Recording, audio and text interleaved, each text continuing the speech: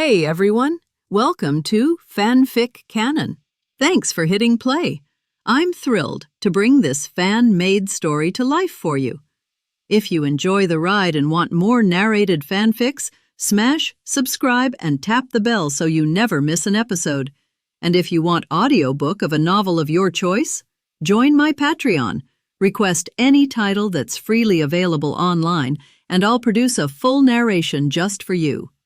Now, let's dive into today's adventure. Just as Albedo was about to explode, Lafan casually pulled her into his arms. Then he turned his gaze toward Nara and spoke calmly. As expected, Ayandia, looks like fate really wants me surrounded by them. He smiled faintly. I'm very satisfied. From now on, you're mine. Nara froze, then her face lit up so brightly she nearly fainted on the spot.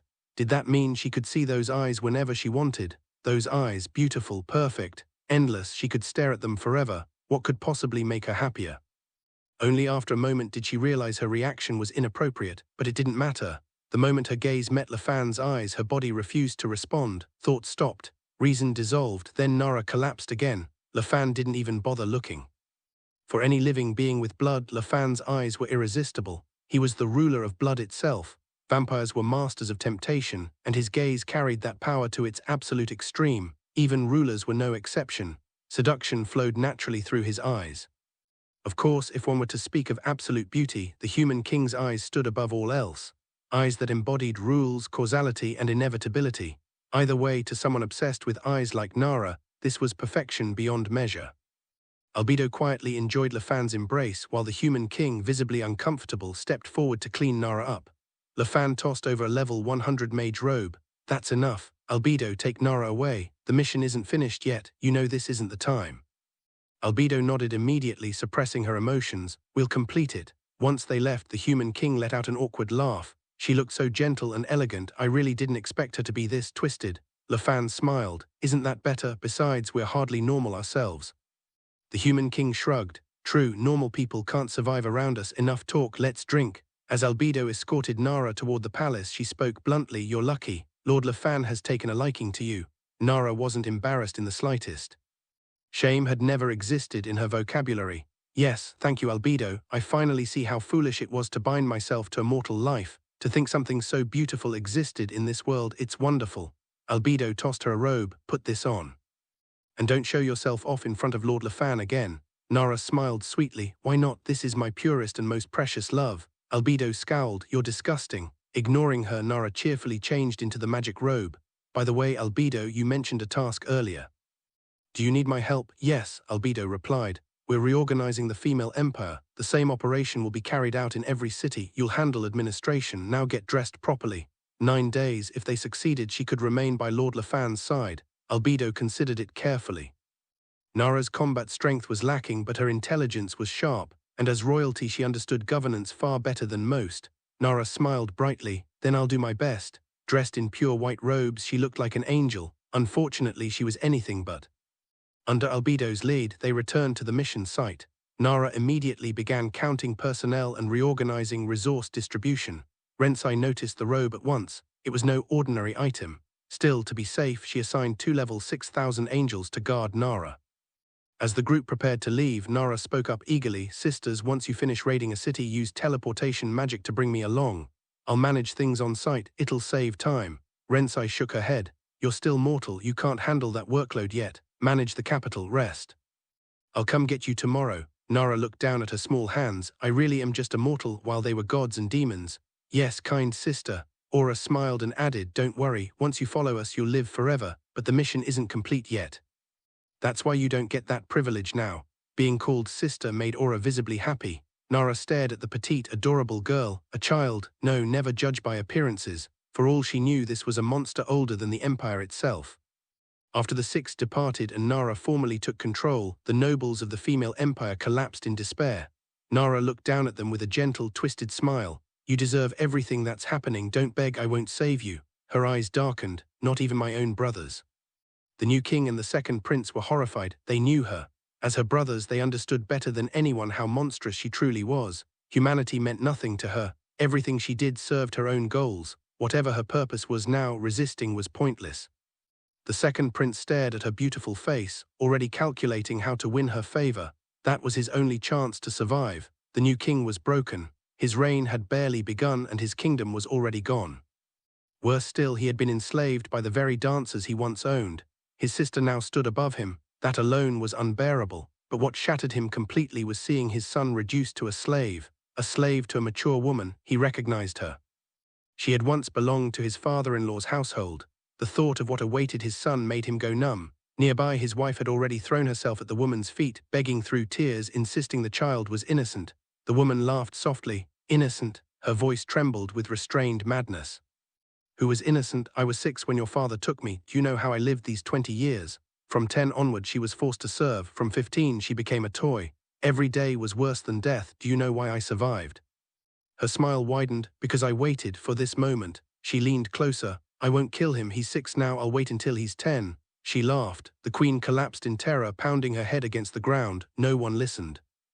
The new king watched his son helplessly, tears streaming down his face. The dancer beside him laughed lightly, her voice dripping with malice. How amusing. A toy like this will keep many people entertained. He'll be worn down eventually. The king finally broke. No. He roared, collapsing to his knees. Please, please don't do this, sister. No, Lady Nara, I beg you. That's your nephew. You may abandon your own brother, but the child is innocent. The queen immediately followed, kneeling before Nara, her voice trembling. Please, I have no other choice. Nara tilted her head, smiling sweetly, her expression gentle and utterly wrong. How strange, she said softly. Isn't this what men always wanted? You praised beauty, you traded people like ornaments. Her eyes flicked toward the dancer. Make sure he is treated properly, give him comfort. Don't assign anyone ordinary, otherwise wouldn't that be unfair? The queen's mind shattered. Meanwhile, the older noblewoman who moments ago had been fearful bowed deeply. Yes, Lady Nara, I will see to it. Nara clasped her hands behind her back and looked toward her fallen brother with a smile full of false innocence. Big brother, I did the right thing, didn't I? You all used to exchange dancers and servants without a second thought. You loved beautiful things. The kingdom is full of them. My nephew will grow up surrounded by everything you valued. The king's eyes rolled back. He collapsed unconscious from rage and despair. The second prince said nothing. He had always known what his sister truly was. Begging would only degrade him further. The queen, however, snapped. If she killed this woman, everything would end. She was the daughter of one of the 6 great noble houses, a powerful mage. She still had strength, but before she could even gather mana, a level 6 Archangel of Terror descended, suppressing her instantly. A calm voice spoke beside her. Think carefully, the angel said. As long as you live, you can still see your child. If you die, that chance disappears forever. The angel continued evenly. The female empire lacks capable administrators. You possess talent. Contribute sincerely, and custody arrangements may change in the future. Acting on impulse helps no one. Wisdom is the greatest gift humans possess. Abandon it and you become no better than a beast. Nara stepped forward, lifting the queen's chin with 2 fingers, her smile unchanged. She did not lower her voice. Everyone heard. The queen finally understood. If she died, nothing would improve. Her son would simply be passed to someone else, someone colder, someone crueler. This was the only path left. I will, the queen said hoarsely. I will do everything I can. I will make contributions, outstanding ones. Nara smiled, satisfied. That's better, and the rest of you, she said, turning to the noblewomen. You were born with privilege, education, power, resources. The female empire values talent above all else. This is the founding era. Miss it and there will be no second chance. Soon everyone here will rise together. Your advantages will disappear. Her voice rang across the hall. Hope stirred. One by one, noblewomen stepped forward. If contributing could save their families, if loyalty could buy protection, then there was still a future. Nara watched them with quiet satisfaction. This was exactly the outcome she wanted. No chains, no open threats, only rules, hope, and inevitability. Families were leverage. The empire was absolute. Resistance was impossible.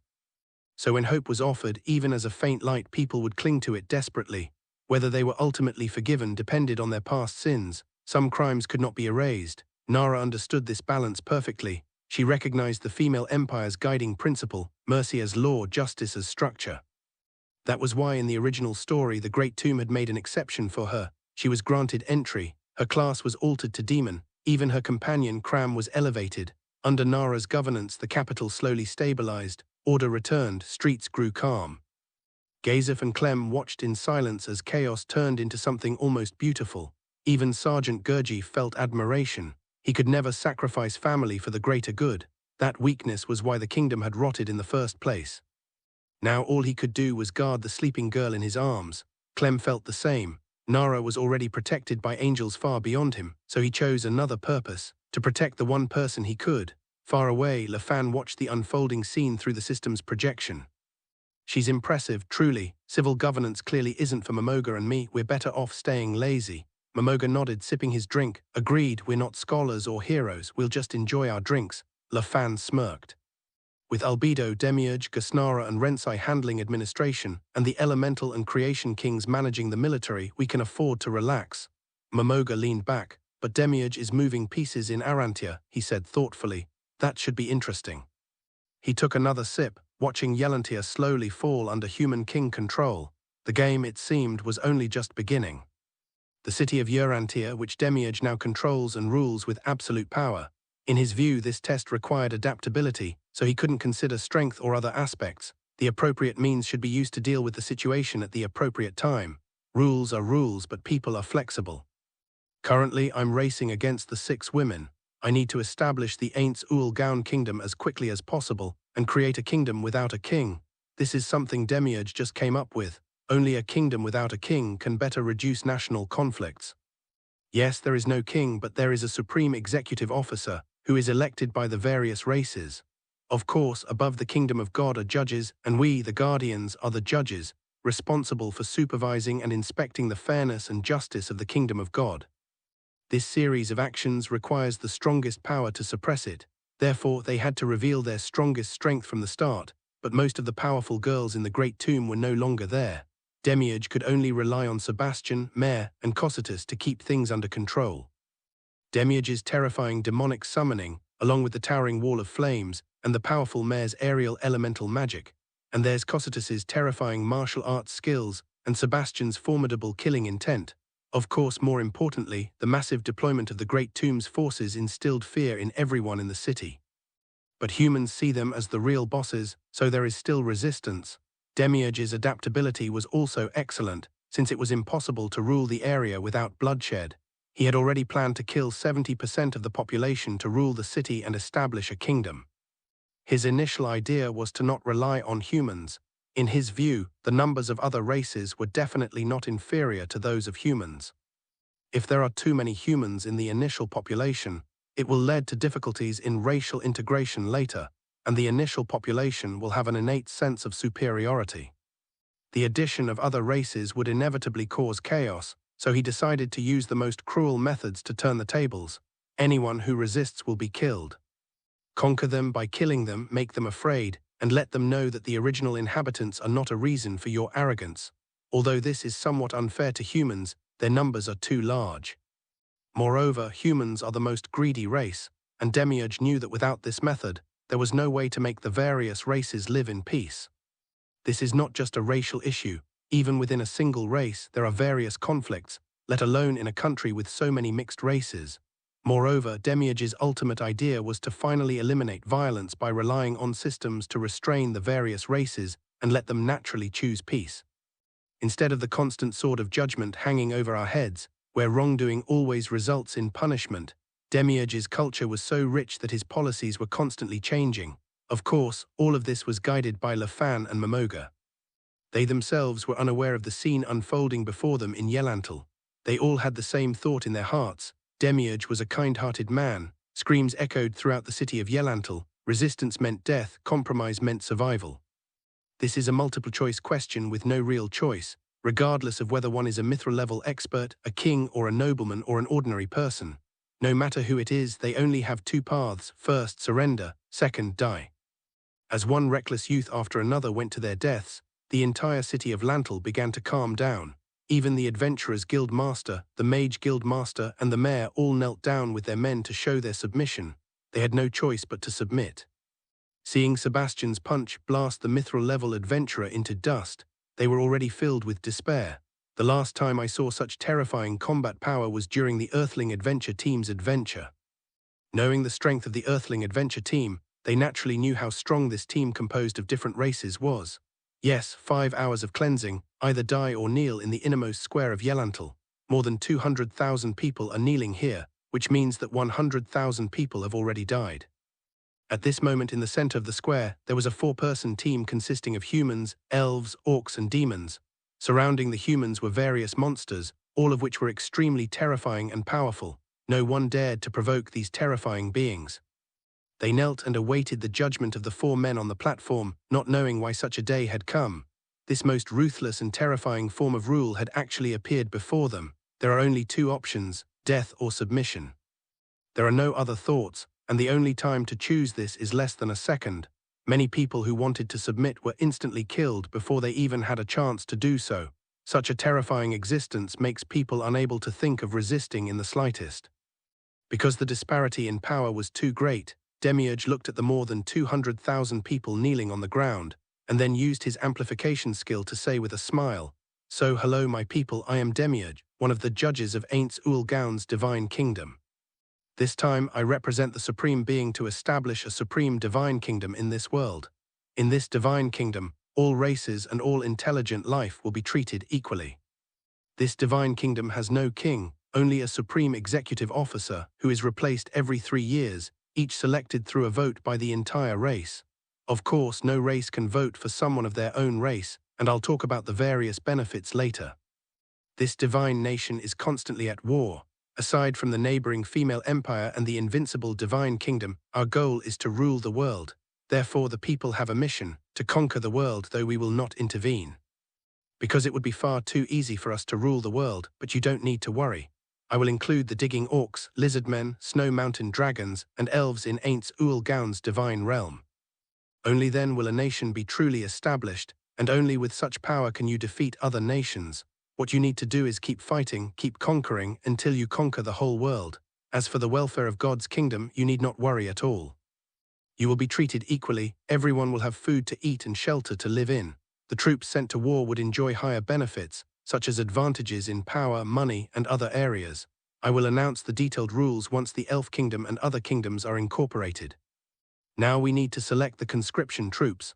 Those who are willing to become conscription troops and go to the battlefield should come forward automatically. This is a choice, although the Divine Kingdom guarantees a happy life for every race. But every race has its own pursuits, and these pursuits include fame, power, and money. Now is your chance to choose. Hearing Demiurge's words, everyone present was stunned. He had just killed my friends and family, and now he wanted me to risk my life to conquer the world for them. Are we the fools, or are you the fools? Seeing that none of the kneeling people came forward, Demiurge laughed wildly. Ha ha ha, there are still 5 minutes left. I can wait, but it's best not to come out. After all, I don't want the human race to become the absolute dominant force in the divine kingdom in the future. Hearing Demiurge's blunt words, everyone present could clearly understand that the number of soldiers from each race represented their future control over the divine kingdom, but people still can't accept it. After all, their family, friends, and colleagues have just been killed by these devils, and now they have to work for them again. No one would agree to that. Amidst the silence of over 200,000 people, the leader of the Adventurers Guild knew he had to take the lead, so he boldly stepped forward and said, If we don't help the Divine Kingdom fight, will the Divine Kingdom kill us? Demiurge looked at the Adventurers Guild master with a smile and said, Of course not. Our Divine Kingdom is not a bloodthirsty empire, so you have 3 minutes left. What's your choice? Hearing Demiurge's words, the 200,000 people present were too frightened to speak. What did he mean by not being a bloodthirsty maniac? He slaughtered over 100,000 people in less than 5 hours. What more could be considered a killing maniac? However, knowing they wouldn't be killed, everyone present was relieved. If they weren't lacking in strength, everyone would have rushed out to fight Demiurge and his group to the death right now. How could they possibly still be risking their lives for Demiurge and his group? 5 minutes passed in the blink of an eye and no one was willing to step forward. Demiurge smiled and said, In that case you may resume your normal lives. Oh, and clean the streets. Also, all administrative staff follow the orders of my subordinates. At this moment, Envy, who was behind Demiurge, stepped out and looked at everyone. Everyone was so frightened by the terrifying envy that they broke out in a cold sweat.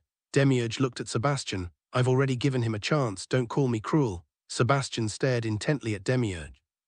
Is that what you call giving someone a chance? He thought, his tone dripping with sarcasm. Sebastian could only snort and say, HMPH, I know, let's go next country, the Elf Kingdom.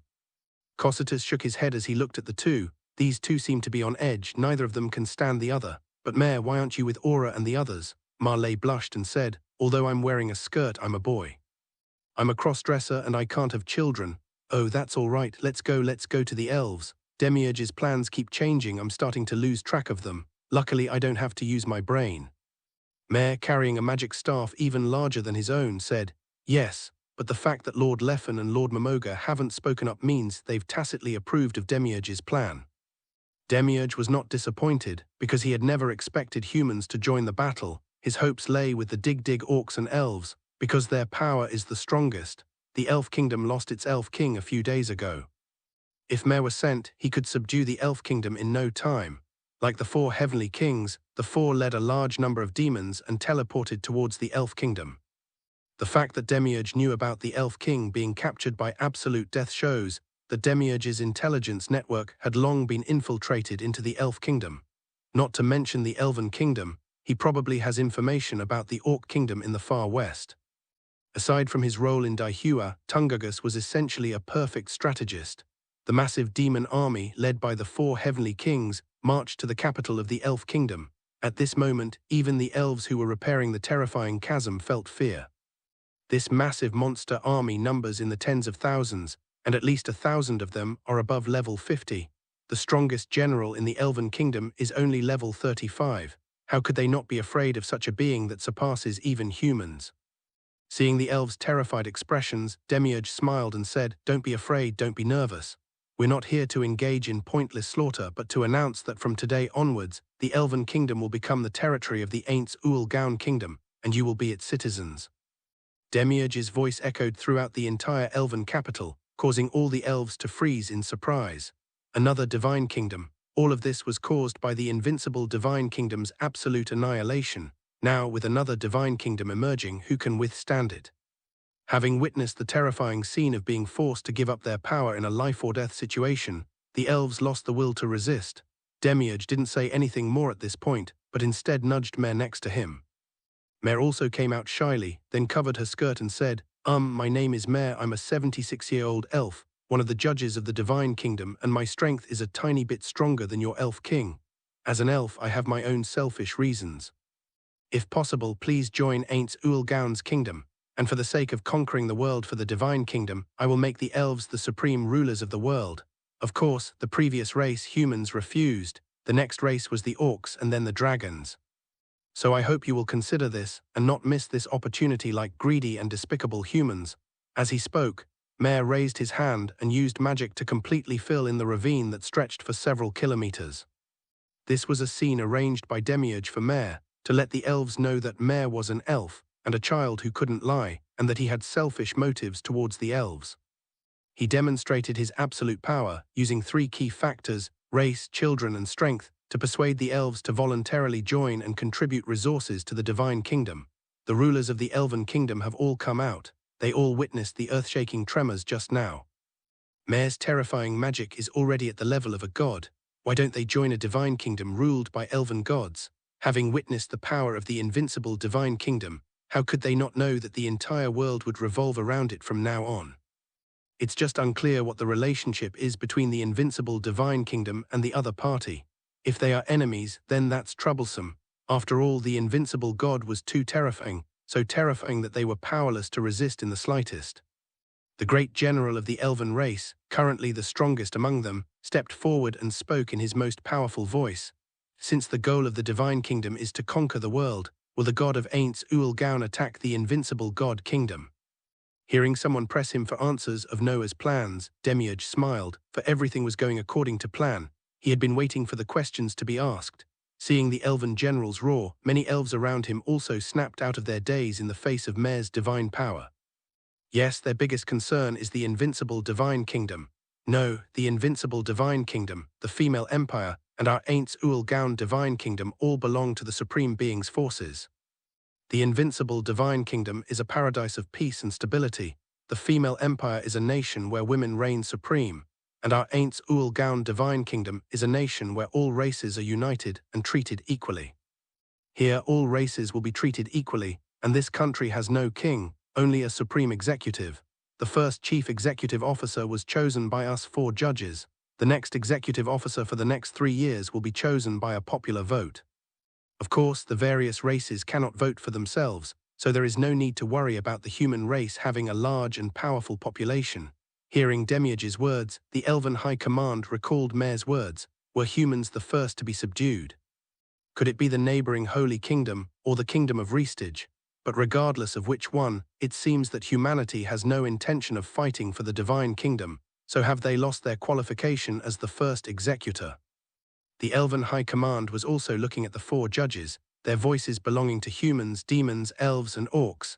If they disagree, would the warlike orcs disagree? Definitely not. The one in power will definitely be a monk. The dozens of people present unanimously expressed their opinion, and finally, it was the elf general's turn to speak.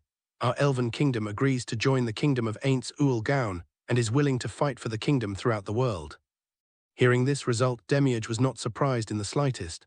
However, the intelligence was still not accurate enough. Demiurge thought, looking at the elven kingdom's fighting strength, "This far exceeded my expectations. Basically, everyone could become a soldier, and even women and children had a skill in archery or magic.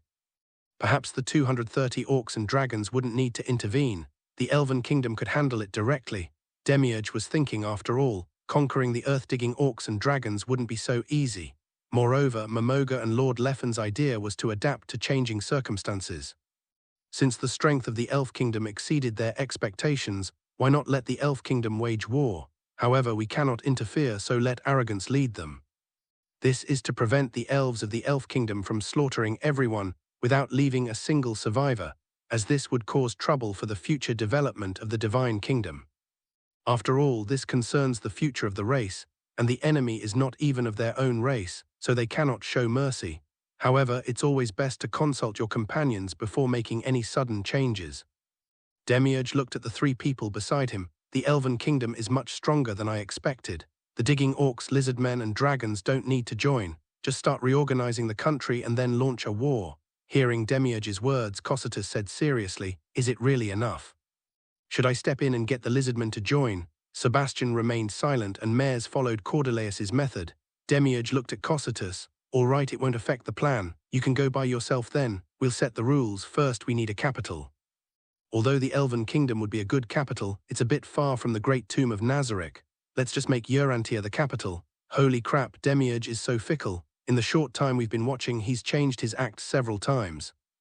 "And you forgot about the lizardmen by Damning Lake. You promised to perform for us for 4 days and now you're calling it quits." "Oh, I forgot. This performance seems even more interesting now. Oh well, what can I do? I'm a good boss. My subordinates may be unruly and misbehave, but they perform well and do their job properly.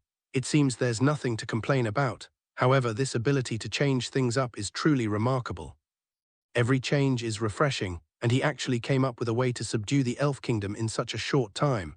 But where is the king of the Elf Kingdom?" Listening to Lefan's heartfelt words, Momoga said, "I want to know too. When we were adventurers, it is often said that the Elf King is one of the strongest known kings, and the Elf Kingdom is one of only 2 other kingdoms, the First Council Kingdom, that can resist the slain theocracy. How did the Elf King suddenly disappear, and what's with that ravine?" The 2 Laserbones listened to too much from the adventurers, causing them to ignore news from their own people. If they knew that the Elf King had thrown deadly death into the Goblin tribe as a toy, and if 2 clergy members were assigned to resurrect him indefinitely, I wonder what they would think. In the Elven capital, Demiurge began relocating large numbers of Elven residents who were unable to participate in the war to live in Urantia. After all, Urantia will be the capital of Ainz Ooal Gown's kingdom in the future, and Urantia is about to be changed, because the city has 3 dividing lines, representing 3 areas. The kingdom of Ainz Ooal Gown does not need walls or any defenses. The whole world will be the territory of the kingdom of Ainz Ooal Gown in the future, but there is no rush to dismantle them now. Under the arrogant explanation, the elf general also began to gather the elf people who were capable of fighting. The capital's military strength is still formidable. An army of 200,000 was assembled in just 3 hours, but it is already dark. There was no intention to send troops. Demiurge's relocation led to more than 30,000 elves going to human cities and settling them in the inner city. As for the humans, they were directly relocated to the 2nd-level civilian area and the 3rd-level military area. Although the outermost layer of the Yelantia is often used as a storage area for military supplies, it is actually the residential area for nobles. As for the lord of this territory, he didn't live in Yelantia at all, but instead built a separate palace, which was his paradise. It's clear how corrupt this place is. All the nobles were driven away and they were all furious. They watched as the beautiful elves moved into their luxurious villas, but there was nothing they could do about it. This must be God's arrangement. This was also one of Demiurge's provocation tactics. Because the entire elf race was involved in the war, the elf people enjoyed the highest level of treatment. While everyone should be treated equally, distinctions must also be made. Otherwise, one person might work hard while another cuts corners and receives the same treatment. Who would work so hard then? This is the most fundamental thing, we cannot lose it. If the people of Yelantl continue their inactive state, their treatment will only get worse, although it is still guaranteed that everyone will have food to eat. As for greater financial freedom, that's impossible unless you're willing to put in the effort. As for treason, whatever, the world will belong to Ainz Ooal Gown's kingdom from now on anyway. Do you have enough faith to go to God's kingdom? Is going to the women's empire only for women, or are they there to be used as toys? But the toys will also need to be qualified in the future, since Nora is in charge and she wants to build the most beautiful country. In this female-dominated empire, women's looks don't matter, but all men must be handsome. In the Lizardman realm, the 5 tribes of lizardmen have united as one, singing and dancing, enjoying the joy of victory. Thinking back to the war 2 days ago, although many of our compatriots were sacrificed, it also brought true unity and peace to the lizardmen. As long as the 4 lizardman tribes unite, they believe they still have a place in this world. They've even been dreaming of establishing their own lizardman kingdom. After all, Demiurge hadn't hinted at a major battle to come, which is why the lizardmen were so happy. This was also part of Demiurge's plan. Pride comes before a fall, and he wanted to make the lizardmen proud and addicted to their joy. Then, using the weak to defeat the strong, they launched a surprise attack, employing the same force they had completely defeated 2 days prior, and with a little strategy, overwhelmingly crushed them. This is why the Dig-Dig orcs cannot be allowed to invade the lizardman tribe, or even be allowed to know that the Dig-Dig orcs have ever existed. However, all of this is no longer necessary now, but Cocytus doesn't think so, because he was the one who used the troops in the last war. He witnessed firsthand the warrior spirit of the lizard men, and as a warrior with a perfect score in the 2nd tier, he developed a deep affection for the lizard men. That's why it felt it was a pity that the lizard men didn't join the conquest forces. Such warriors, brimming with samurai spirit, can greatly boost morale on their side. Amidst the joyous celebration of thousands of lizard men singing and dancing, a sudden chill swept in. Cocytus's figure slowly appeared on the gate of the lizardman fortress. It walked step by step toward the lizardmen, its whole body exuding a terrifying chill. The terrifying cold wave instantly brought all the lizardmen back to their senses. Even though the lizardmen had drunk a lot of alcohol, they were warriors, and with the courage emboldened by the alcohol, they became even more fearless of death. Seeing that the lizardman tribe in front of him had only been there for a second before they came back to their senses, Cocytus was even more satisfied. He looked at the crowd. "Gentlemen, I am Cocytus, one of the judges of the divine kingdom of Ainz Ooal Gown. Today, the human city of Yelantl, the elven kingdom, has become part of the divine realm of Ainz Ooal Gown. Originally, according to the other judges, the goal was to subdue you by force. But I see that you are all first-rate warriors, and I cannot bear to see you sacrifice yourselves in vain. Therefore, I have come alone to extend this invitation, and of course, I believe you will not compromise so easily. Come on, warriors, let's have a battle of warriors. All of you come at me together." As Cocytus finished speaking, the lizard men had completely surrounded him, but no one interrupted him. Because the lizard men, like Cocytus, are people with their own rules and self-respect.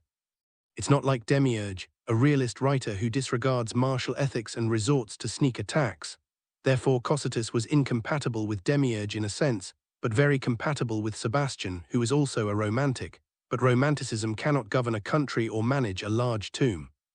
Managers and leaders must be more realistic and cunning than anyone else. Only in this way can they withstand the numerous external and internal shocks without collapsing. At this moment, the lizardman hero Zaria Sasha stared intently at Cassettes, that terrifying being whose endless chills emanated from him at all times.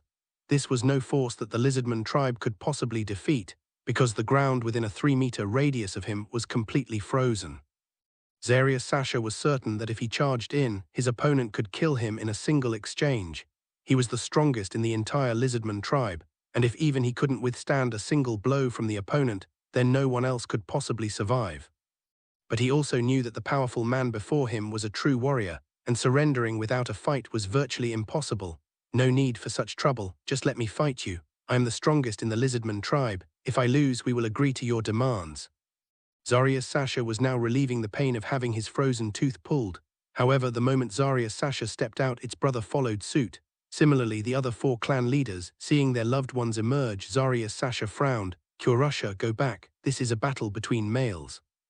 The other 4 clan leaders smiled and said, yes, it's an insult to us males for females to go to war. Kurusha watched as her lover frantically flapped his tail. No, you will die. Zeborugugu, haha, then you definitely can't go because the lizard men can't be compared to the goat dragons. Asterisk. Seeing the 5 men who were prepared to die, Cocytus said with even greater satisfaction, come on, prove to me with your strength and courage that the lizardman tribe is worthy of being exempted from conquest and joining the kingdom of gods. All right, brothers, clan leaders, let's go. As he spoke, Zarius Sasha grabbed his weapon and charged forward, followed by the 4 tribal chiefs.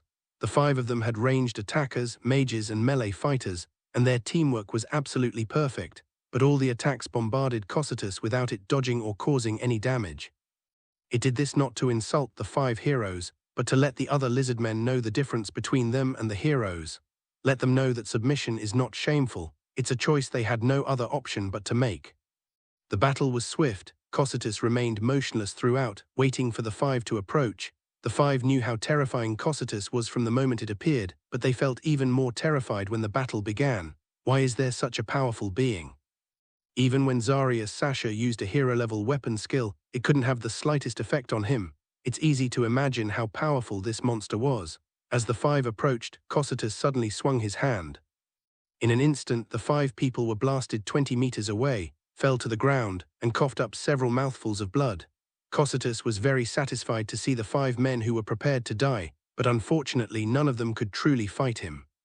Even so, they were all true warriors. Cocytus laughed and said, haha, you are quite good, now what is your choice? Join or face the wrath of the divine kingdom? At this moment, Zarius Sasha, who had coughed up blood and struggled to his feet, shouted, we'll join. Very good, then everyone follow me to relocate. You won't have to live in this forest anymore, you can live in the city. Of course, as soldiers, you don't need to worry about food. As he spoke, Cocytus raised his hand and created a portal, gesturing for them all to enter. Zarius Sasha was helped up by his lover, and the 2 led the way into the portal. In the blink of an eye, Zarius Sasha saw a prosperous country and a massive army that inspired fear. Good heavens, if we don't surrender, are we going to have to fight this terrifying army? On the open ground of the elven capital, an army of 200,000 men was marching in and performing a series of theatrical movements. This is arrogant management. The first step is to create coordination within the army, and the second is to improve military discipline. The third step is to set a command that can instantly grant the army a special buff. When the lizard men who had entered the capital of the Elf Kingdom witnessed this terrifying scene, they were all dumbfounded. They didn't believe they could defeat such a terrifying army. Even if they are powerful warriors, it's not allowed. Cocytus arrived with over 4,000 lizard men and was pleased to see Arrogance training his army. Those who are warriors join the ranks.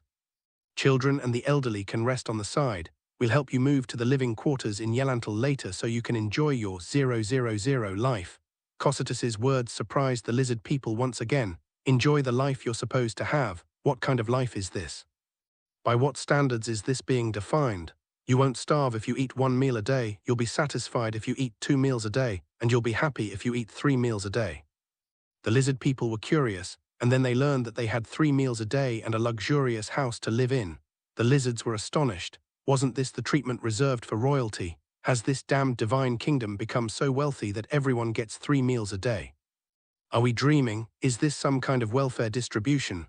The thought of the war to conquer the world that they were about to participate in meant that there would definitely be a lot of casualties. But the elderly, weak, sick, and disabled in the tribe all had their time to enjoy life, and they didn't mind. After all, aren't men working themselves to the bone outside all so that their families can have a better life? After learning the situation, the lizardman warriors joined the army and listened to the arrogant commands. Mare also came to bring the lizardmen who could not participate in the war to the noble areas of Urantia, where they settled down. At first the nobles tolerated the elves, after all they were so beautiful, but now these monstrous lizardmen have taken over their residences. How can the nobles tolerate this? Then a nobleman jumped out, only to be devoured alive by a demon controlled by jealousy the next second. Furthermore, those who are jealous say that this is the treatment they deserve, and that since the rules and laws of God's kingdom are not yet fully established, they had better stay put. Otherwise, I wouldn't mind killing a few more. Hearing jealousy's exact words, people all cowered, and many even chose to run away. Jealousy didn't arrest these people either. Letting them spread the news was also part of Demiurge's plan. After the first person escaped unharmed, more and more people began to flee. Unfortunately, while one can escape, one cannot take one's property and resources with them. However, many people have no attachments to begin with, and their lives are of paramount importance, so they can leave at any time. Demiurge's plan was meticulously crafted, and these natural advertisements, once they reached the outside world, would surely spread the evil of Ainz Ooal Gown's kingdom. This is a good thing, because it means that we can kill more human enemies in future battles. After all, the human population is still too large and needs to be significantly reduced to balance the races. Through the large-scale bloodbath against humans, other races will also learn of the iron will of Ainz Ooal Gown's kingdom, and naturally some small countries and tribes will choose to surrender. Demiurge's development is going smoothly, and so is Nara's.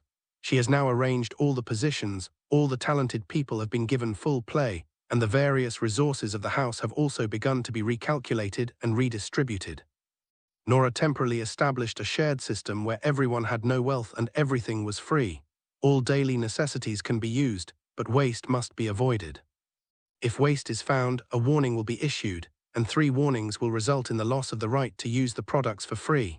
When the female empire is truly unified, another merit system will be used, which is that those who work hard will be rewarded.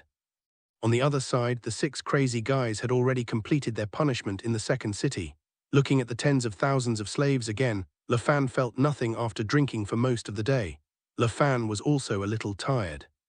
Meanwhile, Momoga was already fast asleep on the side.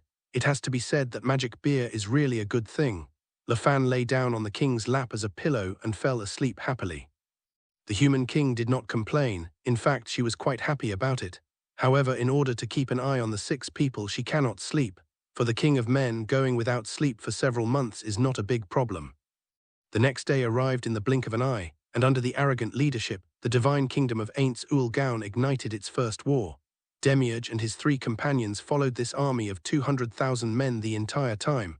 The first target was the Dig Orcs. Although Sholtir had slaughtered 5,000 of them, there were still 20,000 left. This war was a foregone conclusion, with the elf general being a hero-level figure, along with several steel-level powerhouses from the Lizardman tribe. Furthermore, the arrogant leader of the Digging Orcs, whose king was only a hero-level being, and who didn't have the numbers, made it a one-sided affair. Looking at the bloody battlefield, it took half a day for the Digging Orcs to be slaughtered down to only 5,000 before they finally surrendered. It must be said that orcs are orcs after all.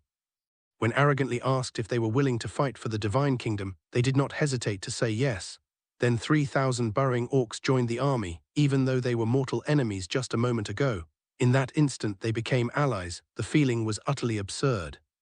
But faced with arrogance, that sword hanging over their race, they would rather eat shit than face their enemies, as long as their race could be preserved. 2,000 digger orcs were sent by Mare to Yelantal, where they ate their fill of stored food and rested, preparing for their conquest of the Snow Mountain Dragon clan the next day. The human realm has undergone a dramatic change, as both the Adventurer Guild leader and the Magic Guild leader in 5-3 chose to flee, seemingly using some special method. The news of Akin from Ainz Ooal Gown's kingdom spread throughout all the major adventurer guilds and magic guilds in the world, and suddenly all the kingdoms knew about her. Panic gripped all the major powers, for they had no way to resist the powerful force that possessed 4 demon gods. Only the invincible divine kingdom and the Council of Nations could deal with the demon god, so the major nations began sending people to request help from the divine kingdom and the Council of Nations. Unfortunately, the major powers are unaware that the kingdom of Ainz Ooal Gown and the kingdom of invincible gods are the same country. I'd hit myself. Are you guys stupid, or am I stupid? As for the kingdom of judges, even the Dragon King has fled. What will they use to fight? It's already good enough that they didn't mention running away. How dare they even fight? Inside the royal palace of the imperial capital, a handsome man was scratching his blonde hair incessantly. Several strands of blonde hair could be seen on the sofa where he was lying. This young man was none other than the infamous Blood Emperor, and he couldn't understand. Several days ago, a male and a female elven child rode a dragon to warn him to prove the existence of Ainz Ooal Gown's kingdom. We were supposed to leave tomorrow, but today I heard that the kingdom of Ainz Ooal Gown has been established and that they have slaughtered a large number of humans. What's even more troublesome is that the kingdom was directly seized by an angel who declared it a female empire, and from then on, women were supreme. That land is simply cursed. First it was Ainz Ooal Gown's power, then the invincible god kingdom, and then the female empire. What's wrong with this world? The events of the past month seem to have occurred in a way that makes it seem as if centuries have passed to those unaware of them. But now the Blood Emperor is in a real bind because the difference in strength is too great. According to intelligence, the 4 judges who called themselves guardians were at least at the level of demon gods. Who can withstand this? There's also an earthling team that actually established a female empire and their 6 stunningly beautiful subordinates. All this information left him momentarily at a loss as to how to deal with it. Seeing the Blood Emperor's state, Fruda comforted him. "Your Majesty, only gods and demons can deal with them. What we need to do is temporarily avoid their attacks and preserve ourselves." Hearing Fruda's words, the Blood Emperor nodded with red eyes. "I know it's easy, but I want to seek a glimmer of hope. There is no situation in the world that cannot be resolved. It's just that my wisdom is insufficient. Since your Majesty knows that this is not something that can be controlled by human power, why not let nature take its course and become the first nation to submit to the kingdom of Ainz Ooal Gown? Furthermore, we are willing to fight for the kingdom, with the sole aim of vying for the position of supreme executor. Only in this way can we humans also control the world." Fruda's words were like a wake-up call. The Blood Emperor instantly came to his senses. Ainz Ooal Gown's divine kingdom meant world domination. There is no king in the kingdom, but there is a supreme executive officer who has almost the same power as the king, except that the supreme executive officer also has the sword of the judge over his head. But as long as you don't do anything too harmful, you'll be fine.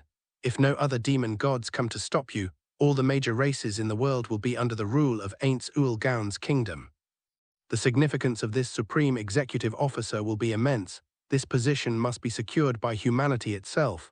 The Blood Emperor is a decisive and resourceful person. Since he can't win, he'll choose to join and become the best henchman, so you can get the position of the highest executive officer. On that very day, the Blood Emperor issued a proclamation declaring that the empire was now under the control of the kingdom of Ainz Ooal Gown.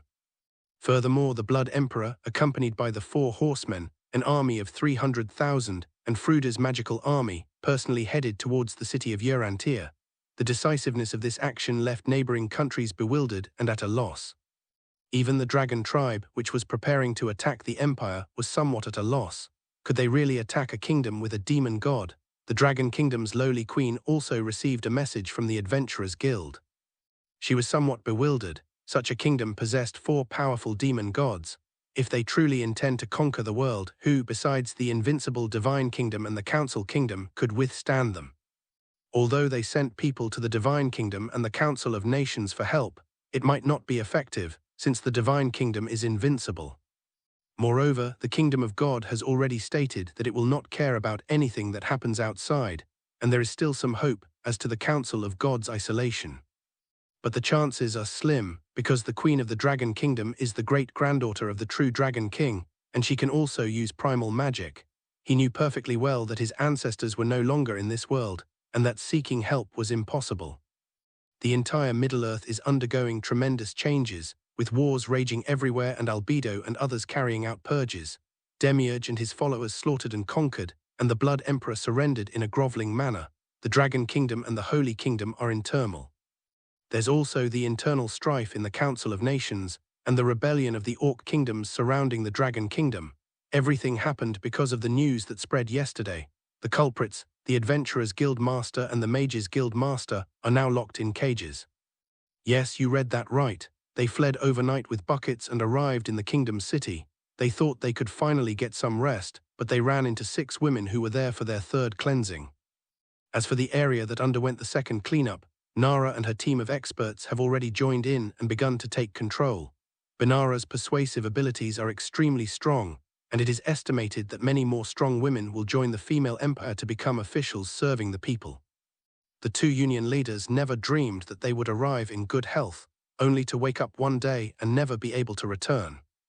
However, the merciful sword of judgment used the judgment of good and evil to find that the two were not bad people, so they were not placed in the first or second row. Holy crap, this world is getting so interesting, this densely packed crowd. Is this the Emperor of the Empire? That's incredible. We received the news yesterday, and today they've brought all their belongings to surrender. Could it be that yesterday's deliberate massacre of humans was intended to force other human nations to surrender? Demiurge is really something. This plan is so well structured, one step after another, and Nara is simply a born ruler. Is the kingdom out of its mind? Why not pass the throne to her? If they did, it would become a second empire in no time. Hearing Lafan's inner thoughts, Momoga also woke up from his sleep. Looking at Lafan, who was holding the human king and watching the show, he wasn't jealous at all. It's a bit of a loss that I missed so many great shows while I was asleep. Momoga looked awkwardly at the 4 magic crystals in front of the human king, from which both sound and images could be heard. The largest magic crystal has 6 images, representing the perspective of the 6 women cleaning the area. The king is in charge of supervising, so the tracking images are very clear. The second perspective is Demiurge's perspective, the third perspective is Nara's management perspective, and the fourth perspective is the Blood Emperor's perspective. Momoga looked at the 4 perspectives, and the second perspective was the most interesting so far. The main force below Demiurge has arrived at the Snow Mountain, and the Snow Mountain Dragon King has also come out to meet them. This is a powerful white dragon at level 40-something, surpassing the strength of the elf general, so Pride had no choice but to take action. Under the arrogant suppression, Orsevolk Helilia Frost Dragon was completely unable to move an inch. As for the other dragons, they are engaged in a great battle with the elves. Pride knows its master's meaning, to wipe out 70% of them and preserve only 30% of the elite. Those who survived were the racial elite. This brutal conquest was truly terrifying. It's certainly the quickest way to make small countries and tribes surrender. As for large countries wanting to challenge them, let's give it a shot. After all, large countries have too many people, making them difficult to manage. The massive body of the Frost Dragon King, the king of the Angelicia Mountains, was now trampled underfoot by arrogance. It watched as its territory was constantly trampled upon, not to mention the subdued wyverns and orcs. Even its own offspring were slaughtered one by one. But it had no chance to defend itself, because the demon standing on its head was too terrifying. It would be instantly killed if it made any move. It couldn't understand why such a powerful being would set its sights on the Angelicia Mountains. This snow mountain has no resources whatsoever, and neither normal humans nor elves would want to go there. But now, looking at the large elven army before them, why would they bother to conquer this territory with such a thankless task? Even if we conquered it, we would still lose money because there are no resources on the snow mountain. The Frost Dragon King was unaware that Demiurge's mission was to conquer the world. And the entire world, whether it's land or sea, any territory with life will become the territory of the kingdom of Ainz Ooal Gown. Let alone snow-capped mountains devoid of resources, Demiurge wouldn't even spare the ocean depths where most life forms can't survive. Demiurge was pleased with today's conquest. The next empire was on its way. Because the Holy Kingdom is located next to the Female Empire and the Invincible Divine Kingdom, its priority is not so high. Suddenly Demiurge smiled, for he had heard the news of jealousy. After setting off overnight, the Blood Emperor finally arrived 30 kilometers outside the city of Yalantal after more than 10 hours of non-stop travel. Such a vast army naturally caught the attention of jealousy, and when jealousy prepared to attack, an elderly white-haired magician arrived and knelt down to show that he and his companions were in submission. This caught jealousy off guard, but since it had no right to make a decision, it had no choice but to inform its master, Demiurge. Demiurge received the message, left Cocytus there to clean up the mess, and then took Sebastian and Mare back. Cocytus actually wanted to go back, but Demiurge's plan was so complex that it couldn't understand it, so it decided to just follow the plan. On the outskirts of the city of Urantia, a portal appeared, and Demiurge and his 2 companions slowly emerged. Jealousy immediately bowed and said, "Master, this human claims to be the strongest human mage, Fruda. He has come to surrender on behalf of the Bahar's Empire." 30 kilometers away, the Blood Emperor of the Bahar's Empire awaits orders. Demiurge looked at the humans before him, and Fruda, looking at the 3 of them, was also afraid, because their magic was too terrifying.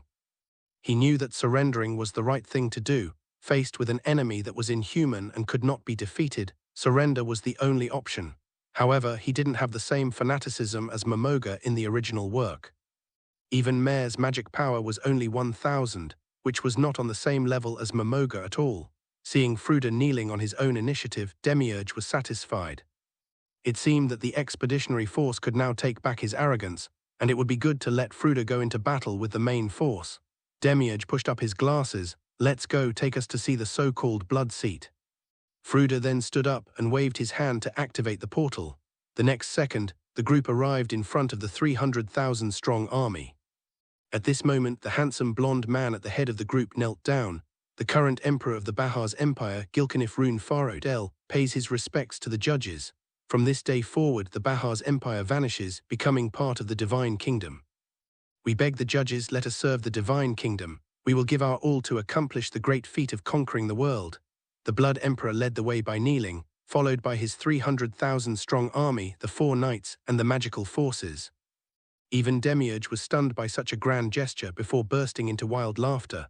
Demiurge raised his hands high and laughed. "Ha ha ha, it seems humans aren't all fools after all. This is the world. Every moment is full of unknowns and surprises. No setting can remain unchanged. The commands of the great supreme beings are indeed meaningful. This world of constant progress, constantly discovering our shortcomings and constantly being surprised is simply wonderful." Seeing Demiurge's berserk state, Sebastian said directly, "Watch your form." Mare, however, seemed somewhat frightened by Demiurge's appearance. This army seemed quite ordinary. Why was Demiurge acting so strangely towards them? Demiurge, snapping out of his reverie at Sebastian's words, smiled at the Blood Emperor. "Your judgment is accurate, but judgment alone is not enough. If you want to gain my trust, then you will have to rely on your own wisdom to attack the dragon tribe." Upon hearing this, the Blood Emperor snapped out of his daze and hurriedly asked, "I wonder what kind of attack your majesty desires, to annihilate them all or to annihilate half and then subdue them?" Demiurge laughed wildly and said, "Eliminate 70% of the weak and preserve 30% of the elite." The Blood Emperor was completely stunned upon hearing this. Why? Because to retain 30% of the elite and eliminate 70% of the weak, it means that one's own army also needs to change, and even make a lot of sacrifices. Should we let the strong punish the weak, and let the weak go to their deaths in front of the strong? This tactic not only weakens the enemy's military strength but also weakens one's own. Was this intentional? My God, this man is ruthless. He wants to use this method to drastically reduce the natural population. Did the soldiers rebel? No, they possessed absolute power and were completely unafraid of the soldiers' resistance. They could even say, "Only by challenging the strong can you become strong." The Blood Emperor originally thought that joining Ainz Ooal Gown's kingdom would preserve the country and its people to the greatest extent possible, but he never expected that joining would lead to such a cruel selection process. But he had no choice but to accept the task. "Yes, your subordinate will certainly complete it." Seeing the Blood Emperor sweating profusely and even trembling with fear, Demiurge laughed wildly. Had the other man seen through his intentions with just a simple sentence, "Indeed, I underestimated the world. There is such a wise person. Perhaps we can get rid of him sooner and let the kingdom of Ainz Ooal Gown run on its own." The army did not set off immediately. Demiurge left behind the empire's high-ranking officials and announced his policy towards the people. When the Blood Emperor heard Demiurge's description of a perfect world that only appeared in the dream world, he was stunned once again. "Isn't that my dream? But my dream is only for humans, while the other side is for all the races in the world. If it's for the sake of this perfect world, then such horrific killings seem necessary. A war to conquer the world directly claimed the lives of more than half of the world's population. Such a horrific war would instill fear of war in all living beings for decades to come. These decades can be used to manage, plan, and educate future generations to aspire to peace."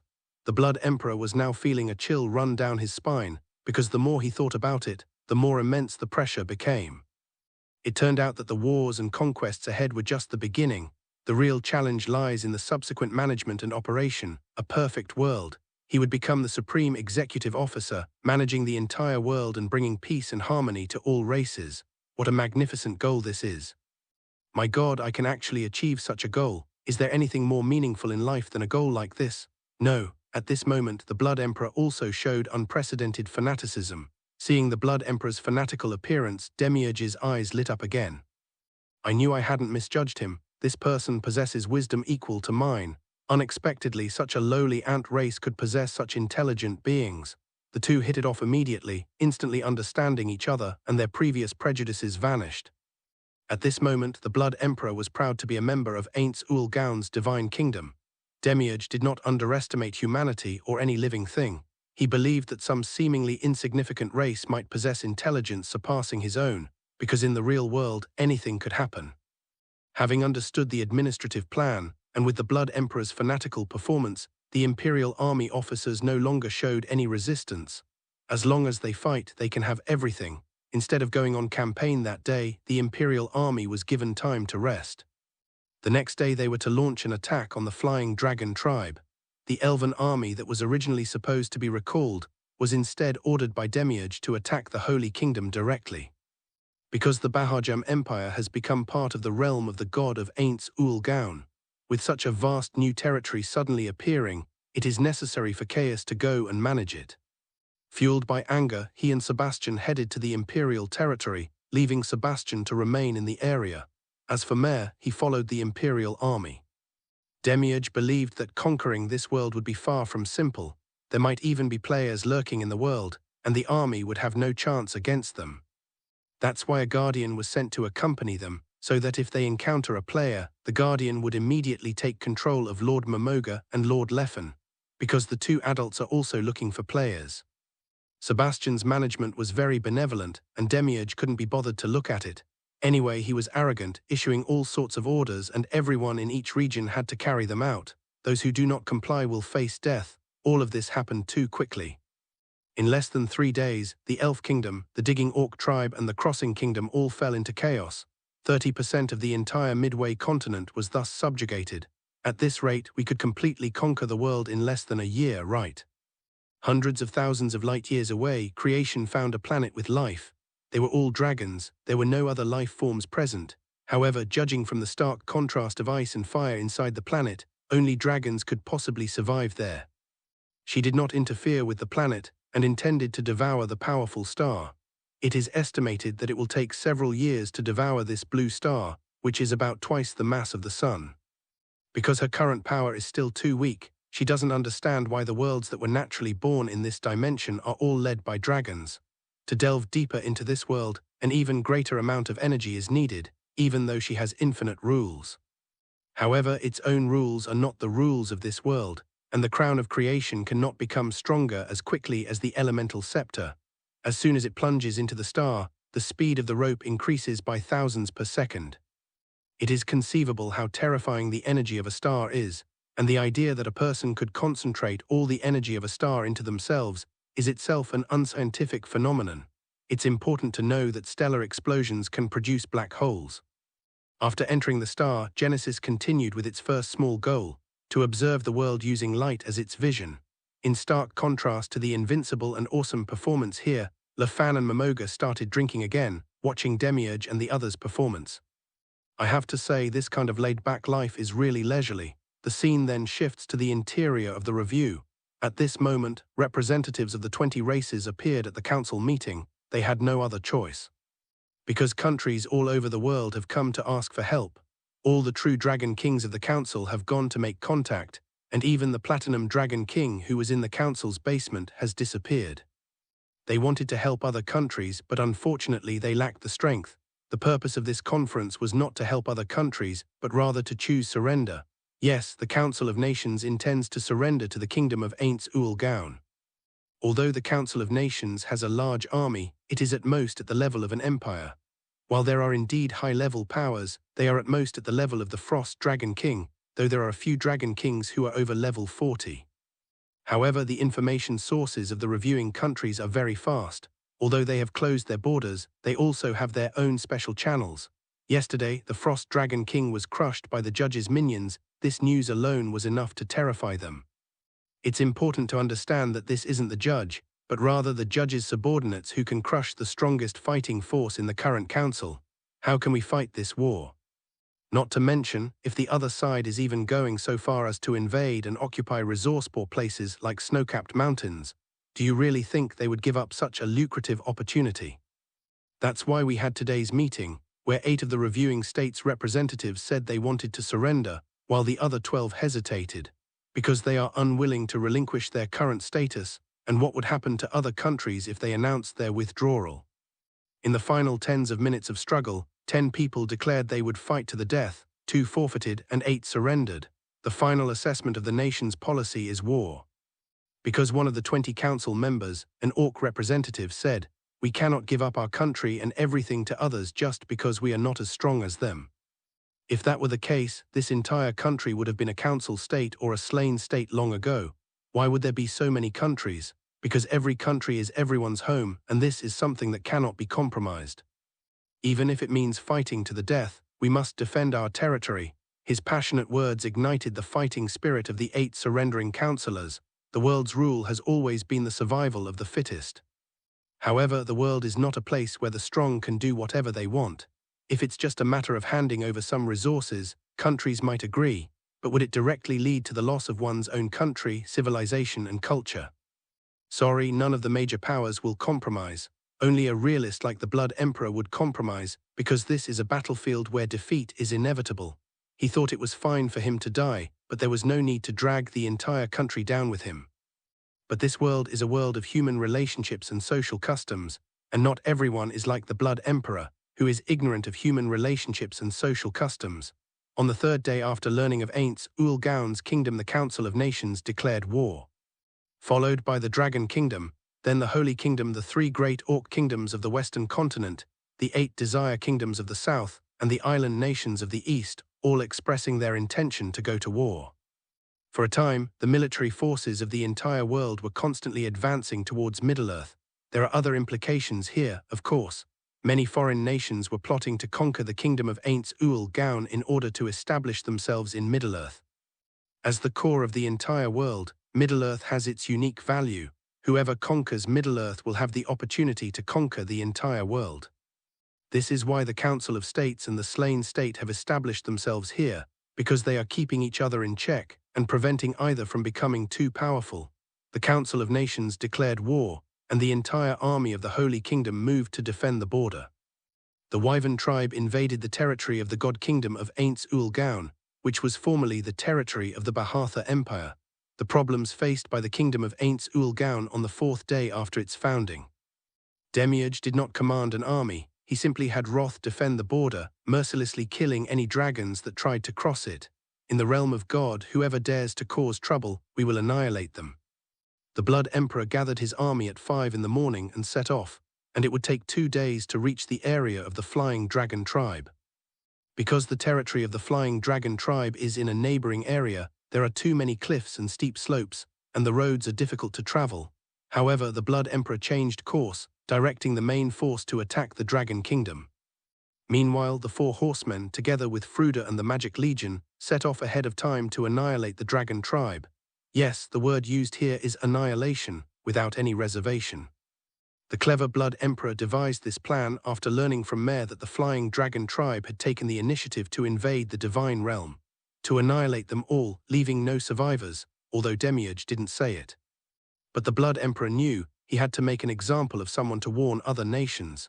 Anyone who dares to attack the territory of Ainz Ooal Gown's divine kingdom will face annihilation. Mare didn't say anything about the Blood Emperor's actions. After all, Demiurge had said that the Blood Emperor would have full authority over the area. The Elven army, along with earth-digging orcs, lizardmen and frost dragons, was also attacking the Holy Kingdom. The snow-capped mountains are still some distance from the Holy Kingdom, and along the way lie various orc tribes. Arrogance doesn't mind the trouble and decides to conquer all the tribes directly. This gave the Holy Kingdom time to prepare, and many powerful figures from island nations in the eastern region arrived in the Holy Kingdom ahead of time. This war waged by the Elven army may be a protracted one. Looking at the battlefield that had fully erupted, Momoga gulped down a bottle of magic beer. It's already the 4th day without me realizing it. Drinking all the time is getting rather boring. Holy crap, they couldn't hold back any longer. Is Momoga going to destroy a country? That's true, it's not good to just lie low and not farm any stats. It's better to wipe out a country to farm some stats, and at the same time, act as bait to lure out the enemies in outer space. We've been killing all these days and the enemies in outer space haven't reacted. They're probably waiting for us to take the bait. Hearing LaFan's thoughts, Momoga thought, this is infuriating. Who said I was to destroy a country and now they want me to be bait?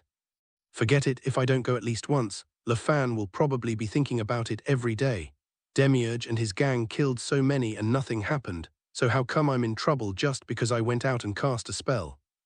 However, I do have a lot of evil magic I want to experiment with, and now that I have a real-life partner, it seems quite interesting. Momoga thought for a moment and said, I plan to go to the battlefield in the Holy Kingdom and try out the super-tier magic Dark Abundance Sacrifice. Summoning the young black goat. What's so fun about this kind of temporary summoning that can't last long? Oh well, let Momoga play if he wants to. After all, this is a dangerous mission. Okay, go ahead.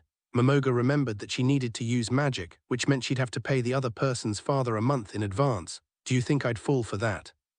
Dream on, Momoga then asked. Don't you want to test your power? Looking at Momoga's expression, LeFan shook his head and said, I don't think I have anything to experiment with. Momoga smiled and reminded him, something like dimensional slash. Hearing Momoga's words, LeFan suddenly remembered and said with a wry smile, Oh, I forgot our agreement is still in effect. Don't worry, super-level magic doesn't count as magic. Seeing LeFan's magnanimity, Momoga smiled and said, Since you're so generous, then dimensional slash doesn't count as a skill. LeFan was taken aback. There's no need for that. Super-tier magic doesn't drain magic power and my dimensional slash consumes stamina. Momoga smiled and said, It's all right. To me, super-level magic is magic. After all, it has the word magic in it. You've unleashed my super-level magic so I can do many, many things. Hearing Momoga's words, LeFan stopped refusing and instead looked at the location of the Flying Dragon tribe with interest. In that case, I'll give the Flying Dragon tribe a dimensional slash. Seeing that the two had stopped drinking and seemed to be planning to go out and have fun, the queen did not stop them. LeFan hesitated for a moment before saying to the King of Men, I'll be right back. The king smiled and nodded. Go. Momoga said awkwardly, Sister-in-law, I'll go out for a bit too. The King of Men watched as two portals appeared and then the two disappeared in different directions, seeking flowers. In an instant above the Flying Dragon tribe, LeFan raised his hand and the Will of the World appeared. I've been in this world for a month now, and with only 2 points of attack power per day, I've only gained 60 points of attack power. It's really trash. But you have to keep using the weapon you chose, even if you have to kneel. LeFan suddenly swung his sword downwards, dimensional slash. In an instant, everything around the worlds will blurred, and the next second the entire space seemed to be split in two. LeFan's terrifying attributes were on full display in a second. Originally, the world champion's dimensional slash was a 4-meter-long slash, but LeFan's slash directly created a 400-meter-long strike. Moreover, the slashes continued to spread. Countless spiderwebs appeared throughout the space. Then hundreds of dragons turned into dust and disappeared into space. 2 seconds later, the spider web disappeared and the Euro slash also disappeared. Looking at this terrifying strike, LeFan stroked his chin. The power has increased 100-fold, not bad. At this moment, the human king had been keeping a close eye on LeFan. The instant the dimensional slash looked out, the human king's scalp tingled, because she saw another dimension within the spatial rift of the dimensional slash. Oh my god, my husband actually cleaved through the dimensional barrier with a single strike. He can go directly to the second dimension with just one cut. What kind of strength is this? As the strongest player and the main force in resisting and limiting the world boss, the world champion naturally possesses bug-like abilities. This Yuanjin is a terrifying skill that even the creator cannot use. It is truly unique. Furthermore, the official statement has already said that dimensional slash is the most powerful skill, bar none. LeFan's current attribute, dimensional slash, directly breaks the rules and cuts out of the dimension. Unfortunately, he himself did not realize the terrifying power of his dimensional slash. In another dimension, his single strike caused a tremendous change in the world. For example, a slime and the storm dragon in front of it have just become good friends and are discussing how to break the seal. Then a dimensional rift appeared, and the barrier simply vanished. However, this had nothing to do with LeFan. He didn't know that his dimensional slash had terrified the storm dragon, one of the 4 great dragons of the other world. If I knew, I would definitely complain. Studying at the 4 heavenly dragons, what a rip-off. Dimensional slash, as the name suggests, is the strongest attack that cuts through dimensions. LeFan had no idea how much his dimensional slash would change the future. If I had known, he definitely wouldn't have made that strike.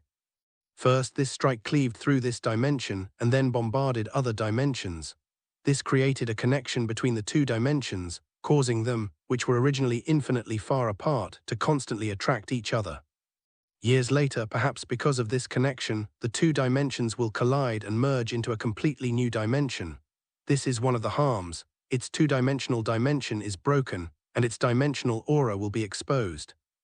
If a godlike game and a transmigrator organization truly exist, they could probably easily travel to or come to this world to cause destruction. The original dimension was fun and intact, but because of 210 Momoga's request, LaFan created a small hole in the perfectly intact dimension. Furthermore, because LaFan's attributes were slightly stronger than expected, his dimensional slash was so powerful that it struck directly into another dimension infinitely far away. The two dimensions instantly established a connection, so theoretically this loophole can never be patched unless the two dimensions merge into one. However, these are all things that will happen several years from now. We probably don't need to worry about it for the next few decades. As the dimensional gate disappeared and LaFan returned to his side, the human king asked, "Husband, do you want a new dimension?" A new dimension? Does this mean that the dimension unleashed by each dimensional slash is different? Or does the human king have a stronger dimensional boost, making my dimensional slash even more overpowered? LaFan asked curiously, "A new dimension, can it enhance me, strengthen?" "I don't know, but it should be possible." "Uncertain." "That's true, nothing in this world is 100% certain." Hearing LaFan's words, the human king came to his senses.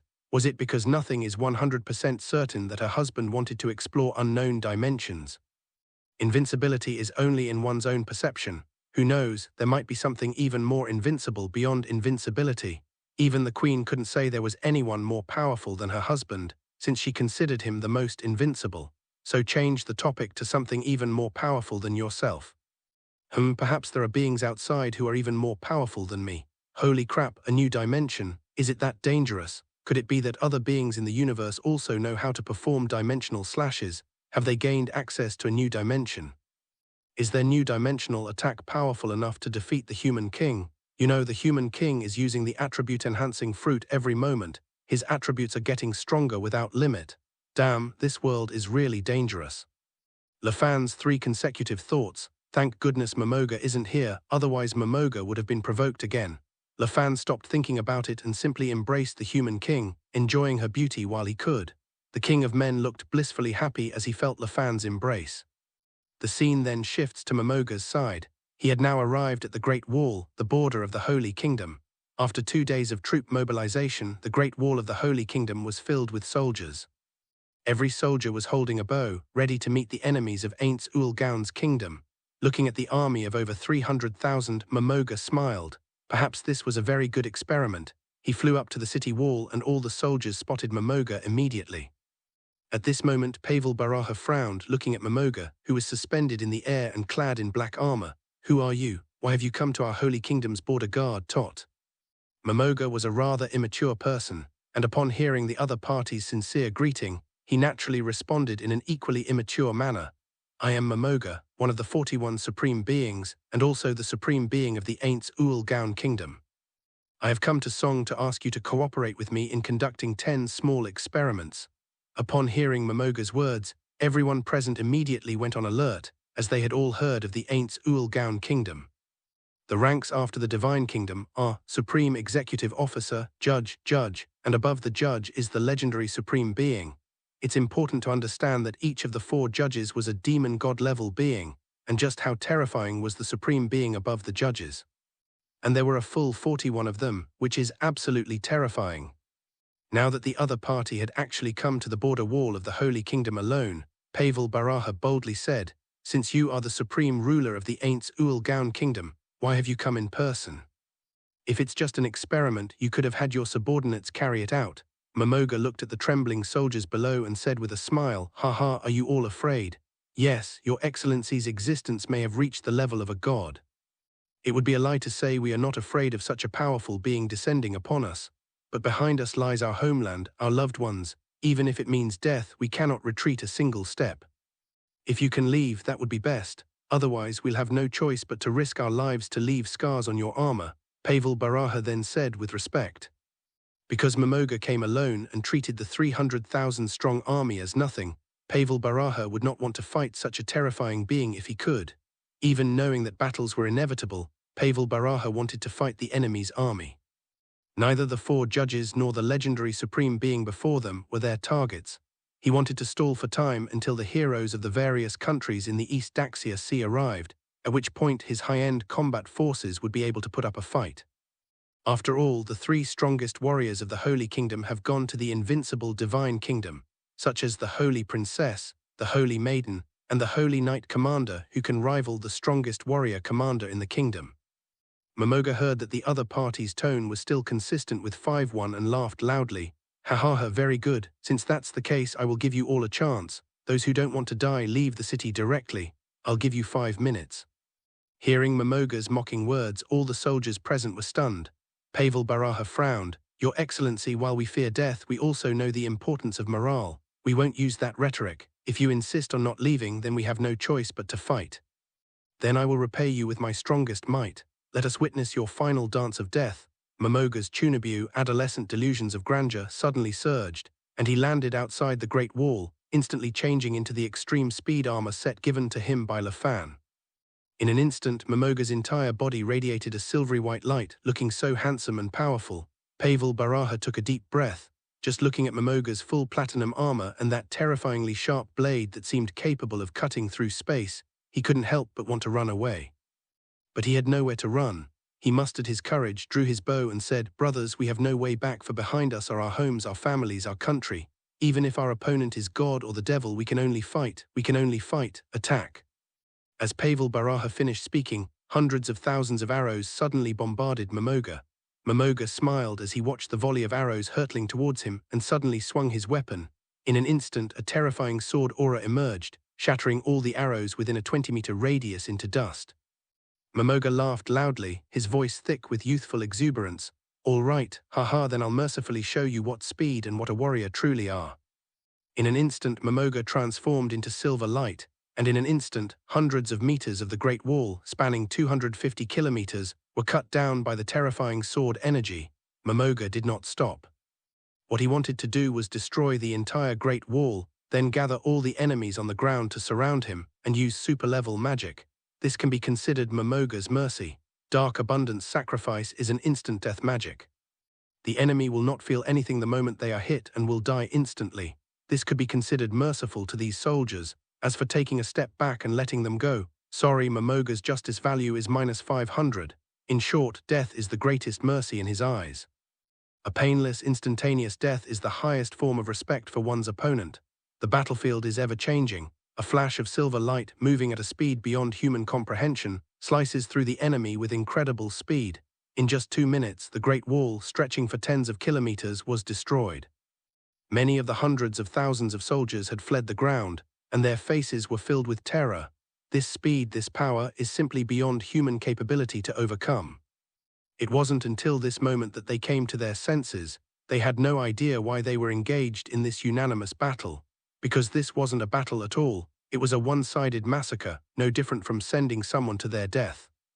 Moreover, it's not just themselves who will die, their families and their country will perish.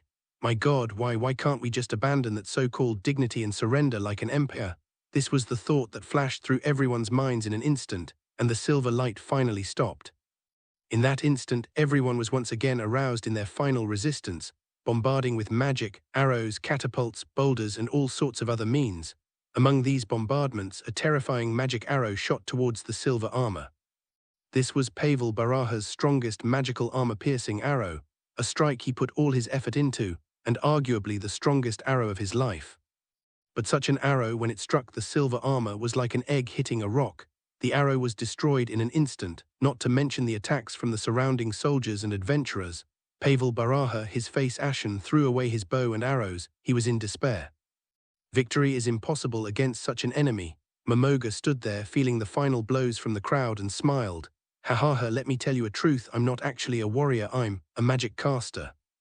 As soon as Momoga finished speaking, without giving them any chance to speak or question, a huge magic circle surrounded Momoga. Looking at this terrifying magic circle, everyone present recalled Momoga's words from a moment ago. Could he really be a magic caster? How could we possibly lose a physical battle against a magician? This caused the already desperate people to give up resistance and simply sit on the ground. Because Momoga's silver light was so fast, no one present could escape. As the magic circle continued to gather, it shot directly into the sky after several tens of seconds. Momoga roared, "The sacrifice of dark abundance." In an instant, a huge black mist spread out from the center of Momoga, and the black mist spread instantly. The soldiers surrounding Momoga on the entire battlefield were instantly swallowed up. All the soldiers died instantly, including General Pavel Baraha. As the black fog spread, all 300,000 people died without exception. The black mist absorbed the lives of 300,000 people and continued to surge into the sky. Then the ground shook violently, and one after another, 80-meter-tall, four-legged, round monsters with dozens of attacking appendages descended to the earth. The earth trembled continuously as 10 monsters appeared. Momoga stared at these terrifying creatures. Momoga was also excited as he looked at the 10 terrifying black goat cubs. I actually broke the record. I remember that the most I could summon in the game was only 2, but I actually summoned 10 at once. Momoga was excited about more than just that, because he saw his MP skyrocket from 58,000 to a terrifying 90,000. Similarly, his HP has also increased to a terrifying number. This terrifying HP allows Jegga to withstand dozens of super magic Skyfall attacks without flinching. Looking at the 10 black goat calves, Momoga simply ordered them to attack forward, devouring anything they encountered. Momoga himself opened a portal and returned to Lefan's side after 503. Upon returning, I immediately heard Lefan's complaints. Holy crap, 10 black goat calves, but these things are really disgusting. Momoga actually likes them. Is he a tentacle fetishist? Come to think of it, Sholtia's true form also has tentacles.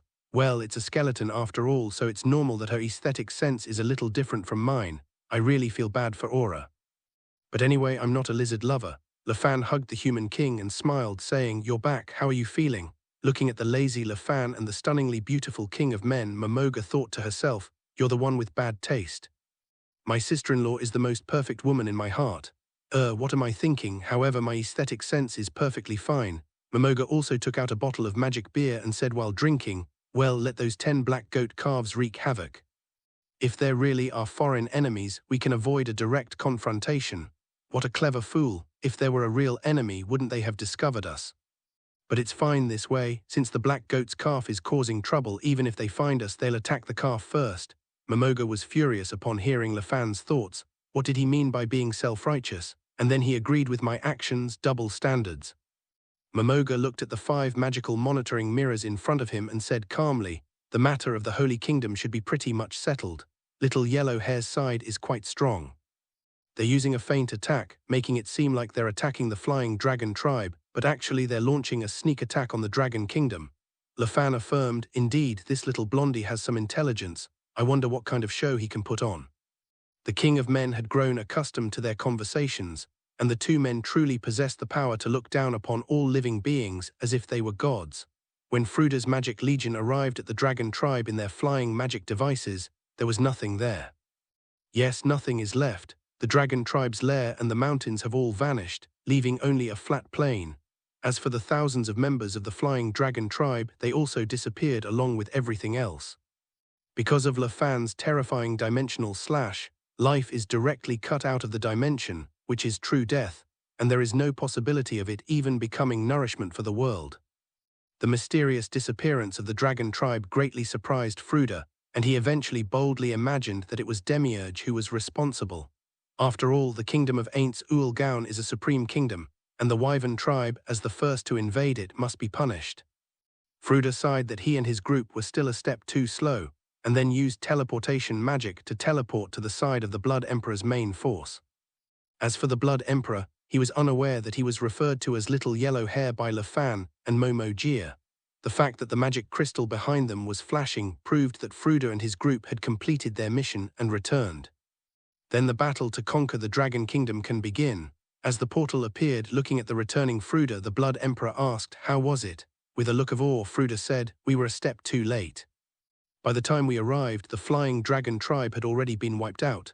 Erase. Yes, that's divine magic that transcends the realm of humanity." The Blood Emperor, seeing the fanatical Fruda, stopped dwelling on the matter and with his own wisdom, decided to make an example of him. How could a terrifying figure like Demiurge not have thought of this? At the command of the Blood Emperor, the 4 horsemen led their respective legions to advance from the flanks, while Fruda's magic legion cleared the way in the middle. 2 cavalry units charged from the plains on either side, while the magic troops marched directly towards the hillside road. The infantry, under the Blood Emperor's orders, had already laid an ambush in the hills surrounding the Dragon Kingdom. As soon as the cavalry and the magic legion are mobilized, the soldiers will instantly encircle and devour the border fortress city of Camillus of the Dragon Kingdom. Everything went as the Blood Emperor had predicted. With the collective departure of 300,000 troops, the generals at the Dragon Kingdom's border fortresses finally realized what was happening, but they had absolutely no way to stop the powerful magic legion that flew straight towards them. The Blood Emperor dared to say that, apart from the demon god, his magic legion would be one of the most powerful legions in the world. The Blood Emperor doesn't even consider the Dragon Kingdom a threat. In his eyes, the only countries worthy of his attention are the three great beast kingdoms of the West, the remnants of the 8 Greed Kings, and the Elf Kingdom. If it weren't for the need to guard against other countries, the Blood Emperor would have already conquered the kingdom with his magical legions. As the army advanced, the generals of the Dragon Kingdom knew they could not sit idly by and wait for their doom, so they ordered their archers to use a barrage of arrows. Unfortunately, the reason the Magic Legion is called the Magic Legion is because it is an all-encompassing entity. Hundreds of magic chanters raised their magic shields, and in an instant, all the arrows collided with the massive shields, losing their power. At the very heart of the Magic Legion, 8 powerful 4th-tier mages surrounded Fruda, channeling powerful magic into him. As someone who understands magic and can use powerful triple magic, Fruda is practically a god in this kind of siege warfare.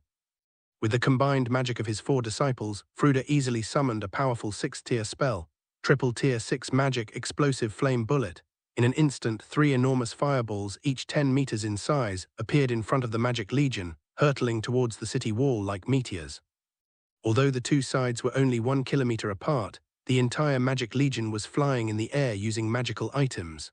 Therefore, the fireballs bombarded from above, targeting the two sides and the central city wall of the fortress.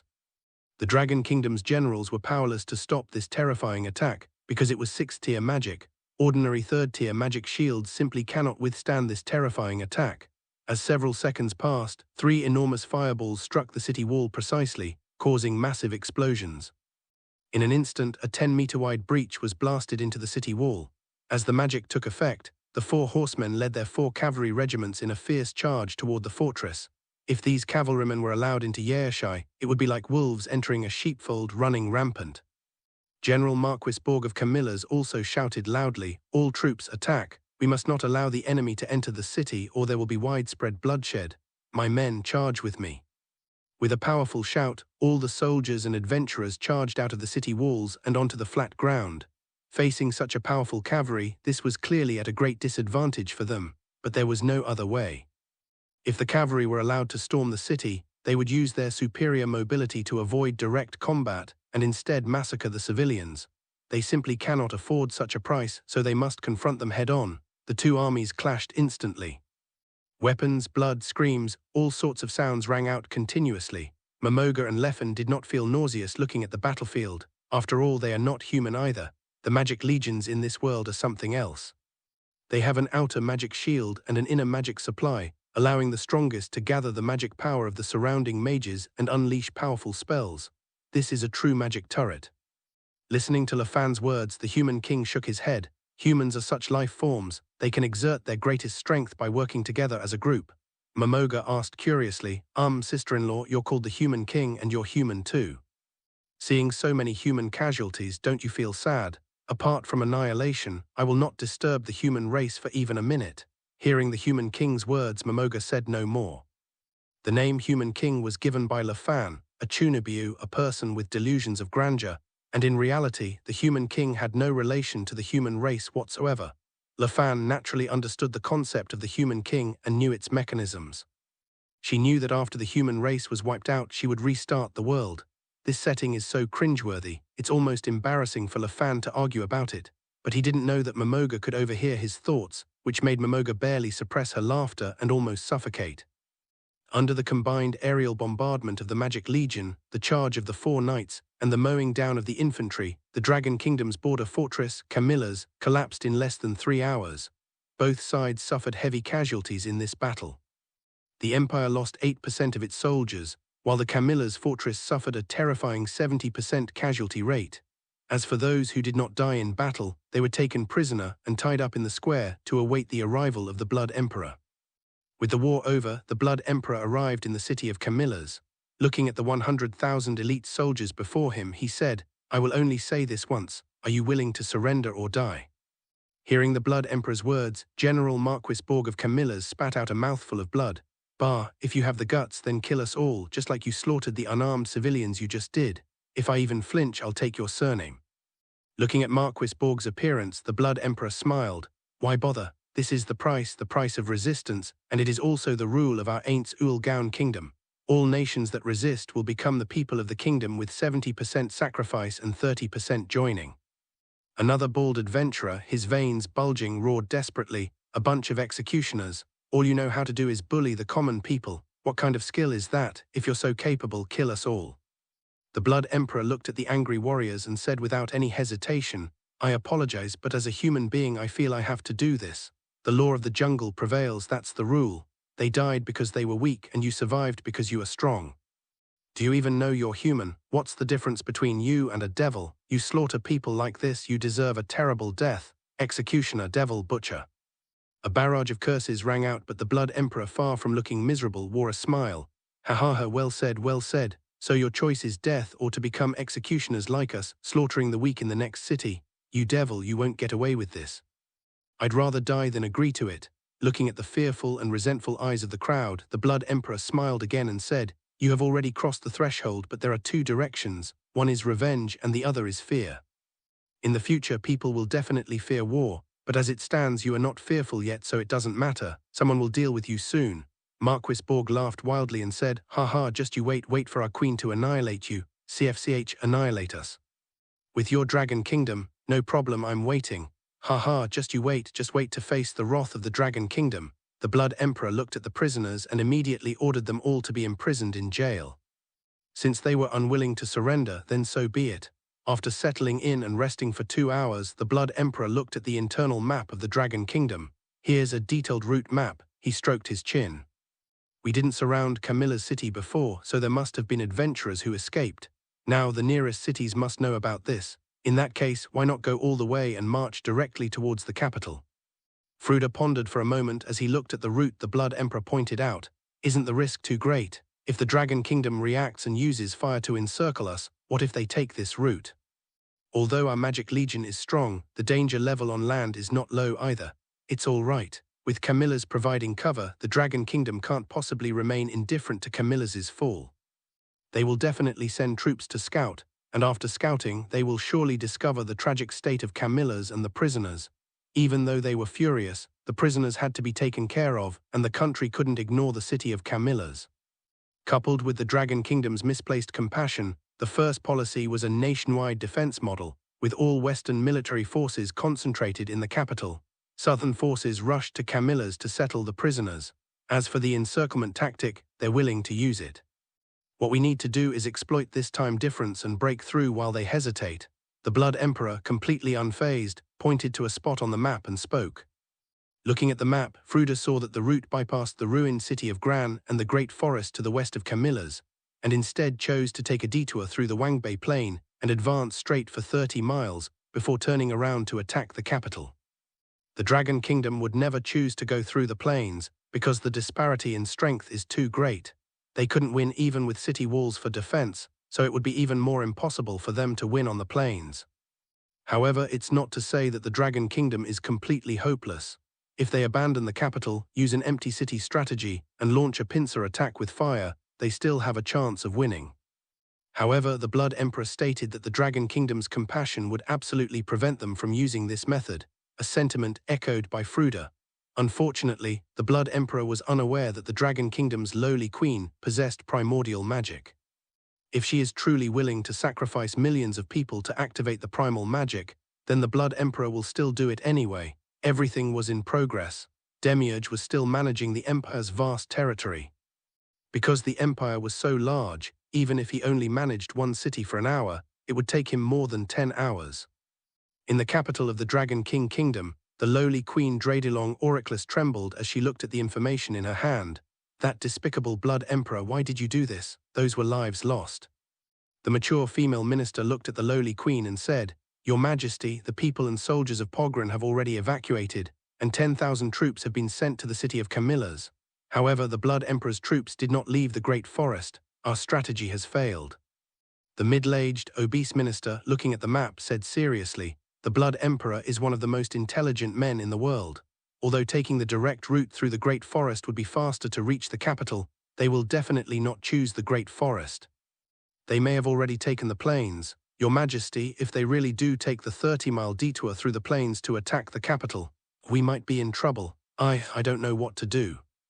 I don't want the capital to be stained with blood. I don't want my people to suffer, but the Blood Emperor has such powerful 4 knights and an invincible magic legion. We really can't find a way to win." The mature woman said with difficulty, her voice trembling, "There is a way to win, and that is to use your Majesty's primal magic." The Lolita Queen was stunned upon hearing this. "No, that would mean sacrificing millions of people. Don't bring up that again. Your Majesty, for the future of the Dragon Kingdom, even the sacrifice of millions of people is worthwhile." According to Camislan's intelligence, the Blood Emperor stated that he would exterminate 70% of the weak, leaving only 30% of the elites. At that time, the Dragon Kingdom, with its 8 million inhabitants, will see millions of its people sacrificed. Trading 1 million lives for a life worth millions, the choice is difficult, but as king you must choose. I know this is a cruel statement, but everything in the Dragon Kingdom depends on your Majesty. Please do not hesitate. The little queen looked at the 2 ministers beside her, her trembling little hands unsure of what to do. The terrified voice seemed to be pleading for help, asking, "Is there no other way? Can we surrender? The other side does not accept surrender, and surrender is not a wise choice. Our civilization, national destiny, and culture, accumulated over thousands of years, will be erased if we surrender. Your Majesty, are you willing to do this?" The little queen held her head in her hands and shook it repeatedly, saying, "I don't know. I don't know. I really don't know why this is happening. The world was fine before. Why did it suddenly become so unruly, with everyone fighting like their lives depended on it?" The mature female minister knelt and said, "Because you are alive, Your Majesty, please prepare to use primal magic." With the departure of the mature and obese ministers, the lowly queen sat alone, trembling on her throne. She now had to make a choice she could not accept. Fear and dread surged through her mind. The sacrifice of millions, even if they won, what difference would it make? Are civilization and its inheritance truly more important than simply living? She couldn't understand, especially her ministers, who always told her to play the role of a clueless little girl, and all she had to do was act cute. Now such a cruel thing has been handed to me, after I had gradually become accustomed to peaceful days of acting cute and coquettish. Faced with such a dramatic change in art style, she really didn't know what to do. If the country had always been ruled by an iron fist, perhaps this decision wouldn't have been difficult for her. Her trembling little hands had no choice. On one side were millions of lives, on the other millions more.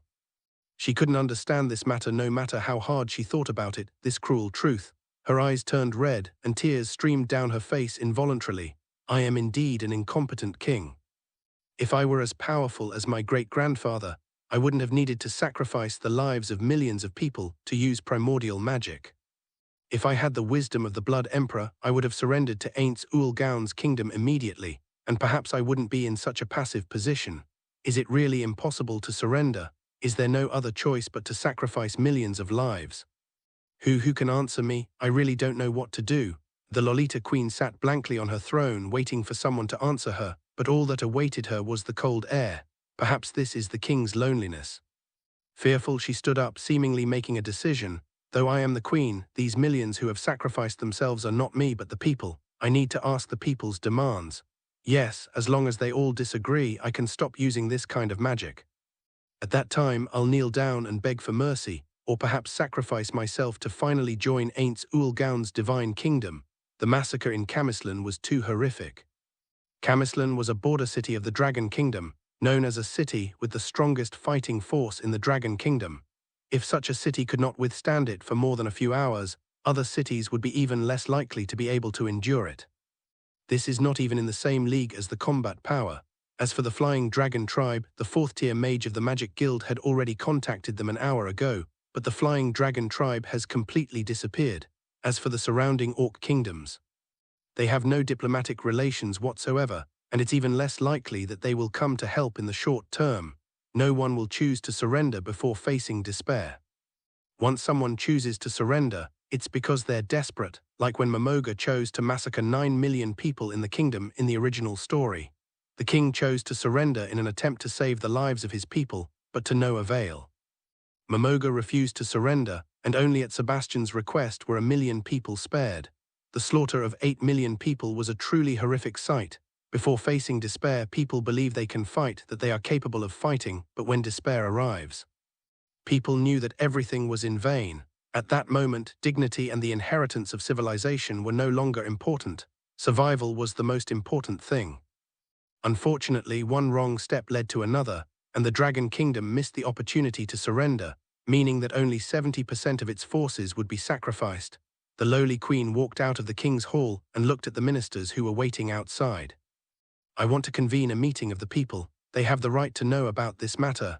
Hearing the voice of the lowly queen and seeing the mature lowly queen who no longer acts cute or coquettish, all the ministers felt uncomfortable, both physically and mentally. But at this moment, as the queen, she must be mature and ruthless. The various countries already knew about Ainz Ooal Gown's policy. 70% of the tea should be kept and 30% left. Given the current state of the city of Camillas, this is indeed the case. Moreover, in the past few hours, the Dragon Kingdom has been sending envoys who have clearly conveyed the message that the other side will not accept their surrender, requesting flowers. The ministers weren't fools. They tried all sorts of methods, but they just couldn't come up with a plan to use the empty city stratagem or gather troops for a fire attack to encircle and annihilate the enemy. Because time simply doesn't allow it, gathering all the nation's troops would take far too long, and with the empty city strategy and fire attack, most of the population simply cannot be evacuated in a short period of time. Because of the Dragon Queen's primal magic, the capital of the Dragon Kingdom is always maintained as a megacity with a population of 15 million. It is impossible to expel 15 million people in a short period of time.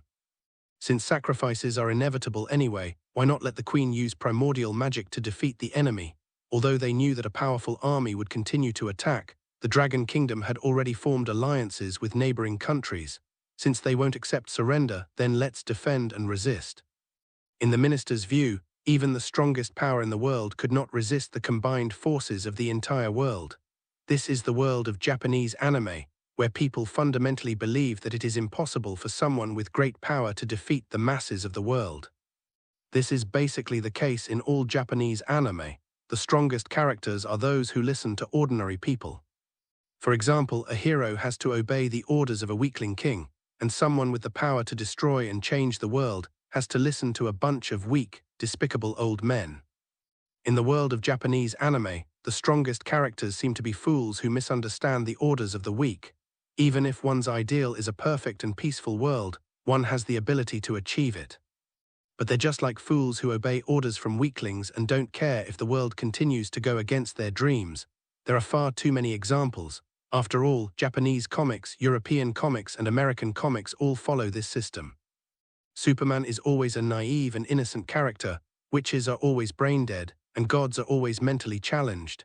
However, this world can be considered an anomaly in Japanese anime, because what rules and governs this world is the strongest individual power.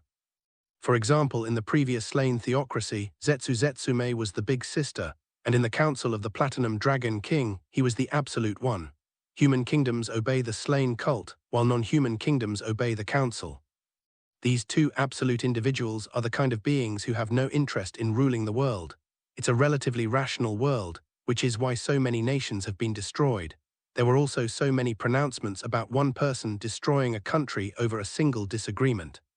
The Dragon King Lowly stood atop the high royal city, with hundreds of thousands of people gathered below.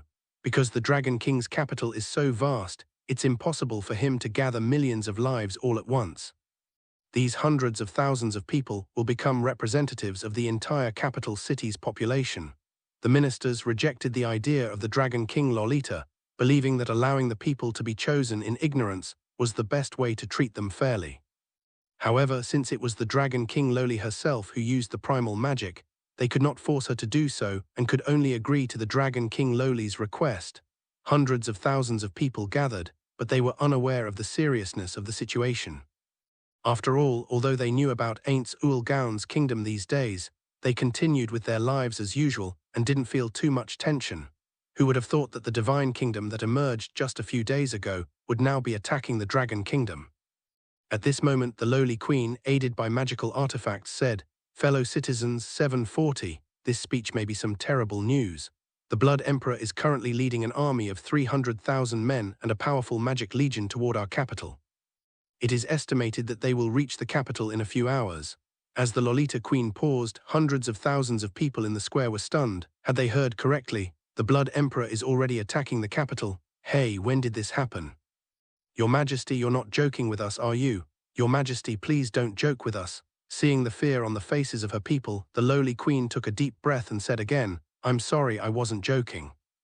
I think many of you here are still unaware of the conquest goals of the Ainz Ooal Gown kingdom, to eliminate 70% of the weak and conquer 30% of the strong. In the fortress city of Camillas, 200,000 civilians were massacred, leaving only 100,000 elites. As the Lolita Queen paused again, chaos erupted among the people in the square. No, how could there be such cruel methods of conquest, Your Majesty? Does our dragon kingdom have a way to fight back? Could it be that our kingdom's army has already set out, but the disparity in strength is too great, so Her Majesty the Queen is conscripting soldiers? If there's a conscription, count me in. Your Majesty, as a citizen of the Dragon Kingdom, I am willing to shed my blood for my country. Yes, let's work together. The enemy only has 300,000 troops, while we have a standing army of 1-2 million. Although mobilization from other places may not be as fast, every man in our Dragon Kingdom is a soldier, ready to defend our homeland without hesitation. The people cheered with fervent passion. It must be said, the Dragon Kingdom is a truly remarkable kingdom. Because under the rule of the lowly queen, this country is naturally more simple and honest than other countries. After all, how bad could a kingdom be if Her Majesty could live peacefully simply by acting cute and charming?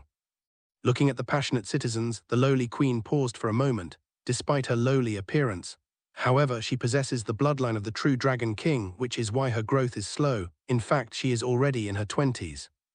I'm sorry, everyone, the enemy's magical army cannot be counted by numbers. That was a magic legion assembled by Fruda, the strongest magic caster among humans.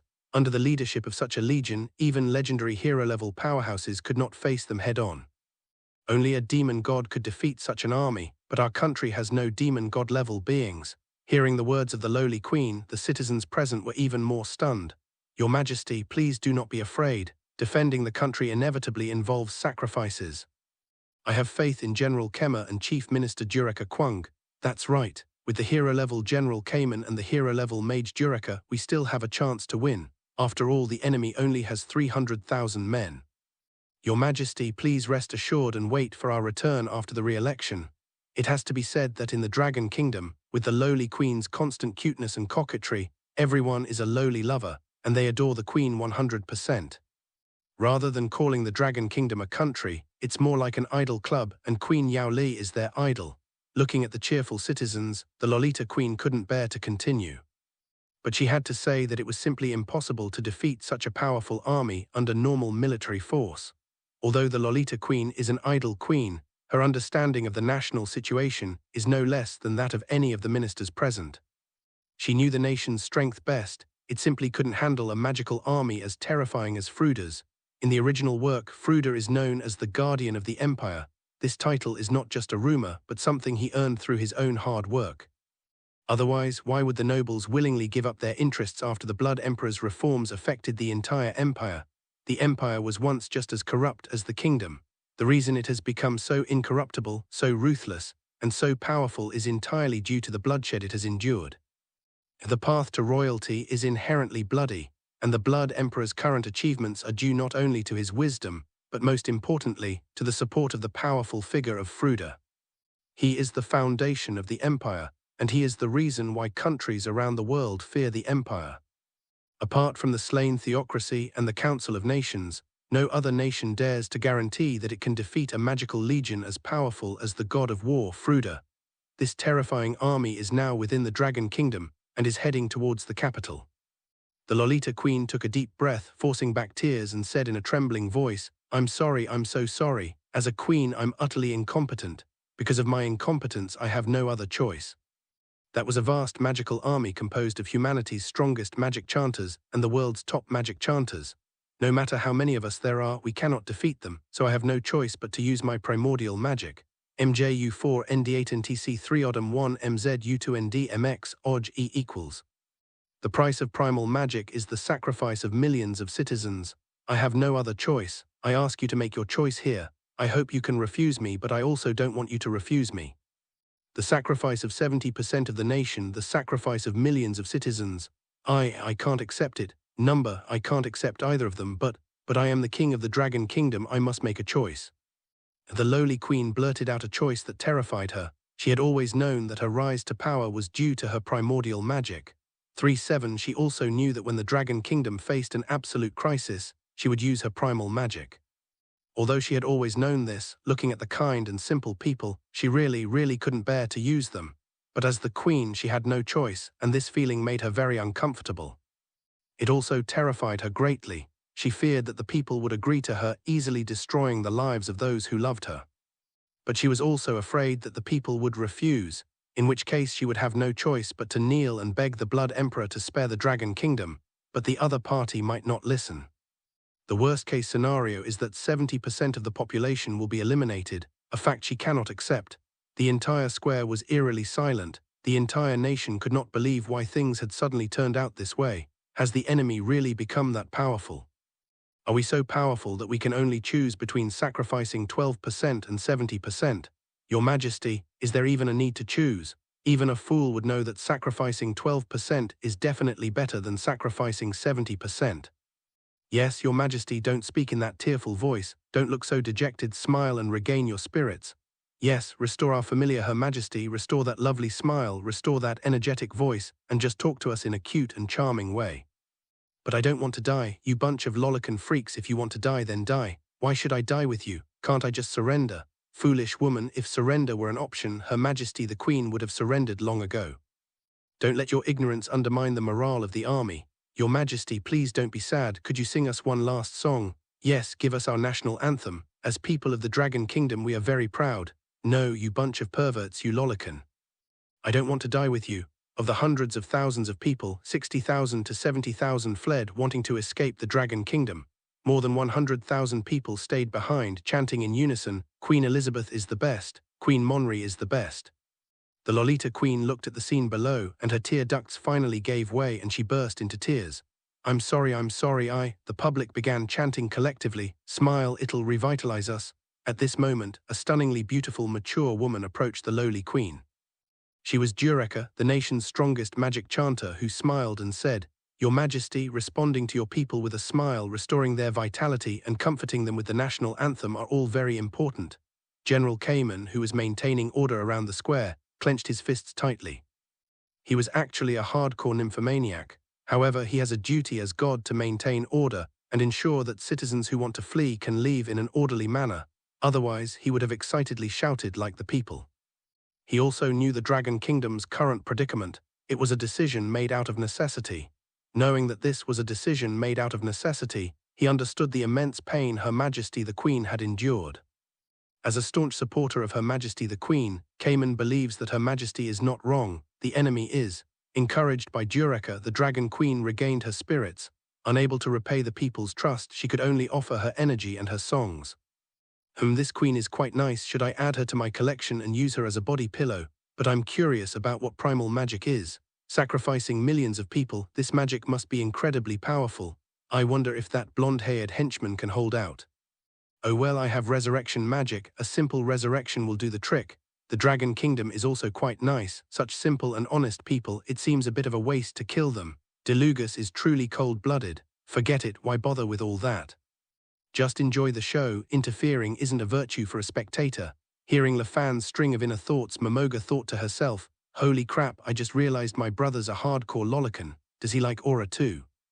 No wonder he frowned when I mentioned that Aura wanted to join too. I see, he wanted Aura, but because he loved himself too much, he gave her to himself. Are you crazy? Why would a skeleton like me need these things? I could play with Sholtia for a lifetime. No, I need to find a way to give Aura to Leffen, but I can't do it too contrived. Momoga's plan is that as long as she keeps sending girls to Lafan, he will gradually lose interest in her and won't love her as much anymore. Therefore, Momoga was determined not to let go of any opportunity to give away girls. Now, after hearing Lafan's inner thoughts, she knew that he was also a lolican. Momoga said, don't worry, wait, why do I need to use also? I'm not a lolican. Lafan had no idea what Momojia was thinking.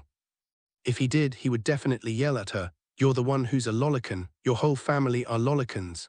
I was frowning because I had a headache from Mercy's involvement, but what does it mean to be jealous because of Aura? However, given LaFan's Buddhist-like attitude of accepting anything offered, he would actually dare to accept Momoga's gift if she really wanted to. After all, Aura is quite cute, even though she always wears a boy's outfit. Wang was unaware of the internal struggle between the two. At this moment she was also very curious. Primordial magic. Is it the rule of this world? This little girl is very interesting, honey, do you want her? Holy crap, she's got that woman in her heart, she really understands me. LaFan smiled and said, since my wife asked, I will naturally answer. However, there's no need to interfere, let the war continue. The human king glanced at LaFan with the same look in her eyes. She knew that LaFan loved to see others looking weak, pitiful and helpless. If so, then after the blonde-haired boy conquered and slaughtered 70% of the Dragon Kingdom's citizens, the queen would surely collapse, right? Then she'll just be weak, pitiful and helpless. The King of Men held this view, so he didn't stop LaFan but instead looked forward to his performance. Yes, the King of Men didn't know that she was also an oddball who didn't like joining in but preferred to watch the show. In any case, none of the three of them are normal, they're all oddballs. The joyful time passed quickly, and the Lolita Queen used her energetic smile and singing voice to comfort the people in the square one last time. By this time, scouts had already reported that the enemy army had appeared 30 kilometers away. The little girl queen trembled as she raised her small hand. Thank you. If I unfortunately perish this time as well, let's build our own paradise in heaven. How could the people bear to hear their beloved queen say such things? At that moment, Cayman led the way, declaring, the Dragon Kingdom will prevail. As someone started it, the nation collectively chanted, the Dragon Kingdom will prevail, the Dragon Kingdom will prevail. At the western gate of the Dragon King's capital, hundreds of thousands of people had already fled, unwilling to become sacrifices for their country. What does your fighting have to do with us? Why should we risk our lives for you? It has to be said that this is the nature of human life. Even in a romantic country like the Dragon Kingdom, there are still quite a few realists. But can those who flee really escape? If the capital truly falls, wherein the entire Dragon Kingdom will be safe? The Dragon Kingdom is surrounded by Orc kingdoms. How could they possibly go there? Of course, the invincible Divine Kingdom is also located near the Dragon Kingdom, but is going to the invincible Divine Kingdom a viable option? Not necessarily. They might starve to death.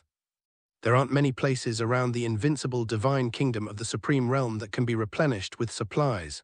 Once you get there, you really have no use for money unless you can enter the Kingdom of God, but these people who escaped are all realists. There is absolutely no way to join the invincible Divine Kingdom. Looking at the vast capital of the Dragon King Kingdom, the Blood Emperor had to admit that the kingdom was incredibly grand and imposing. Even the former capital of his own empire is not as good as the capital of the Dragon Kingdom. This vast capital city, boasting a permanent population of over 15 million, is so immense that conquering such a capital would be truly interesting. The lowly queen arrived at the southern city wall of the capital using Dureka's teleportation magic. She looked at the massive army 10 kilometers away, with 4 cavalry units already arrayed and advancing. The terrifying magical legion of thousands flying in midair is like an aircraft carrier battle group in this world. Just looking at them was terrifying. Seeing such a formidable army, the Dragon Queen was even more certain that the Dragon Kingdom's fighting strength was no match for theirs. She turned back to look at the capital, at the smiling citizens who were looking at her. She took a deep breath and said in a spirited voice, the Dragon Kingdom will prevail. With a shout, she raised her hands, her small, 4-meter-tall body trembling uncontrollably. Then her body began to radiate a terrifying glow. Then the radiance surged toward the capital city behind them. The lowly queen had her eyes closed, and she seemed to be controlling the radiance. Although it was heartbreaking, the radiance continued to spread into the capital, and wherever it passed, citizens fell, but they all fell with smiles of happiness. They did it entirely voluntarily, willingly sacrificing themselves for the country and for the queen. It's no wonder that even the cold-blooded LaFan expressed his liking for such a great country. As it erodes the lives of countless citizens, the speed of its glory increases rapidly. Even so, it still takes 8 minutes.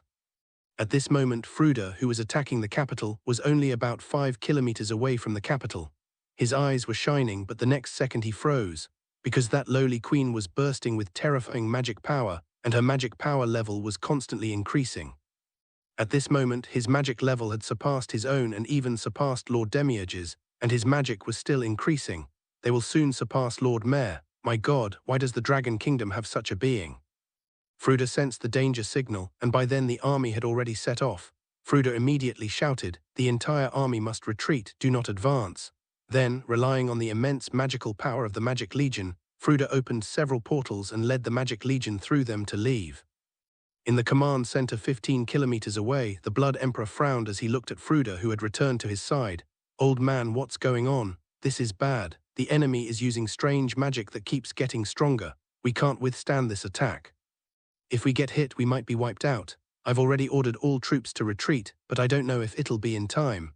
Fruda frowned as he watched the charge of the 300,000-strong army. At this moment, only 20,000 troops were stationed around the Blood Emperor, while the other 300,000 troops had already approached an area less than 10 kilometers from the capital. Seeing the terrifying energy soaring into the sky, Lin Luda secretly observed, "It's clearly too late to retreat now." After several minutes of terrifying soul harvesting, the lowly queen's entire body was now covered in horrifying images resembling supernatural magic. That terrifying pillar of energy shooting into the sky was visible to everyone. The terrifying pillar of magical light was even more frightening than the super-tier magic used by Momoga.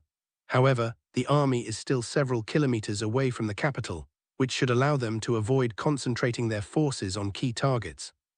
The Lolita Queen watched as Fruda fled, gritting her teeth. "No, we can't let that army escape, Yuka." Jureka sensed the terrifying aura emanating from the Lolita Queen. She couldn't get close at all, but she also knew she absolutely couldn't let Fruda escape. They've used a teleportation portal, aiming to teleport to the army 8 kilometers away. Because of the terrifying energy fluctuations emanating from the Dragon Queen, which were comparable to a legendary magic shield that surpassed even that of humans, she was completely unafraid of being attacked. The lowly queen looked at the magic circle before her, struggled to lift her foot and take a leap. Instantly, the energy that shot into the sky transformed into a stream of light, rushing towards the other direction of the teleportation portal CFFB at high speed. In just a second, the lowly queen was once again enveloped in soaring energy. Fruda frowned. "Let's go, get out of this area," but the lowly queen has already used her primal magic. The lowly queen's great-grandfather was the 7-colored Dragon King, one of the strongest beings among the 11 existing true Dragon Kings. He is also a powerful true Dragon King who controls 7 elemental magics. Besides the 2 major elements of darkness and light, he has complete control over all other elements, including wind, fire, thunder, water, earth, ice, and wood. Moreover, the 7-colored Dragon King is the scientist among the true Dragon Kings, and he possesses the most skills and magic among all the true Dragon Kings. As its great-granddaughter, the lowly queen inherited one of her great-grandfather's powerful primal magics, the elemental ray. Using this primordial magic will draw upon the elements of the world, and then unleash a burst of mixed elemental light. This is a terrifying primordial magic capable of instantly destroying a country. Now the Dragon Queen has unleashed her power, causing terrifying elemental energy to converge, flow, and erupt in a cacophony of flames, ice, storms, lightning, and various other terrifying elements.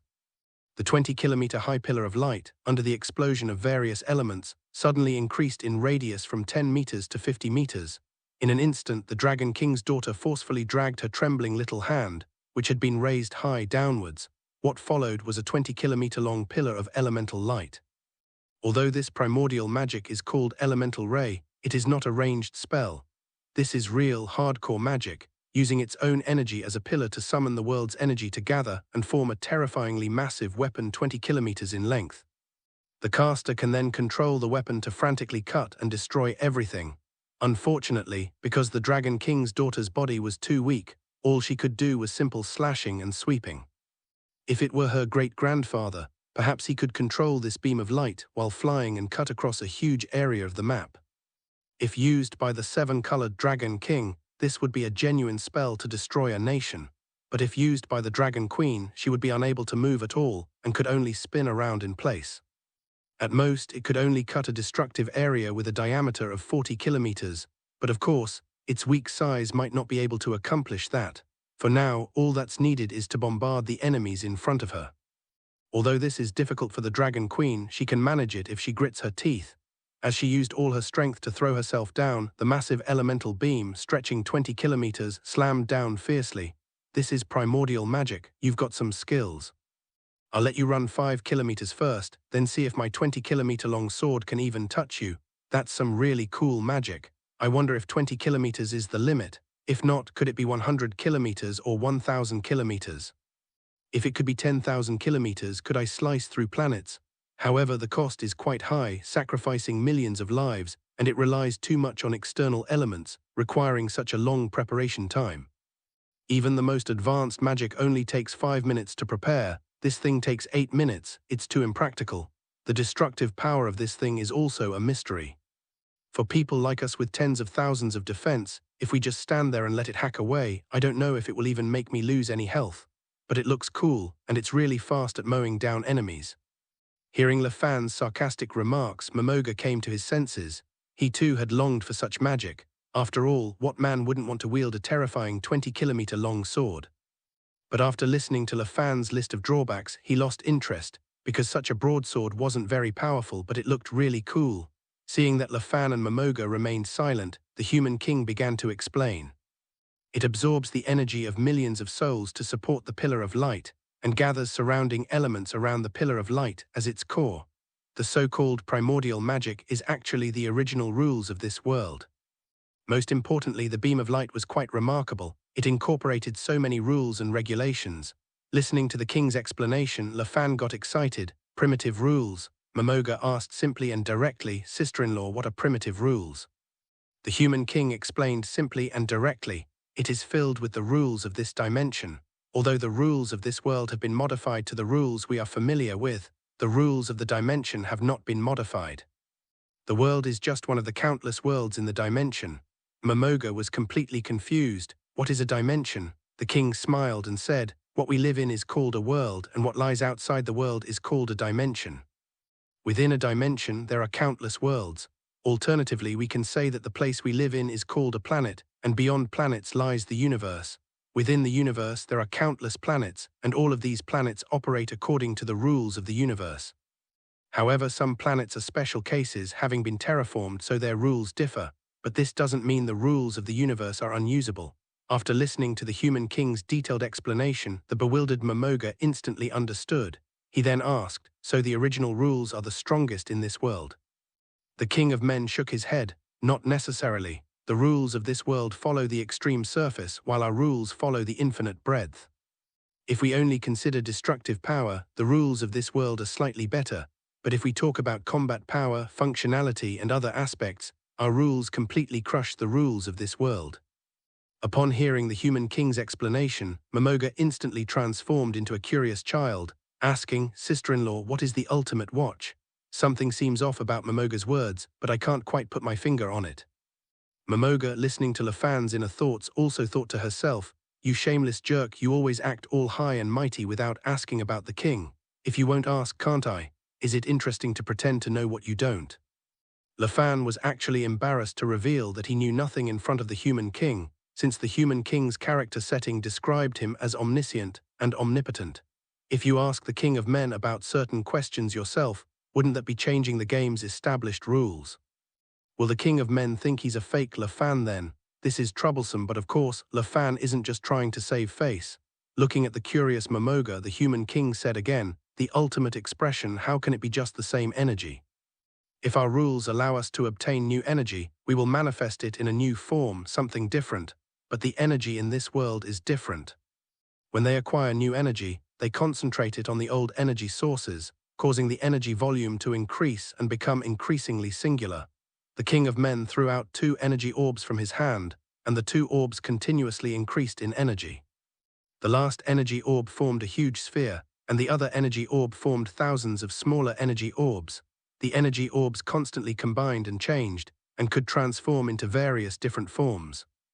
They were no longer just a single sphere. They could transform into human form, into weapons, into flames and water, and into all sorts of other forms.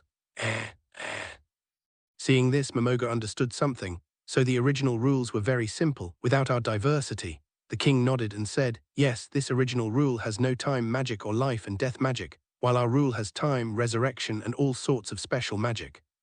Momoga excitedly exclaimed, "So the original world didn't have resurrection magic, nor did it have time magic?" The king nodded and said, "Yes, because the rules of this world have been changed to our rules, we have time magic and resurrection magic." Listening to the conversation between the human king and Momoga, Fan suddenly had a bold idea. Does this mean that enemies in the outside world might not be resistant to time magic? Can I use time magic to launch a surprise attack? Hearing Fan's thoughts, Momoga immediately asked, then, for people in worlds beyond this world, can I simply use time magic to kill them at will? Seeing Momoga's confident demeanor, the human king thought for a moment and decided not to let Momoga get too arrogant. No, just like the rules of our world have been altered, the rules of other worlds may have been altered as well. Moreover, every dimension is not as simple as it seems on the surface. There are also bizarre dimensional travelers among them. Damn it, I knew the outside world was dangerous. It was definitely the right decision to stay hidden. Momoga asked a good question. This question has even attracted dimensional travelers. Who can handle this? As expected, I'm still a salted fish. I thought knowing the flaws in the primordial rules of this world would allow me to do whatever I wanted, but I didn't expect there to be dimensional travelers. These aren't even from the same dimension. Are we going to risk our lives to fight them? Hearing Fan's thoughts, Momoga inwardly agreed. They're risking their lives to fight. Dimensional travelers are terrifying beings who can move freely between dimensions. With my current strength, I even have difficulty moving between these dimensional worlds. Looking at the vast sky and the boundless universe, Momoga realized that even if she went to the moon, she didn't know how long it would take to get there. Not to mention the planets within the solar system, or even outside the solar system, outside the Milky Way. The scene returns to the battlefield, where the Dragon Queen wields a terrifying weapon 20 kilometers long with all her might. Fruda was completely dumbfounded. What kind of magic was this? Is this really the Dragon Kingdom? Why does such a terrifying existence exist? Why am I so ignorant? How could someone as weak as me be called the strongest human magic caster? No, the Dragon Queen is not human. She has 1/4 dragon blood. No, this can't be delayed any longer. Fruda immediately used the teleportation portal, grabbed the Blood Emperor and shouted, "Everyone, retreat back home." As Fruda finished speaking, he abruptly disappeared from the battlefield, carrying the Blood Emperor in his arms. Fruda's 4 students cleverly followed them inside, as did some magicians, but the time was too short, only a few seconds at 900, and the other people didn't have time to enter. The terrifying 20-kilometer-long cleaver had descended, and the terrifying elemental beams instantly annihilated the entire army.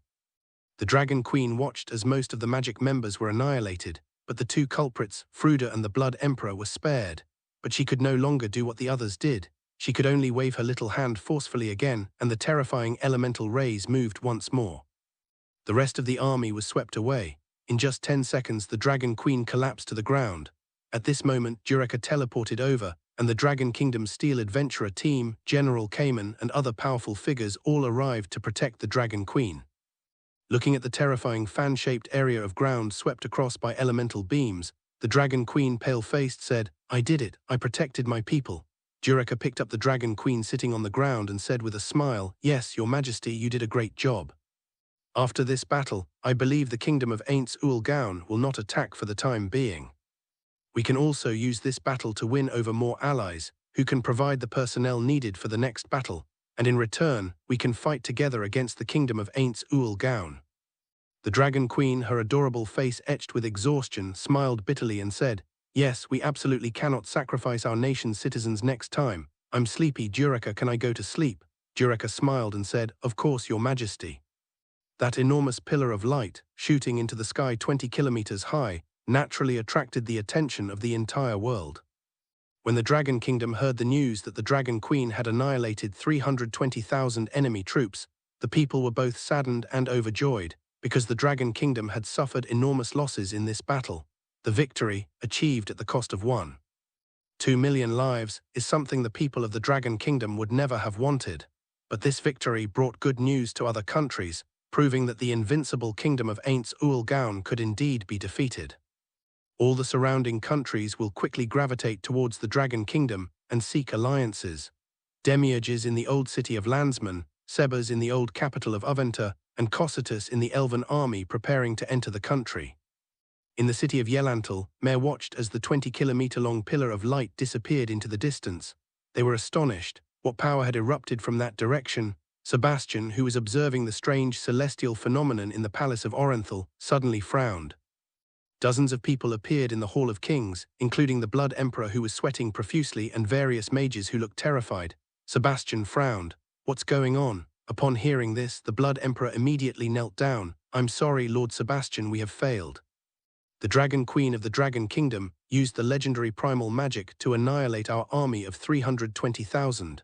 With the sacrifice of Camilla's, only 18 of our 330,000 troops remain. Fruda immediately knelt down as well. "Lord Sebastian, the magic power of that spell has completely surpassed Lord Mayor's level. We cannot defeat it. Please do not blame Gilcanif." Hearing Fruda's words, Sebastian frowned. Was the pillar of light they had just encountered the same thing? Such a terrifying existence. At this point, Sebastian couldn't think of a solution, so he quickly used the guild's unique information skill to relay the message to Demiurge, Mayor, and Cocytus. The three people who received the information rushed over here immediately. A few minutes later, Demiurge and his entourage arrived in the Hall of Kings. At this moment, Demiurge looked at Gilcanif, who had recovered considerably, and asked, "Tell me about the opponent's strength." Gilcanif couldn't understand the levels of magic and couldn't explain them in detail.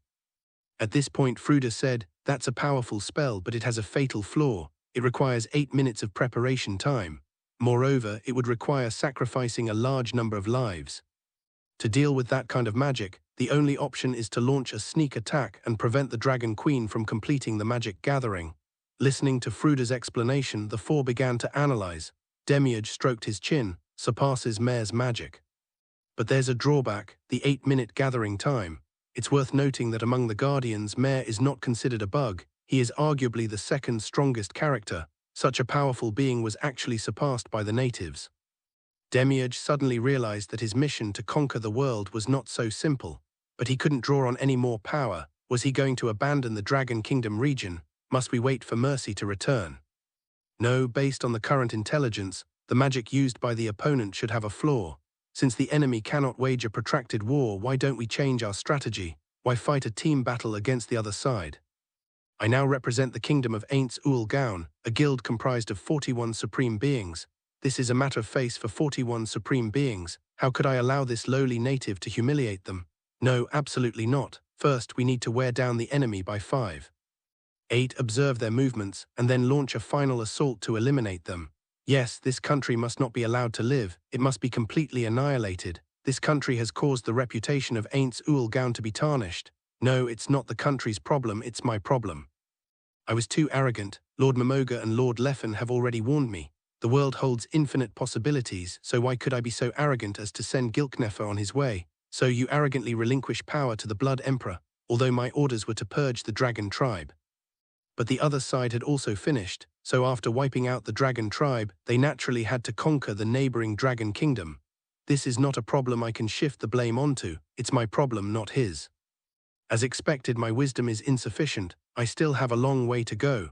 This failure requires me to be more composed. As dusk settled in the Holy Kingdom's Mandolin City, 10 enormous black goat cubs wreaked havoc on the city like war gods.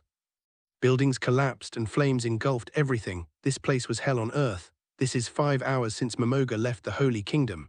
In those 5 hours, cities were mercilessly trampled by them, and millions of lives were lost on the spot. And the most ridiculous thing in all of this is the army that has come from the East Daxia Sea to this city right now. They originally thought they could use the Holy Kingdom as a springboard to invade the Middle Kingdom and conquer the Central Kingdom.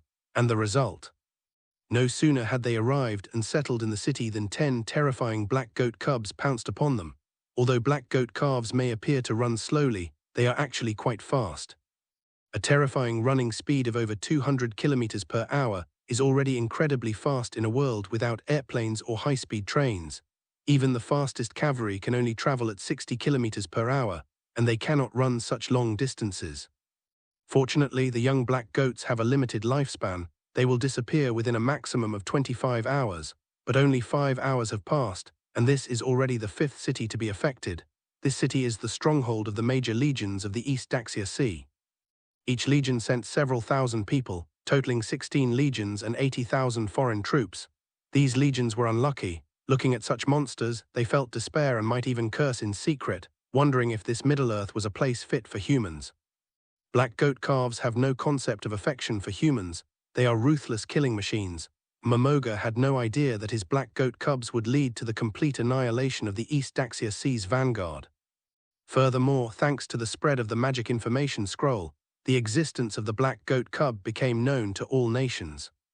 Upon seeing this information, the countries in the East Daxia Sea were so frightened that they wanted to flee, making it even more impossible for them to advance into the Central Plains. However, the towering beam of light that the Dragon King's daughter had just used restored a lot of confidence to the various countries, but the Dragon Kingdom must withstand Demiurge's ferocious attack. Back in the Dragon Kingdom, 2 hours had passed since the Dragon Queen used primal magic. The sky darkened, and the Dragon Queen, exhausted from using primordial magic, fell asleep. There was no joy of a great victory in the entire capital. Everyone was mourning the people who had sacrificed their lives in this battle. But they were unaware that Demiurge had placed an artifact left behind by its creator, the demon summoning, in the capital of the Dragon Kingdom.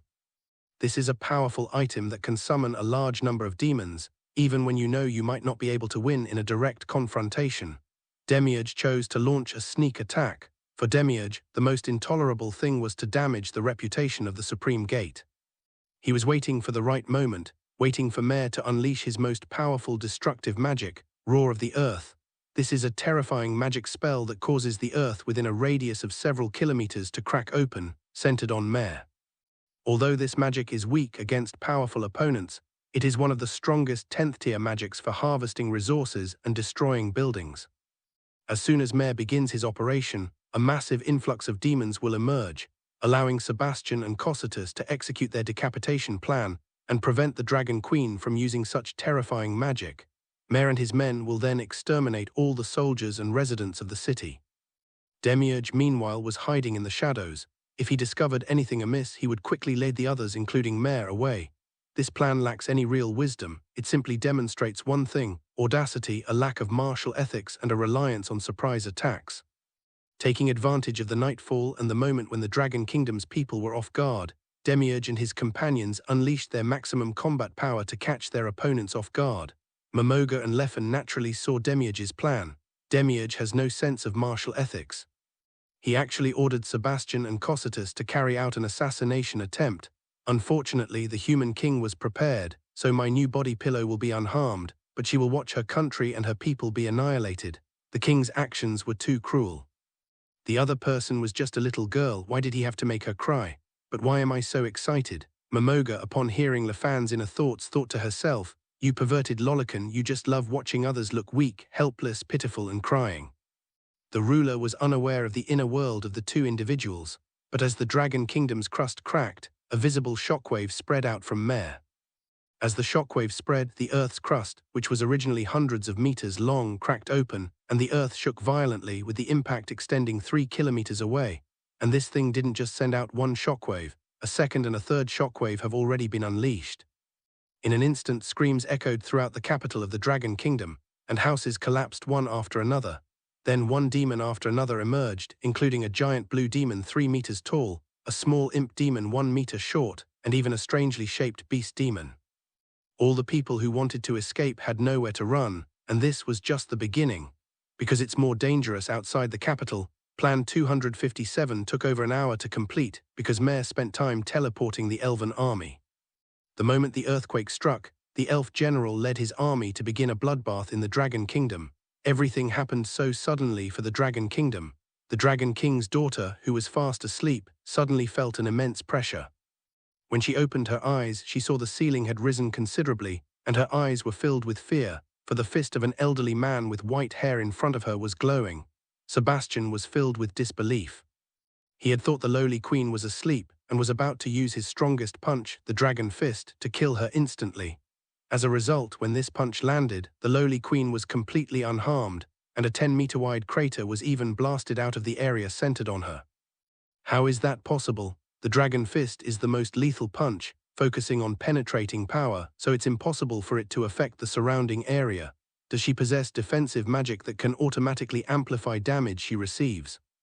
Seeing this, Cocytus grabbed 8 weapons and launched a fierce attack on the Dragon Queen, but the moment the sharp and terrifying weapon struck the Dragon Queen, another massive explosion occurred on the ground. Cocytus and Sebastian had to jump back again. The lowly queen looked at the situation before her with a frightened expression. Who are these two people? They're terrifying. The power of their skills that just erupted could definitely kill me. Why didn't I die, and why would they try to assassinate me? Wait, what about the surrounding sounds, and the red light outside? It's nighttime and there's no sun, so where is this red glow coming from? Has the palace caught fire? No, the fire in the palace will be extinguished in an instant. Those two guys in front of us are definitely assassins. There's only one possibility: the palace has been breached. The moment this terrible thought crossed the Lolita Queen's mind, she stood up without hesitation. What have you done to the capital? As soon as she finished speaking, the Dragon King's daughter flew into the air uncontrollably, moving at an extremely fast speed, and soon arrived 300 meters directly above the capital. Looking down at the hell below, an overwhelming sense of fear surged within her. Tears streamed down her face uncontrollably. She couldn't accept this reality. No, tell me this isn't true. My people, my country, no, please stop, stop. Stop the destruction, stop the killing, please. I'll be your slave, I'll grant you any request, please just stop. The Dragon Queen roared incessantly, but the screams and explosions below completely drowned out her voice. Sebastian and Cocytus were momentarily stunned. That defense was too powerful. Their strongest attacks couldn't even harm the opponent in the slightest. They were also filled with fear when suddenly the voice of the King of Men echoed in their minds. I am the human king, the Dragon Queen is my husband's new body pillow, and the rest are up to you. Sebastian and Cocytus exchanged a wry smile. Yes, only the king and his lords possess such power. It seems we worried for nothing. However, this battle is for the sake of the dignity of Ainz Ooal Gown's kingdom, so we absolutely cannot hold back. Sebastian knew that Demiurge was the epitome of evil, and that his imps would torment humans to a slow, agonizing death. He loathed this kind of killing. Killing was just a matter of nodding. He could just kill instantly. Sebastian and Cocytus set off separately to join the battlefield. This time they were determined to annihilate the capital, even though they were both righteous men. Once he acts in Ainz Ooal Gown's name, he can transform into an absolute villain in an instant. The Dragon Queen, suspended 300 meters in the air, roared incessantly, but the carnage below not only did not decrease but became even more violent. She really didn't know what to do at that moment. She was very scared and terrified. She was helpless. All she could do was clasp her hands together, tears streaming down her face, and cry out, God, if there truly is a God, I beg you, I'm willing to give everything I have, all of it, please, please stop punishing my people. They did nothing wrong, it's all my fault. Damn, I'm smitten, my heart is pounding like crazy. Oh my God, I can't take it anymore, I'm off. Hearing Lefan's thoughts, Momoga was speechless, but he didn't stop him. He knew that Lefan was powerless against such a desperate, helpless, pitiful, weak and crying being. The human king watched as Lefan suddenly disappeared, then appeared directly in front of the Dragon King, embraced her and vanished. She was taken aback for a moment. Honey, really, brother-in-law, could you please be my examiner for a day? Seeing how eager the human king was to leave, Momoga thought to herself, damn, sister-in-law, you're not normal either. Sister-in-law, go ahead, don't worry about me. Hearing Momoga's words, the human king said with satisfaction, thank you for your hard work. Then the king disappeared, and the earthquakes in the Great Tomb area began again. The Lolita Queen wanted to commit suicide, but she was helpless. She hated it. She desperately wanted to die but couldn't. The thought of her kingdom still suffering the torment of hell weighed heavily on her mind. She looked at Lefan in front of her. This is a sad story. But for Lefan, it wasn't a sad story. Rather, it was a happy one. Momoga had no interest in watching the battle below, which was a foregone conclusion. Turning his head, he looked at the magical observation mirror in front of him and saw that Rensai and the others had already attacked the third city. He expressed his satisfaction with how well they handled things and with Princess Nora's policies. In less than half a day, the world's largest and most prosperous capital city was reduced to ruins. Demiurge also ordered the demon and elf armies to begin massacring the Dragon Kingdom. As for him, he was in the small conference room again with Sebastian, Cocytus, and Mare. Demiurge, having heard Sebastian's words, asked Cocytus again, Cocytus, you're saying that the Lord of Man protected the ugly dragon? Cocytus nodded. Yes, the human king gave her defensive measures, so neither Sebastian's dragon fist nor my 8 extreme slash could cause her any harm. Mare asked timidly, why is the human king protecting the Dragon Queen? Sebastian stroked his chin seriously and said, she said it's Lord Lefan's new body pillow. I've always liked them. Many of Lord Lefan's body pillows are this small. Mare happily blurted out, I know that. My creator said it's called a lolican. Cocytus replied earnestly, I see. However, when Lord Lefan gave me the Jegrin humans last time, I thought he wanted me to find muscular humans like them. I used that as a condition to select quite a few from the elven tribes. Demiurge pushed up his glasses and said, if it weren't for the protection of the noble king this time, the Dragon Queen might have been destroyed by you. It seems that the individual strength of people in this world is very weak. while the strength lies in collective strength. Therefore, we need more powerful individuals. Mare volunteered again, saying, "Then let me do it. I want to do more and more for the great tomb of Nazareth. I'm rather slow and don't know anything about strategy or management, so I can only use magic."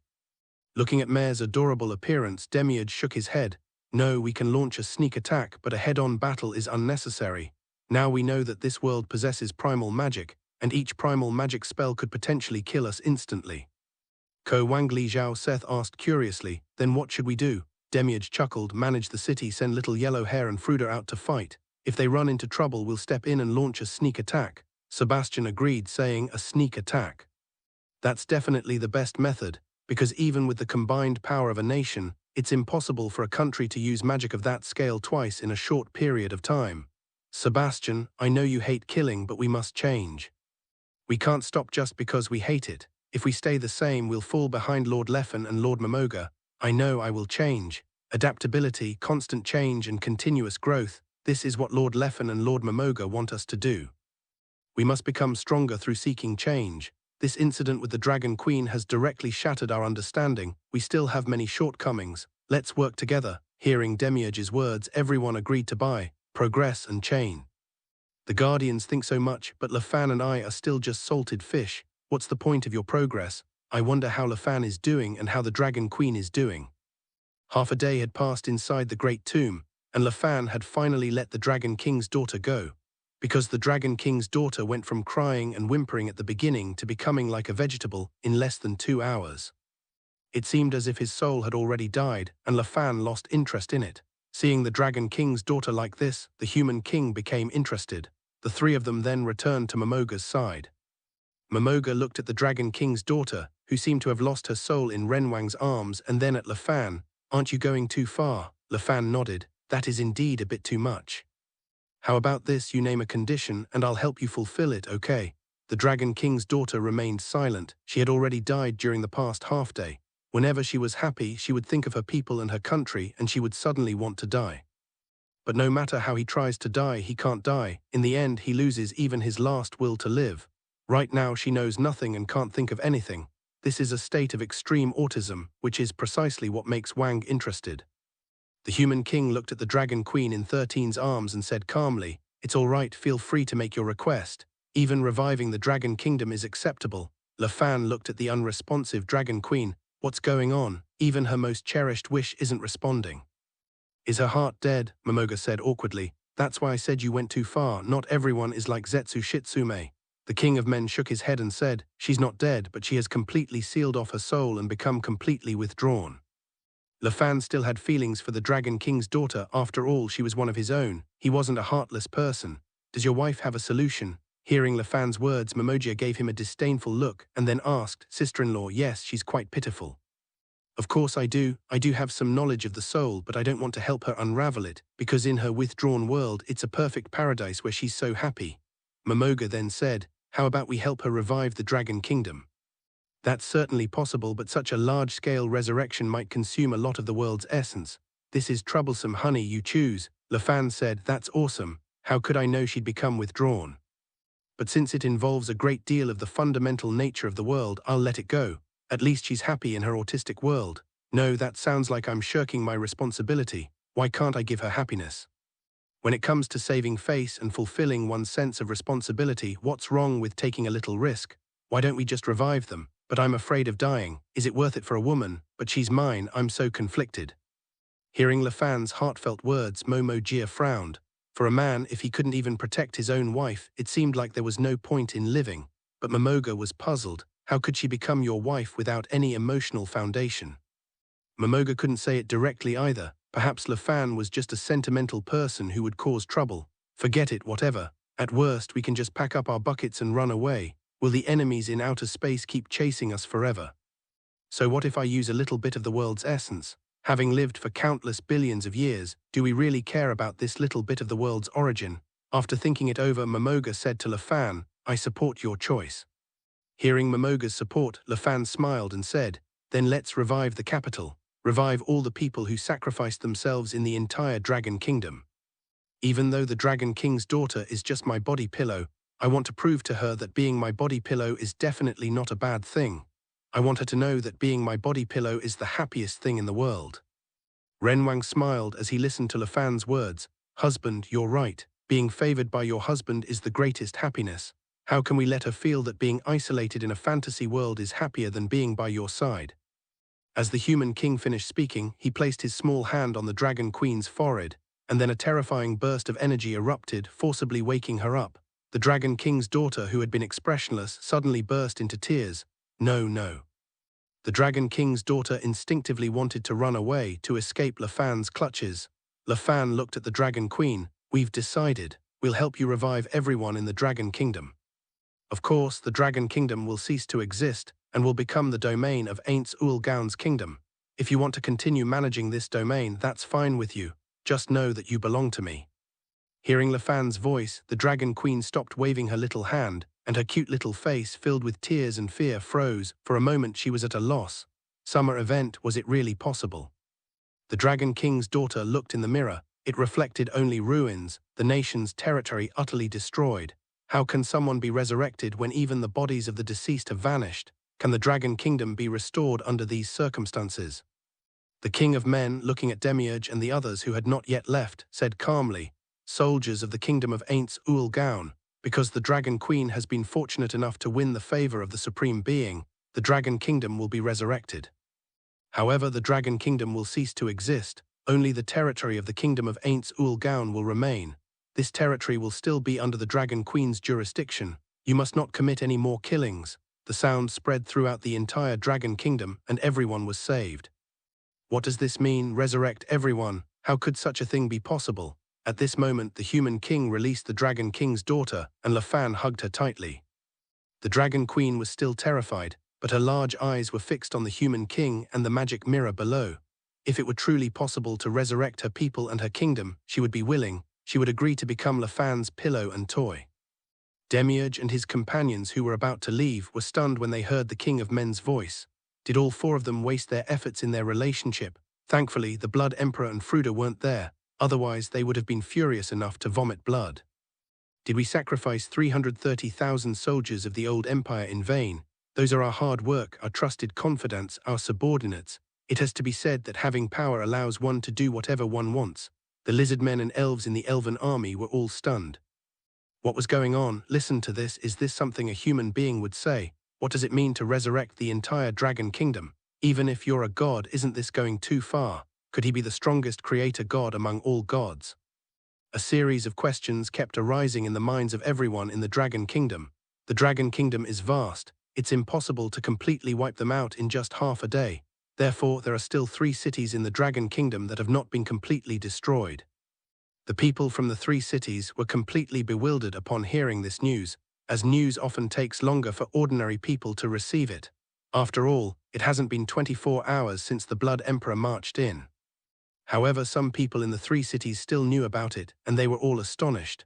What kind of power could have accomplished this? How much sacrifice did the lowly queen make for the dragon kingdom? What kind of being is the supreme being of Ainz Ooal Gown's divine kingdom? Were those 41 supreme beings the creator gods? Similarly, each of them had their own questions in their minds. As the human king's eyes shifted, she activated the power of the eternal serpent ring. The terrifying power of the rules directly enveloped the entire dragon kingdom, even reversing cause and effect and life and death. Everything, people, objects and events, is being horrified and restored. Demiurge and his companions were also suspended in midair, watching the shattered earth beneath their feet slowly repair itself. This speed is extremely fast, basically changing every second, and the entire world's energy was weakened once again under the terrifying influence of the eternal serpent ring. However, this nerf is not significant, only around 2%. As the scene changed second by second, the Dragon King and the King of the Kingdom slowly recovered, and the dead people also came back to life. As time went by, not only the capital city, but even the fortress city of Camillus was recovering, and the residents who had been wiped out by the Blood Emperor were also recovering. What's even more outrageous is that the Blood Emperor's subordinates are also within the recovery range, leaving the 4 horsemen completely dumbfounded. They should remember being instantly killed by the Dragon Queen's terrifying elemental beams just a second ago, right? How are they still alive? The people and soldiers of the Dragon Kingdom also remember their tragic deaths just a second ago. How did they suddenly come back to life? Demiurge stared in disbelief at the divine sight before him. Is this the power of the king? Is this truly a force that should exist in this world? Just how terrifying a power would it take to achieve this? This is a terrifying force that distorts reality, alters time, changes cause and effect, and changes the rules. Demiurge trembled, clutching his shoulders tightly, his mind screaming, is this the true power of the supreme beings? My guess was right. The 41 supreme beings are 41 great creator gods. My creator must be creating some world right now. Oh my God, I'm so terrifying. No, not terrifying. It was created by such a great being. My God, what could be happier than this? The creator God created the world and also created me. Each of us guardians is like a world in itself. The more Demiurge thought about it, the more excited he became. However, the gasps and commotion from the crowd below gradually calmed him down. He was pondering the purpose of the human king's actions this time. That's right, the Dragon King's daughter had pleased Lord Lafan, which meant that was Lord Lafan's intention. There's definitely a meaning behind this. How come I didn't think of that? Because the Dragon Kingdom slapped the face of Ainz Ooal Gown's kingdom. But even if we kill them all, will Ainz Ooal Gown's reputation be restored? They definitely can't come back, so how can we restore the dignity of Ainz Ooal Gown's kingdom? He could simply make the Dragon Kingdom's king his body pillow, destroy the entire country, and then revive and restore it. This miracle was intended to shock the world and prevent people from feeling that Ainz Ooal Gown's kingdom had lost face this time. On the contrary, I think Ainz Ooal Gown's kingdom is the best in the world. In an instant, Demiurge understood, so that's how it is the Supreme Being warning us. Although the Supreme Beings look down on these ants, the reputation of Ainz Ooal Gown's divine kingdom must never be tarnished.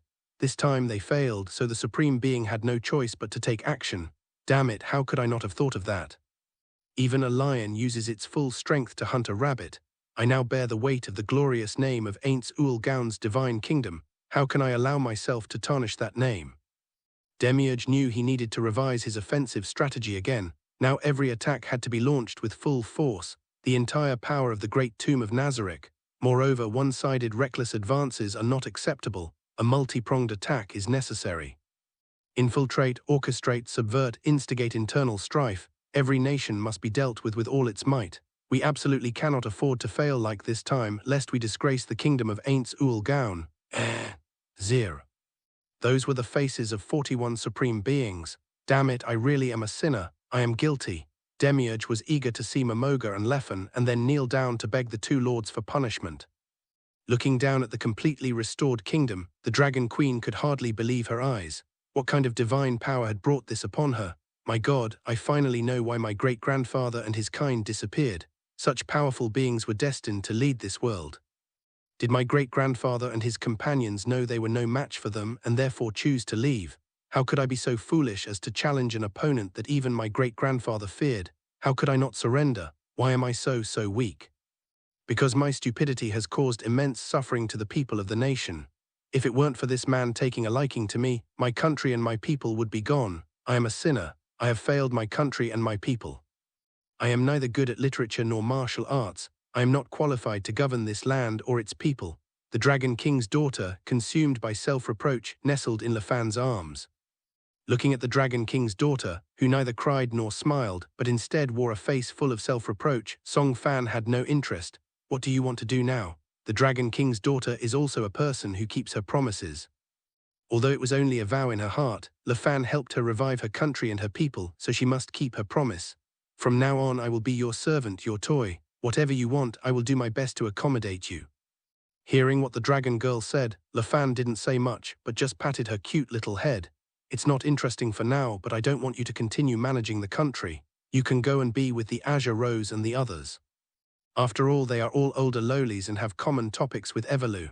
The Dragon King's daughter was filled with questions. What exactly does older dreamy woman mean? Am I big? Considering the endless lifespan of dragons, I'm not even 30 years old yet, which is quite young. Although she was filled with questions, she dared not show them.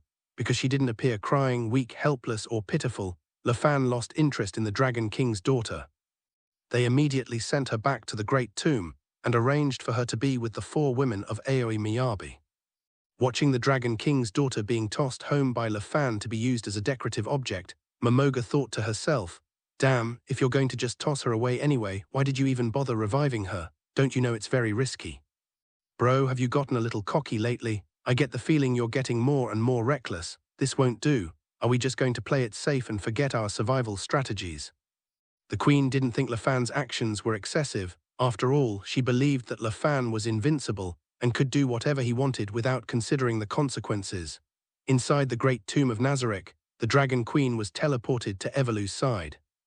Looking at Evolu, who was as short as herself but had incredibly cute blonde hair and red eyes, she said, "Hello, I was sent here by Lady Lefan. Are you all from the Blue Rose?"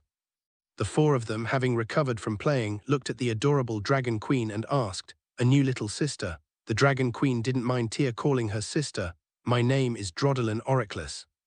I was formerly the Queen of the Dragon Kingdom, and now I'm Lord Lefan's body pillow." Tina, being a straightforward girl, asked directly, "The Queen of the Dragon Kingdom, that legendary old woman who maintains the appearance of a little girl?" The Dragon King's daughter was very unhappy to hear Tina's words. "Who said I'm an old woman? I'm not even 30 yet." Ibia coughed twice. You know that's hurtful." Tia nodded and said, "Yes, you 137 is 252 years old, just like Ryuai." "Lahoz, all right, with a new partner joining us, shouldn't we have a celebration party? Let's go eat something delicious." The five women knew their identities, and since none of them meant any harm, they quickly bonded and became good friends. What are those four doing? Kneeling on the ground like they're begging for punishment. What did they do wrong? Was it some kind of masochistic act? Never mind, Momoga will handle it anyway. Oh, and Ibua is pretty good too. I'll find a chance to scare her to tears. Wait, what am I thinking? I'm not a lolicon, although this loli is a bit old at 252. Ladger seems quite interesting. Have I really gotten so many body pillows without even realizing it? No, I need to change. I'm a normal person. Look at Albedo, Nabi and Mercy. That's what normal people strive for. But these mature women don't seem to be scared enough to make me cry. Wait, why am I thinking about these things? Didn't you get enough fun? Should we find some deathmatch to make up for it? Listening to Lafan's continuous thoughts, Momogia felt really annoyed. Lafan was getting more and more arrogant, but what's wrong with a lazy bum being a little arrogant? Momoga regained her composure and looked at the four people kneeling before her. "What do you want?" Demiurge spoke first, saying, "We have failed this time and disgraced the kingdom of Ainz Ooal Gown. We beg Lord Momoga, Lord Lefan and the human king to punish us." The king looked curiously at the four kneeling figures. "There's no need for that. You can continue your performance. If the plot remains unchanged, this play will lose its meaning, won't it? Holy crap, she's got real skills at showing off, just like me." Hearing Lafan's thoughts, Momogia agreed, saying, "Sister-in-law is sister-in-law, her flaunting skills are unparalleled." Hearing the king's words, the four kneeling men were stunned. Listen to that. Is all of this just an act? Demiurge's imagination ran wild again. "Yes, this is a test for us, but for the three adults, it's just a performance. What we need to do is to bring the performance to its fullest potential and make it even more spectacular. But at the same time, we must not disgrace the kingdom of Ainz Ooal Gown." I didn't even think of that. "So when I get back, I'll need to readjust my plans. No, the three adults know everything we do. If we set a plan in advance, wasn't everything proceeding according to plan right under their noses? Is this kind of performance interesting? No wonder Lord Delefan and Lord Momoga gave me hints beforehand. I should adapt to the situation. I see. Because it's all about improvisation, the plot's direction is entirely unknown. It could change drastically because of a person, a sentence, or even just a gust of wind.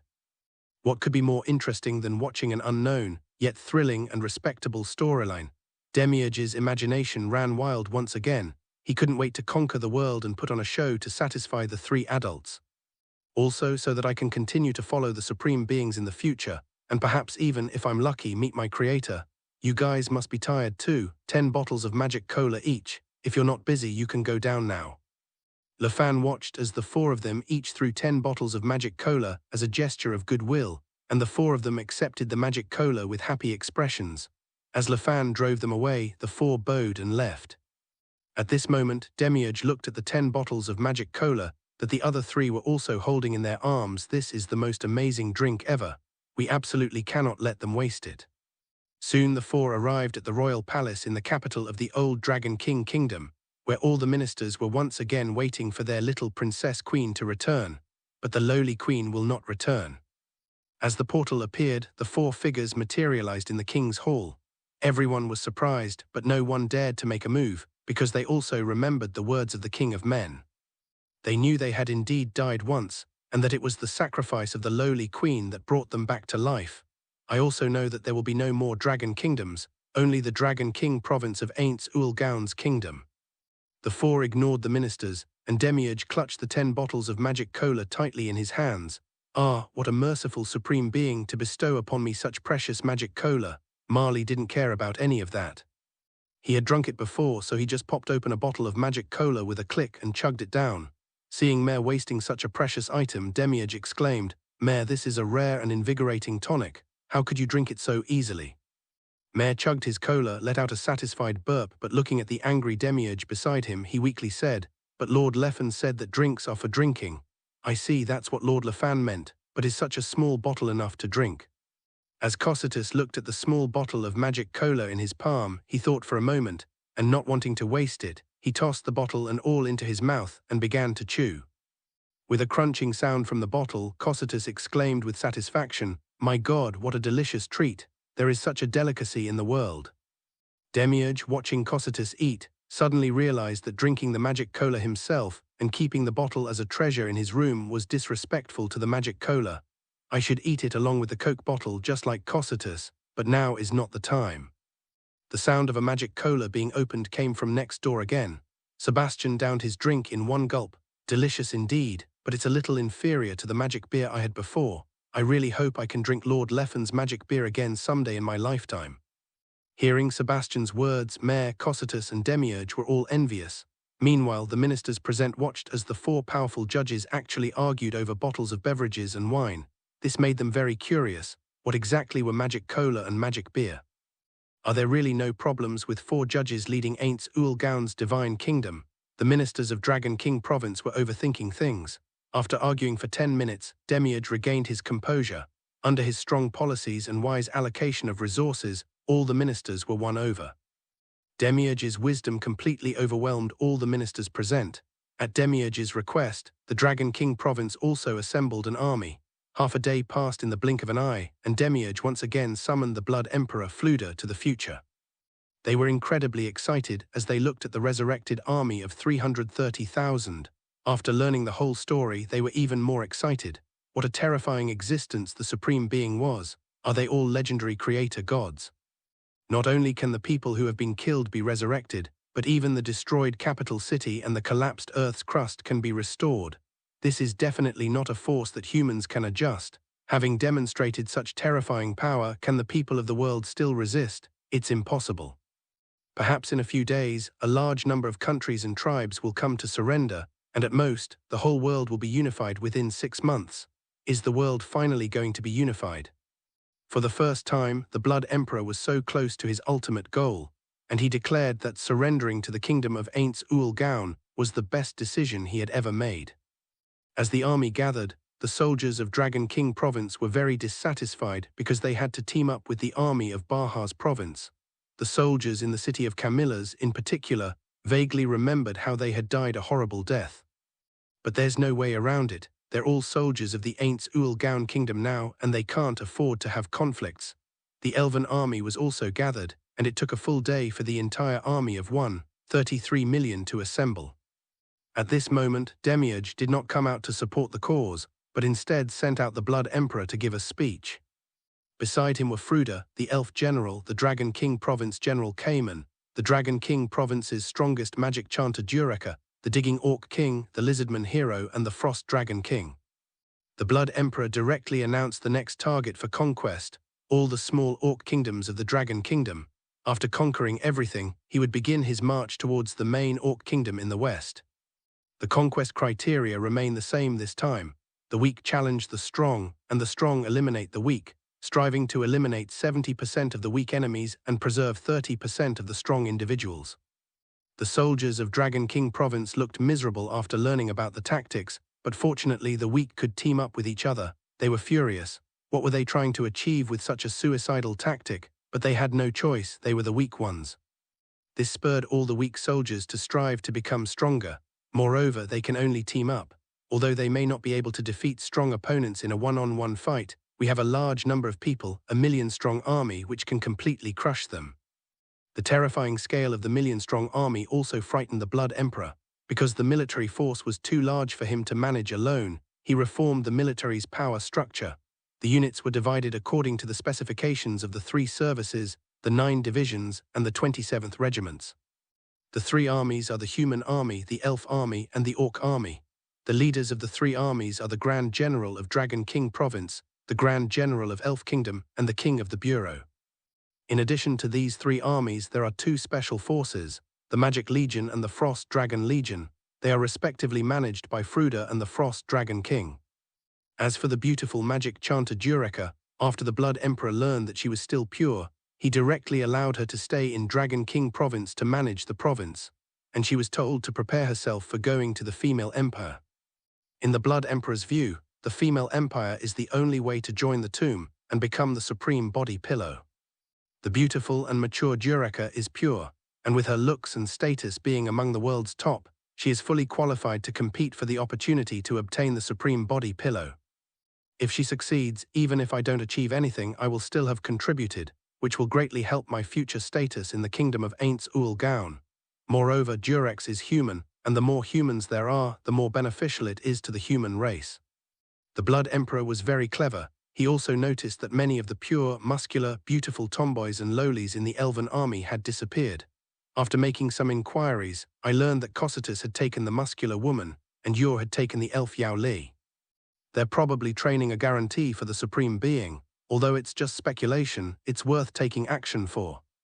It doesn't matter if the guess is wrong, but if the guess is right, then we can avoid the elves becoming the Supreme Ruler's pillow, which would lead to the elves gaining favor and becoming kings and conquerors in Ainz Ooal Gown's kingdom.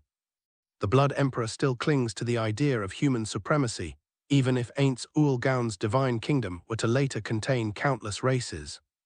Of course, the Blood Emperor wasn't the only clever one. Naturally, some observant people would notice that since the Dragon King's daughter could gain favor, why can't other people do it? Wouldn't it be enough to just raise a girl as perfect as the Dragon King's daughter? What an honor it is to become the supreme body pillow. While these massive armies were advancing recklessly, Demiurge and his companions had already arrived in the Orc Kingdom they were about to attack. They were scouting the strength of the Orc Kingdom and secretly plotting to incite some of its powerful members.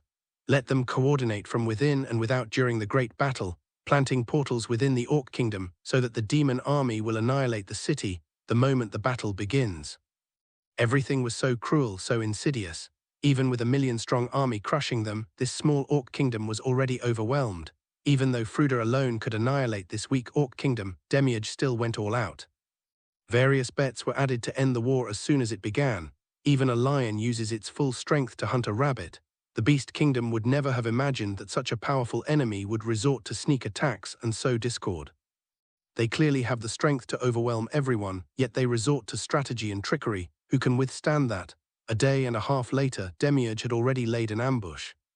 The strongest general of this weak werewolf kingdom agreed to the rebellion and hastily summoned 3,000 of his trusted followers. He vowed to kill the werewolf king of this werewolf kingdom as soon as the army arrived. In the western part of Dragon King Province lies the Werewolf Kingdom, a small country orchestrated by Demiurge and his associates.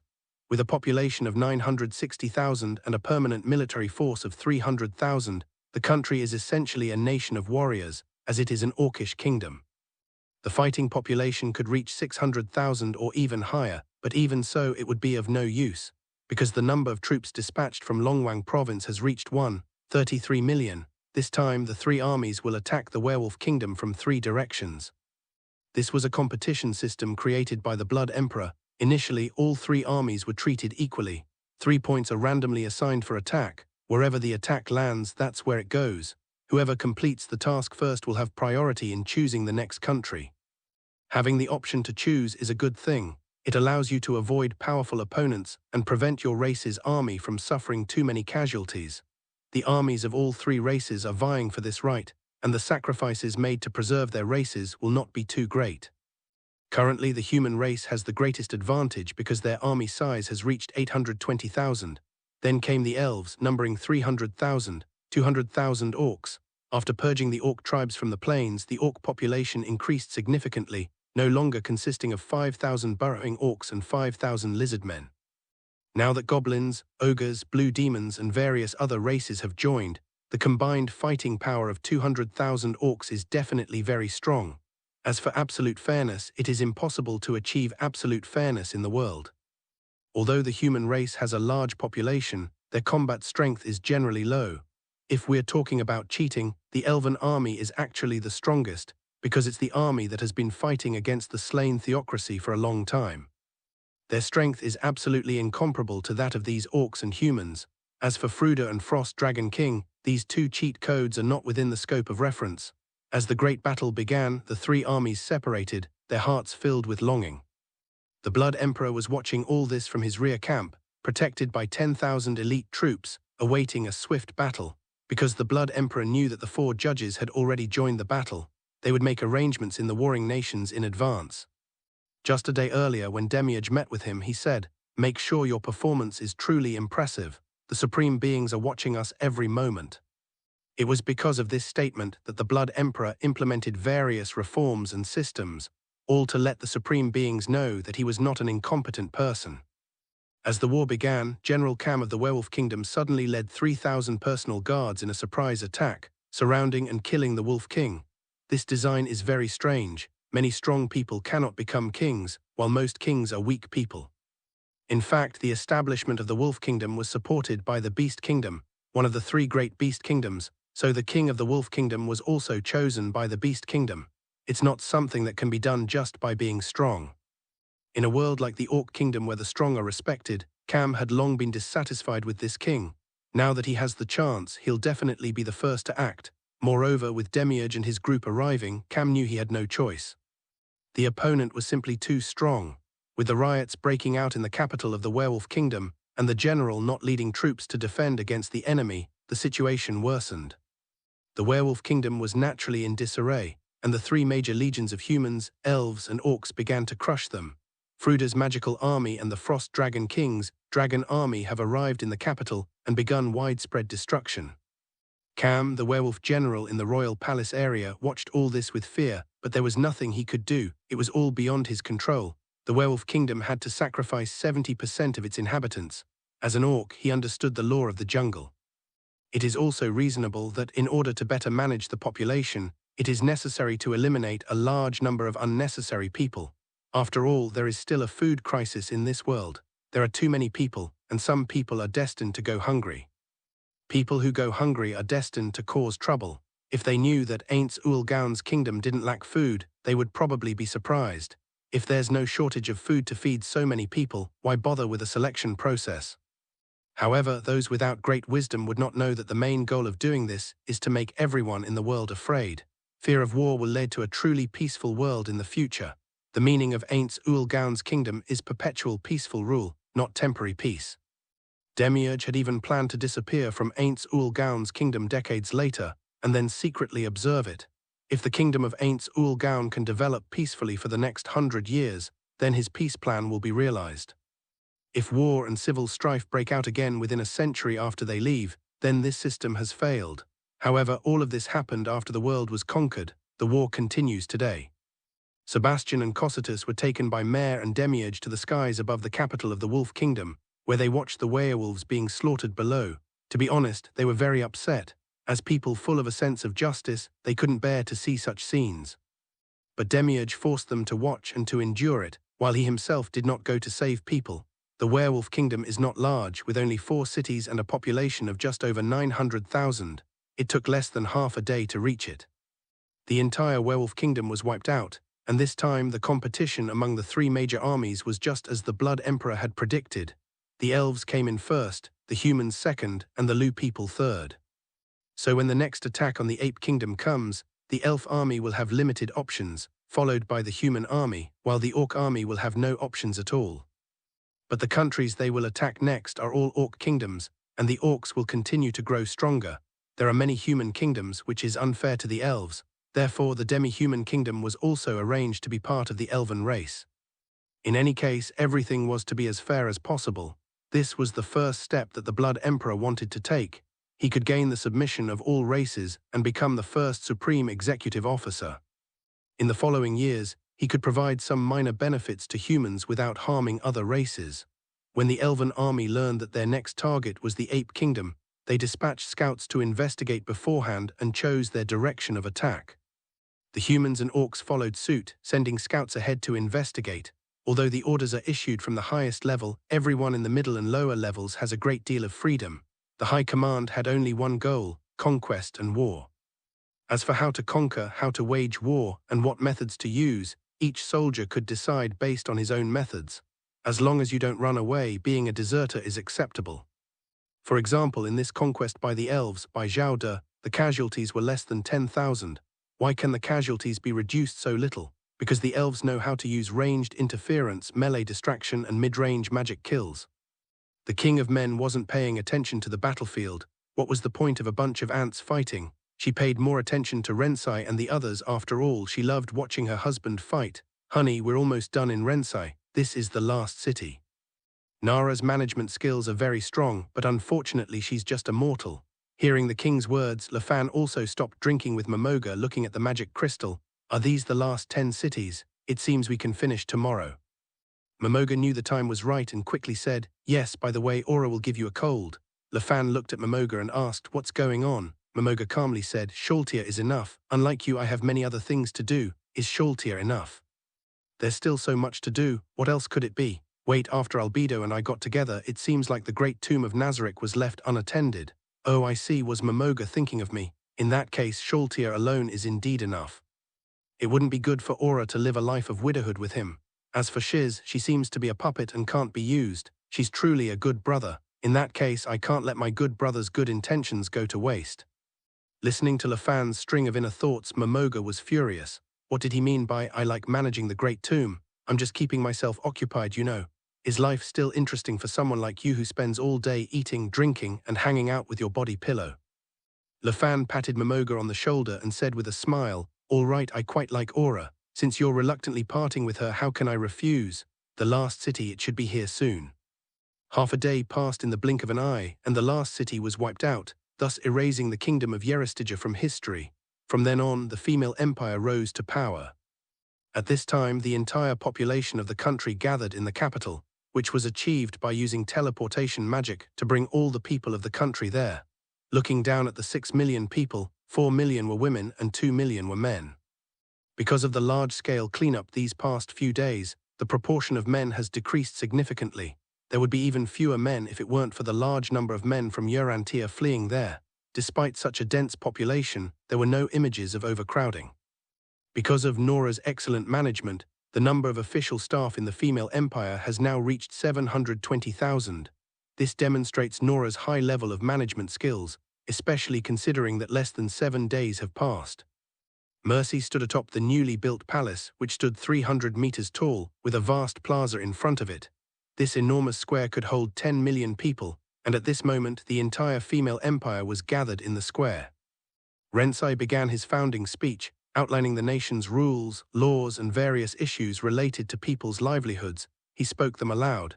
He finished explaining everything in a full 15 minutes, and then it was time for Nara to give a detailed account of the details of her life. For example, the source of food, the source of income from work, and all sorts of small details. The meeting lasted a full 2 hours before it ended, but for the people this was just the beginning.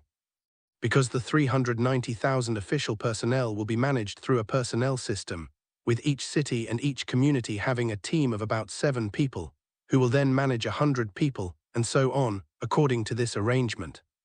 As for the border defense, there's no need to worry, because there are countless angels forming the border walls. Anyone who wants to cross the border will have to endure the bombardment of countless angels. It might even provoke intervention from the higher-ups of the female empire. With everything settled, the female empire was officially established and is now operating perfectly. On this day, the 6 of them also arrived in front of Lafan and Momoga. Momoga, drunk and staggering, reached out and hugged Sholtia. I'm leaving now. Seeing Momoga's state, Lafan immediately understood. At this moment, Aura and Zizi looked heartbroken. Lord Momoga just took Sholtia and left, abandoning us. Lafan smiled and said, Momoga only needs Sholtia, so the 2 of you are mine too. Any objections? Hearing Lafan's words, Yawila and Zizi were stunned for a moment. Neither of them had expected this outcome, but after thinking about it, they did not resist. Serving Lord Momoga and serving Lord Lefan are the same. They are both supreme beings, both their own creators. At this moment, a slightly drunk Lafan looked at Albedo and said, Albedo, cry. Albedo was stunned by her blissful expression. Why does it matter? CFDJ, I can finally be with Lord Lafan. I'm happier and more joyful than ever before. She didn't understand. The king smiled and slapped Albedo on the back, the crisp sound ringing out. Albedo felt endless pain.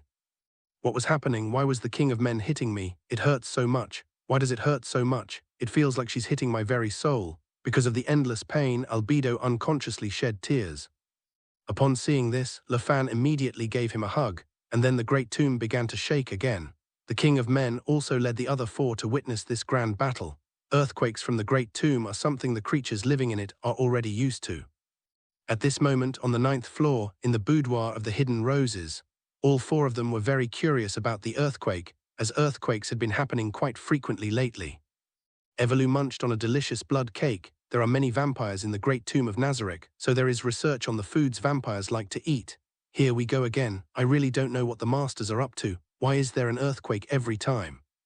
I know the master did the same thing to me last time. Hearing the Dragon King's daughter's explanation, all four people present were astonished. No, even if they're all pure, haven't they at least seen a pig run even if they haven't eaten pork? It's such a simple thing, why would it cause an earthquake throughout the entire burial mound? The Dragon King's daughter felt somewhat embarrassed recalling her previous experience because she had performed terribly. However, given the circumstances at the time, I was only focused on suicide and it would have been impossible for me to show it. But seeing the shocked and incredulous expressions on their faces, she asked curiously, "What's wrong with you?"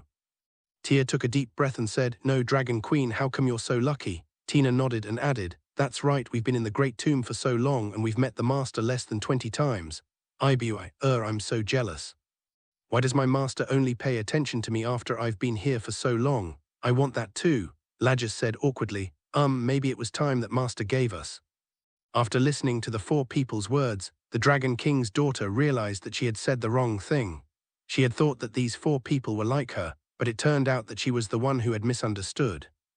But she couldn't say anything. Remaining silent was the best course of action. It has to be said that Albedo is an absolute psychopath. Despite Lafan's relentless bombardment, she endured it with all her might, showing no fear of death. Her idea was that even if it meant death, she had to finish bombarding Lafan with magic. Finally, Lafan felt sorry for her, and after the 37th consecutive bombardment, finally stopped using magic. Having endured such a terrifying bombing, Albedo felt like she was about to die, but she still looked at Lafan with a sickly expression, if she weren't truly in a near-death state. Albedo will definitely launch another sneak attack. For her, this feeling of sparring is the ultimate goal in her life. A day and a half has passed. Fortunately, everyone present was under the protection of the human king. Otherwise, the weak Zizi would probably have been shaken to pieces by the terrifying earthquake. She's just a doll, a machine, not a living being, but she's undeniably cute. Who doesn't love her emotionless lowly? Seeing that Albedo had lost her fighting ability, the king of men slapped Nabe again and Nabe cried on the spot. Lafan was impressed by the king of men's actions, but he didn't dislike sparring with them. On the other side, Moga was already processing the documents for the Great Tomb. Sensing that the earthquake was over, Momoga looked at Sholtia awkwardly beside her and said, "It's finally over." Sholtia smiled and said, "Yes, Lady Momoga, may I work with you on documents like this from now on?" Momoga nodded. "Of course, we've always been together." Momoga was actually afraid that Lafan, that scoundrel, was too reckless and might end up taking away his Sholtia too. "That's not good, so it's best to keep it with you. Besides, Lafan keeps showing off his relationship with Ren Wang, which he finds very annoying. Momoga says she'll do the same thing as showing off her love." However, when the earthquake struck again a second later, they were all stunned. Even Sholtia expressed that she longed for such a life, while Momoga said that the pressure was immense, and in the end, all they could do was extract tens of tons of magical beer to drink. Because he doesn't have magic beer, he can't live like a normal person.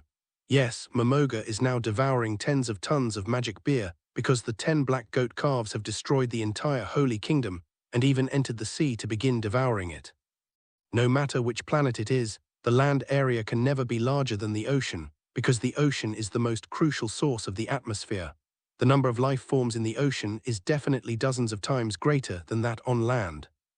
After wiping out the life forms on land, the black goat's calf rushed into the ocean and began to devour and destroy everything in its path within 3 hours.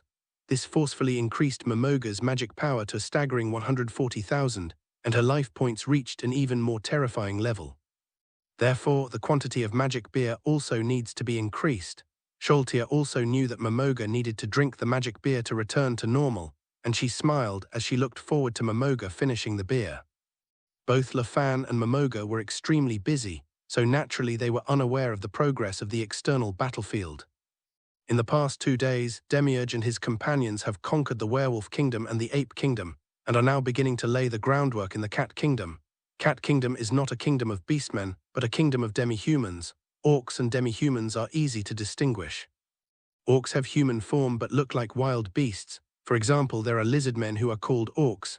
Ajin are humans with some animal symbols added to them. For example, the cat people are cute humans, but they have 10 pairs of cats and cat tails. Then other beings are no different from humans. This is the demi-human race. The world has come to know about the massive conquest by the kingdom of Ainz Ooal Gown. In particular, the 3 major orc kingdoms in the west, except for the crow kingdom, which was subordinate to the bird kingdom, were conquered. The werewolf kingdom, which was subordinate to the beast kingdom, and the ape kingdom, which was subordinate to the spirit beast kingdom. This was unacceptable to the 3 kingdoms, forcing the already at odds to form an alliance. They selected various monsters with powerful innate abilities, intending to use these monsters to fight against the monsters of Ainz Ooal Gown's kingdom. Each superpower has a different effect, and if superpowers are used in combination, they will create powerful skills. For example, someone with fire and ice powers could combine both powers into a whirlwind ability. As the whirlwind continues to spin, flames and ice collide after a few seconds, instantly creating a terrifying explosion. This is practically an otherworldly version of missile bombing, but unfortunately, even if the 3 orc kingdoms cooperate, it's all for naught. Because Demiurge and his men were always giving their all, they not only fought head-on, but also carried out numerous sneak attacks, defections, and all sorts of insidious schemes and tactics. Because innate superpowers are a unique bug in this dimension, all sorts of strange superpowers can appear. For example, in the now extinct 8 Desire Kingdoms, the succession to the throne was not through direct bloodline, but through a special ability. The hero summons a special ability. Whoever possesses this ability can instantly become the king of a nation. 0*1*. After all, the 8 Desire Kings are all gamers, and all of them are Japanese gamers, so they naturally have a special fondness for Japanese light novels, such as the legendary hero summoning. Unfortunately, such a superpower is so rare that it's estimated that only 1 in billions of people could acquire it, and the kingdom of the 8 Greed Kings has already been wiped out. But the descendants of the 8 Desire Kings still exist, having fled the southern continent destroyed by war, which is the largest desert region in the world. They also established their own kingdom in the north, called the Sky Kingdom. The capital city still retains its old name, Ilunitayo, but unfortunately, it lacks the floating city of the Old Kingdom. The Sky Kingdom fully inherited the rules of the 8 Desires Kingdom, where only those with special supernatural talents and who are summoned by heroes can become kings. This time, the world crisis is caused by the king of the Sky Kingdom, Trankelder, who possesses the ability to summon heroes. He knew he had no other choice but to use the summoning. At this moment, in the frozen continent of northern Middle-earth, in the capital city of the Sky Kingdom, Ilunitayo, in the royal palace area, there stands a colossal magic tower 500 meters high, surrounded by tens of thousands of magicians. All the mages are channeling magic into the tower. Standing atop the tower was an old man with a full head of white hair, dressed in luxurious attire. He was none other than the king of this country, Trankeld. In the original work, there is a plot where magic is gathered for one person, the water princess of the slain theocracy. The water priest's lieutenant and a group of magicians send her magic to explore information about Ainz Ooal Gown's kingdom. So this kind of magic transmission and usage exists in this world. The hero summons this power, but the caster will die if they use it. Moreover, this ability cannot be used normally because the magic power it requires is too terrifying. It is a terrifying magic that requires magic power from above to be used. It's not an innate ability that an individual could accomplish, but the fact that it caught the eye of the 8 Desire Kings definitely demonstrates the power of this ability. However, this power can only be used when the world is about to perish. This was the last word left by the 8 Desire Kings. The current strategy of Ainz Ooal Gown's divine kingdom, killing 70% and surviving 30%, is undoubtedly no different from the end of the world. Therefore, the kingdom of heaven had no choice but to use this hero summoning and the magical delivery of tens of thousands of magic chanters. With the special magic crystal stored within the 500-meter-tall tower, Trankeld stood with his feet on the crystal, hands clasped together. He didn't speak but used his last bit of willpower to activate the innate. As the radiance continued to surge, King Trankeld's life was rapidly fading away, for every world was different. A weak world can summon heroes unconditionally, but a powerful world cannot summon heroes unconditionally. It's obvious that the world of Overlord is a very advanced world. After all, the ability to manipulate time at will, resurrect others at will, and change the rules of the world, what a terrifying world that is. To reach such a dimension, one must make the greatest sacrifice. At this moment, the hero's dimension received a summons from the hero. All the gods are waiting. This dimension is so powerful that it has already given rise to such a divine realm. The gods also select heroes to save worlds to earn faith and thus elevate themselves. At this moment, the divine realm convened a meeting, attended by high-ranking gods, mid-ranking gods, and the lower-ranking 960 god. Even the gods of the highest realm, far above the divine realm, were watching this meeting. This disaster was beyond anyone's comprehension. In the past, S-level worlds would have had SS and SSS as the highest levels, but the danger level of this world has jumped directly to X level. Yes, not SSS, but X, the endless end. Such a world is impossible for anyone to accomplish. The most ridiculous thing is that the people who received this mission were a newlywed couple, a low-level god and a human hero.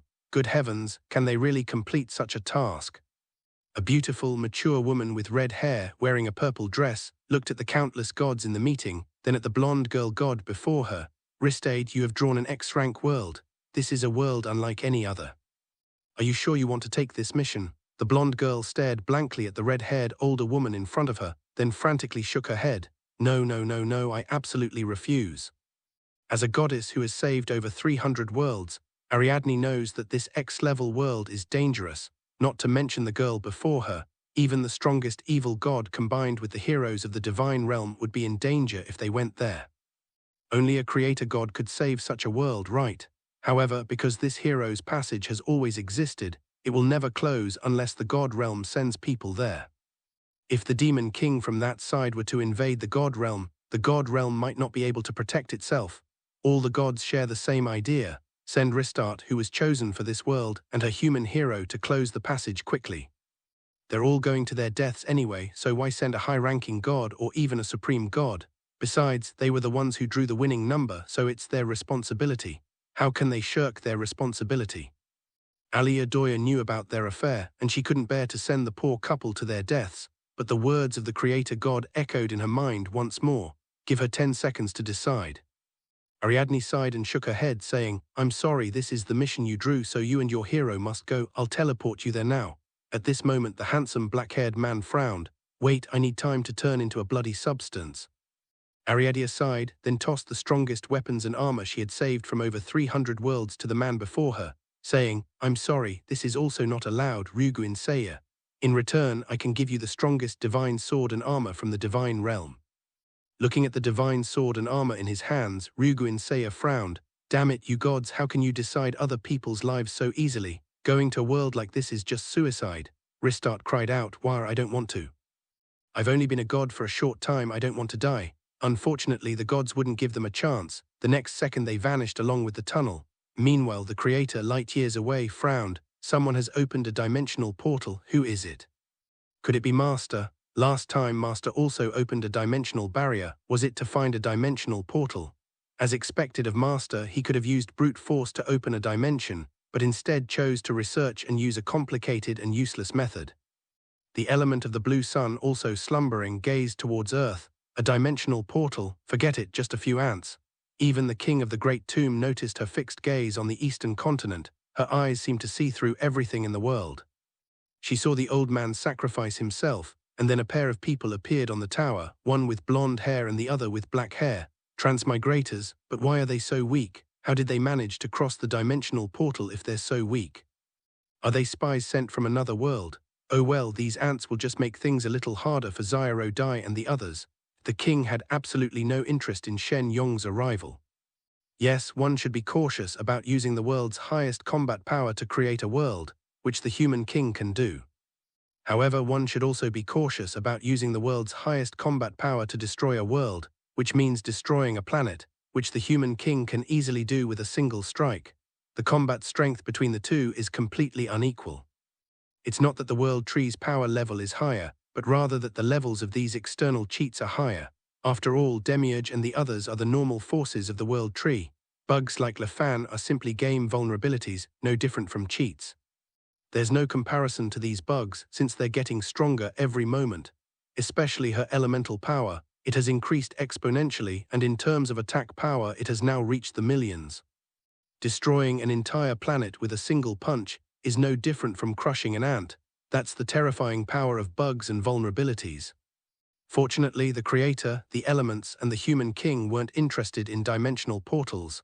Otherwise, they would have immediately attacked the god realm, and who knows what would have happened. At this moment, the gods of the divine realm looked at the vanished passage and were all very happy, because they had never heard of an X-level world before. To reach the SSS-48 world, the strongest divine realm warrior was needed, and the divine realm warrior almost died. This X rank, what's the point? Is there any hero stronger than the heroes of the divine realm? No, only the creator god can go, but even the creator god isn't necessarily safe. So to be on the safe side, we should just disconnect the link and send the newlyweds to their deaths. Unfortunately, they didn't know that once a dimensional portal is opened, the connection will last forever. It's impossible for them to escape now. For example, the slime's dimension is also bound. From now on, the slime dimension and the cautious hero dimension will be swallowed up by this dimension. The reason is simple. This dimension has a turning point, while other dimensions also have it, but not the kind where you can get stronger without limit. Everyone in this dimension is inhuman, they get stronger every second. Who can withstand that?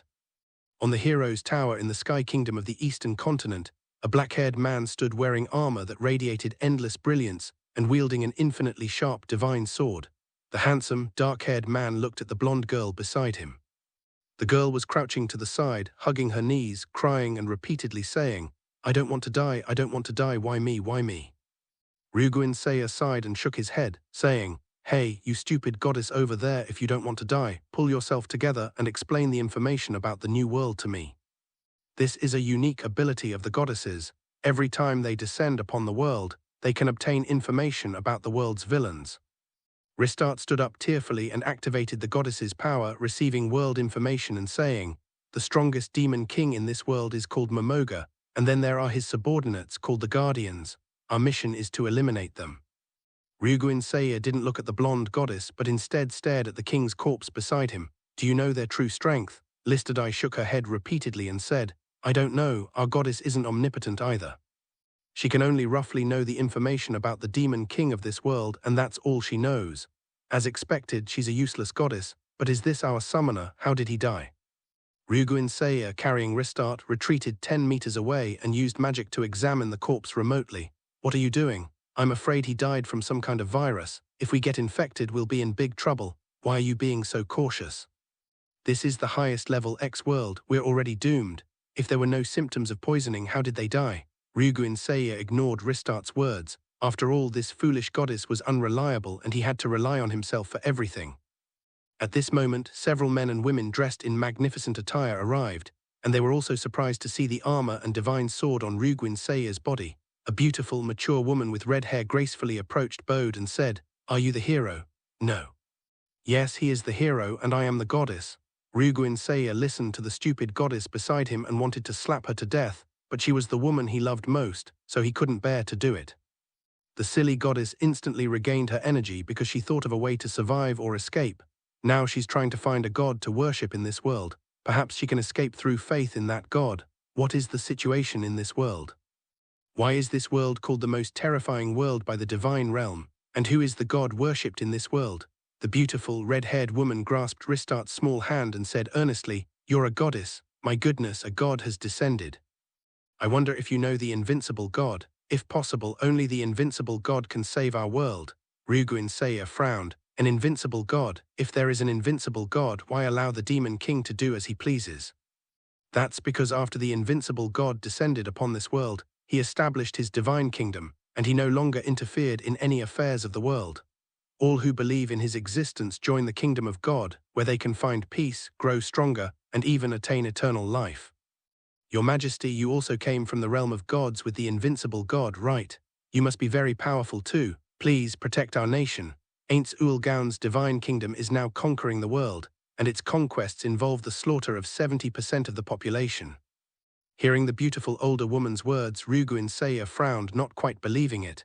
He walked up to the other 3 men, Tell me about the situation here. What's the state of Ainz Ooal Gown? Is there no demon lord?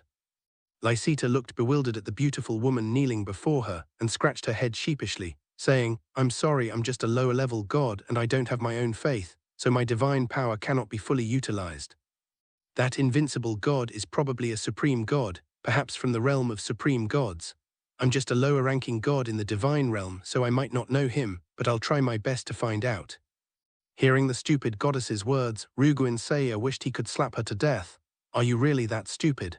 You don't even know if these people are good or bad, and you just gave them your information. Ruguin Saya could only ignore the foolish woman and continued to inquire about the three of them's information in this world. The red-haired woman is the granddaughter of Makatoko, one of the 8 Desire Kings. Although the 8 Desire Kings are all demi-humans, they were all humans before. How could he not collect beautiful human women? So he kept collecting human beauties, and by this generation they were all of human blood. She is Bu Quanlazi, and her surname is the same as that of Bu Quan, the great-grandfather of the 8 Desire King.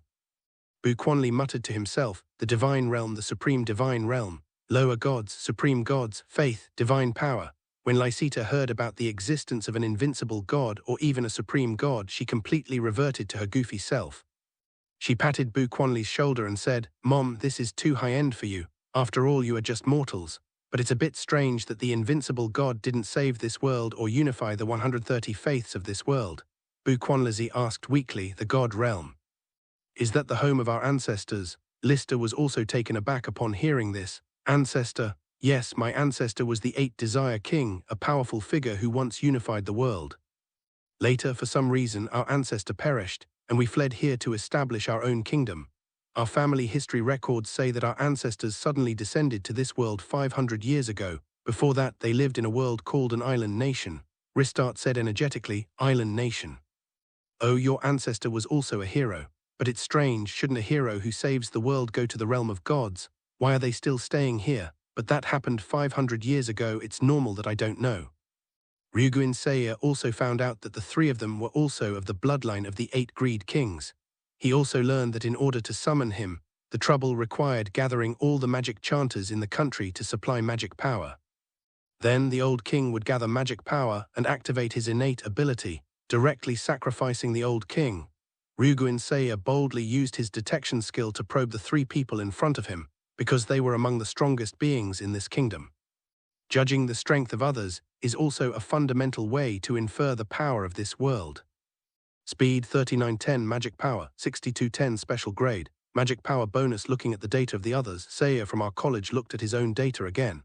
LV 37 HP, 51,886 MP, 8,987 Attack Power, 81,005 Defense, 110,369 Speed, 9874 Magic Power, 4787.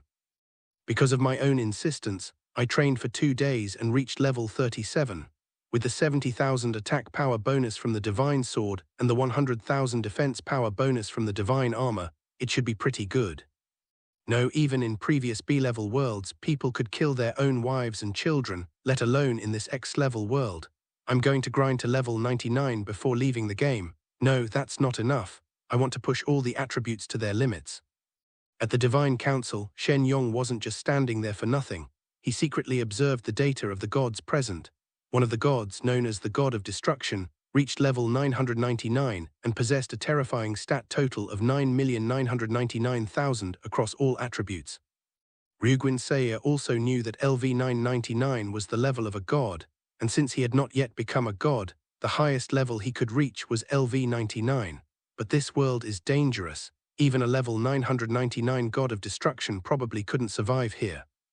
It has to be said that the attribute panel in the game is really exaggerated, with the average value being hundreds of thousands. Then, with a total attribute stat of 200,000, a full-power attack can only destroy a small town. It's truly shameful. The World Tree's stats are still better. Mare's stats are only a few hundred. One Earth Roar can destroy the Earth's crust with a radius of 10 kilometers. If Mercy were to be released, it would mean the destruction of an area spanning hundreds of kilometers. However, while Mercy is powerful, she is still not on par with the God of Destruction, since the God of Destruction's full-force attack can destroy the world. As we all know, the world in light novels is actually a planet. Therefore, the God of Destruction is stronger than the current Momoga, and it's still possible to fight him.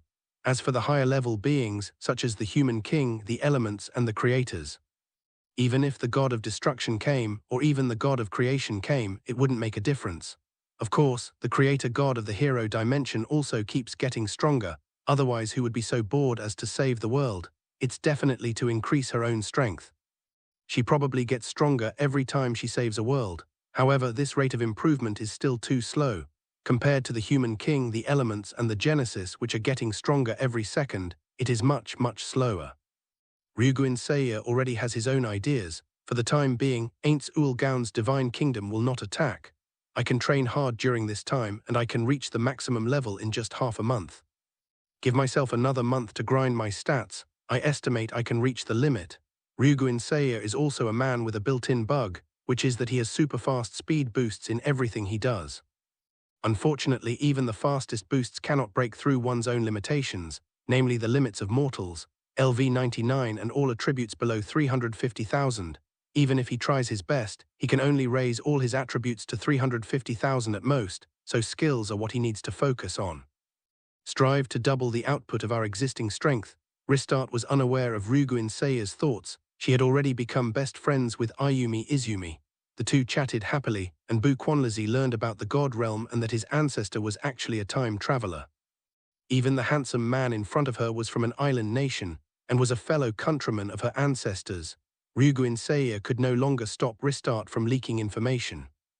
All he could do was prevent these people in front of him, who were the country's high-ranking officials, from knowing the secret of his arrival, and give yourself a few months to cultivate. From Ristat's words, they also learned that the hero had only been in the world for a few days, and had not yet reached his power limit, so they all agreed with Ainz's idea. The man with the bug-like ability, Ainz, directly cultivated inside the Tower of Heroes, because this was the place where the energy was most concentrated in the entire Eastern continent. Although its energy is much weaker than that of the Divine Realm, it's still quite good. Not to mention that with the full support of the Sky Kingdom, the tens of thousands of magic chanters outside have not left. Furthermore, it began the work of transferring magic power, ensuring that the Tower of Heroes always had sufficient magic power.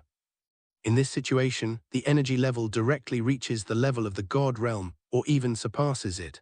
After all, tens of thousands of people are channeling their magic power to one person for cultivation, and the Tower of Heroes itself has the function of gathering energy. While Ainz was diligently training, the goofy goddess Ristat was also beginning to learn about this world. Inside the luxurious palace, a beautiful blonde girl and a gorgeous red-haired older woman were enjoying delicious desserts. The blonde girl suddenly remembered the demon king Momoga, whom she had encountered upon arriving in this world. Do you know the name Momoga? Degrees. After spending half a day together, Buquanli realized that the goddess in front of him was a naive and innocent girl, and could only think to himself, no wonder she is called the healing goddess. She even inwardly complained, why did I summon a novice goddess? If it were the powerful goddess Ariadne who saved 300 worlds, maybe this world could be saved. However, she was relieved to see that the hero was getting stronger every moment. Buquan with a smile said, I know this is the kingdom of Ainz Ooal Gown, one of the 41 supreme beings, a powerful being known as the Death Ruler. Listening to Buquanli's words, Lisita Dai bit her little finger worriedly and said, the ruler of death. Could it be the Grim Reaper? This is troublesome. We don't have the equipment to deal with the Grim Reaper. The Grim Reaper's instant death ability is very difficult to resist. Instant death ability? Yes, this is a power that can instantly kill anything. It is the divine authority of the Grim Reaper. Faced with such a terrifying existence, unless one possesses divine power, even the most powerful being will die before the Grim Reaper. Although Ristat is a trash goddess, she still knows the knowledge that gods should know. When encountering the god of death or evil gods, it is best to give the hero divine power protection. But now that she has come to this world, Ristat has lost contact with the divine realm. Without the boundless divine power of the divine realm, she simply did not have enough divine power to bestow divine power upon the Dragon Palace Saint Academy. Listening to Ristat's words, Buquanli realized a fact. To fight against such a being that can control death, one must have a pool of divine power. The new goddess before us has no church of her own, and without her own faith she has no divine power. By the way, if that's the case, why don't we just worship her all over the country? At that moment Buquanzi grabbed Ristat's small hand excitedly and said, then, if our country establishes a cult of the goddess of healing, and the entire nation worships you. Could that help you obtain divine treasures? Oh dear, I can't accept this. The silly goddess, feeling embarrassed by the huge benefits suddenly offered to her by the other party, scratched the back of her head and said, looking at the silly goddess's expression, Bu Quanli said, "Your expression has already betrayed you, you clearly want it." She's such a hypocrite, a naive and innocent goddess, but that's better, at least she doesn't have so many ulterior motives. We're not worried that she'll gain immense power and dominate us in the future. After thinking it over, Bu Quanli said seriously, "No, in order to save this world we must establish a cult for you. How about the name Healing Goddess Cult? Since that's the case, for the sake of this world I have no choice but to accept it, hee." Seeing Lister's exaggerated facial expressions, Bu Quanli could only awkwardly return a smile. After all, they are different worlds, so the character styles are naturally different. Cautious Hero is a demon king and hero theme, while Overlord is a war theme. Although Cautious Warrior is dark compared to Overlord, he's just a little brother. After all, Overlord's darkness is the worst in light novels, bar none. For example, the two-legged sheep skinned by Demiurge. You think about it, you really think about it. While the Goblin world is dark 363, it's still not as good as Overlord. The main concern is censorship. Otherwise, if we followed the original Overlord story, Overlord would be a 404 error in no time. However, the darker the world, the more it likes naive and innocent girls, so Bu Quanli really likes naive and innocent goddesses like Lister Dai.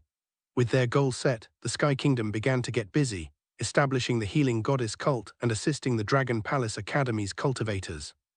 Of course, their busy schedules do not mean they are detached from external information. The next day arrived, and news came that the Dragon Kingdom had been destroyed, but then completely resurrected. This information sent chills down the spines of the 4 disciples of the 8 Desire Kings. Could they really possibly defeat such an opponent? Ristardt also saw this information, and the naive girl was filled with fear. Facing an existence akin to a creator god, did she really have any chance of defeating it? Wait a minute, the opponent is the human king, not the demon king Momoga. The target has never been the opponent. Yes, why should we fight them? Although the human king is also one of the supreme beings, he is a good person. The bad one should be the ruler of death. This is a real problem. There are 42 people among the 41 supreme beings, CFDD. If each of them possesses the strength of a human king, is the game even worth playing? It is estimated that the human king is a powerful figure among the 41 supreme beings, meaning he is the one who controls the 41 supreme beings. That should be correct. Also, what is the relationship between Momoga, the ruler of death, and Leffen, the ruler of blood? After all, the two names are so similar, and the blood ruler is actually the invincible array of the invincible god kingdom. A flood of information rushed into Lysita's mind, making her feel dizzy. She really didn't know how to deal with this problem. If the ruler of death and the ruler of blood are truly brothers, then to eliminate the ruler of death, Momoga, one must offend the invincible god, an invincible being who can grant immortality to everyone and elevate everyone to godhood. Who dares to confront such a being? And what about that human king who is like the creator god? No, even more terrifying than the creator god, an existence capable of distorting space-time rules and cause and effect. What is his attitude? This task is too difficult, really too difficult. Let alone a novice god like myself, even the creator god probably couldn't complete it. This frightened the silly goddess so much that she immediately ran to the hero's tower and told all this information to Ruguin Seiya. She also declared that she would elope with Ruguin Seiya and no longer care about this world. In fact, Ristardt fell in love with Rugu Seiya at first sight, so being able to grow old with him would be a wonderful thing for the silly goddess. Rugu Seiya also wanted to escape, but if the opponent was really that powerful, then they would have been discovered the moment they arrived in this world. There's simply no escape.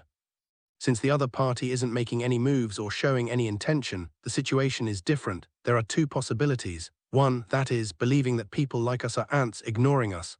Second, they want to manipulate them, make them continue to perform, and then watch the show. Rugu Seiya dared not gamble. If the other party adopted the second attitude, the moment he tried to escape, the other party would seize him. Was he really going to watch the woman he loved die in front of him again? Yes, Rugu Seiya remembers that Ristardt was his wife in his previous life. He couldn't bear to watch her die before his eyes, so he had to work hard, constantly becoming stronger, until he reached his peak, at which point he could choose to flee or fight. Why leave? The food and lodging here are excellent, and there are such great conditions for cultivation. Stop playing any church games and focus on recovering your strength. Ryugu didn't drive Ristat away because he knew that the people of this kingdom wanted to exploit Ristat's naivety to make her establish a cult and seize the faith of other divine kingdoms. This isn't a good thing. It's better to keep this silly goddess by our side. Hearing Ryugu words, Ristat blushed. Then, are we together? Seeing the goddess's exaggerated facial expressions, Ryugu simply pushed her away. Get out of the way, don't disturb my cultivation. How heartless, this goddess is clearly a great beauty. The silly goddess cried and whimpered, but she did not leave the hero's tower. Seeing the hero grow stronger day by day, the people of the Sky Kingdom were very satisfied. Of course, their goal was not to defeat the Supreme Being, but to stop the judges from invading and conquering the country. That's all. The requirements for a hero are very simple. Protect your home and country, and that's it. Unbeknownst to those in this world, because a triangle had formed, the dimensions of Shen Yong, the slime and Overlord suddenly accelerated and drew closer. The more dimensional connections there are, the faster the dimensional fusion will be. If a few more dimensional connections are made, it is estimated that a major dimensional fusion will occur.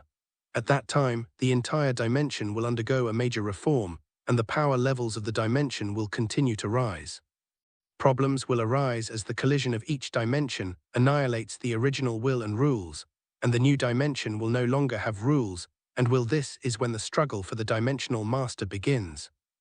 This day would normally take hundreds of years, but the addition of the cautious courage dimension directly accelerated the process, reducing the time to only 20 years. The next dimensional connection fusion will probably only take a few months. It all depends on whether Le Fan can unleash the dimensional slash. If he were to unleash another dimensional slash, he would be in for a lot of trouble. Of course, it's also possible that someone with a special talent could summon someone from another dimension again. 3 days have passed since the conquest of the Cat Kingdom. In these 3 days, the kingdom of Ainz Ooal Gown has successively conquered the neighboring Raven Kingdom, Rabbit Tribe and Blue Fat Tribe. Ainz Ooal Gown's kingdom also had a day of rest, because the upcoming battle would be fought against the 3 powerful Orc kingdoms. This not only requires a long journey but also high-intensity combat, so the soldiers need to be given a good rest. Demiurge and his 3 companions gathered in the highest meeting room. The female empire has been fully established and is operating completely independently, while our Ainz Ooal Gown kingdom is still experiencing some minor operational issues. Demiurge spoke of the shortcomings of himself and others. Cocytus said calmly, "That's inevitable, we have a larger area to manage and a larger population."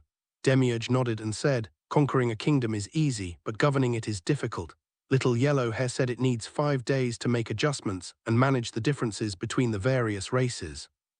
"We can wait 5 days. Sebastian, with a stern face, said, "So for the next 5 days do we need to infiltrate the very front line, the kingdom of beasts beforehand?"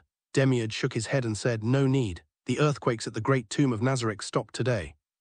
It's been 6 days, a full 6 days since we last saw Lord Momoga and Lord Leffen. We should go back." Upon hearing this, Marley said with a happy expression, "That's great, I can see the 2 lords again." Sebastian asked, "Shall we go back?" "Leave this to that blondie. Well, you all know his abilities these days, he's trustworthy. But there's one thing we still need to be careful about, and that's the information Little Yellow Hair sent last night. The healing goddess cult has been established on the eastern continent. This is very suspicious. Perhaps some players have descended here. It's because of this that we need to go back and report." Demiurge pushed up his glasses and said, "Inside the great tomb, Le Fan was comfortably drinking magical beer in the king's hall. In these 6 days, he has already beaten up Albedo, Nabe, Aura, Nara and Mercy. After playing for 6 days straight, he said that continuing like this wasn't a good idea, so he came to find Momoga for a drink. Momoga confidently hugged Sholtia and said, 'You're really something.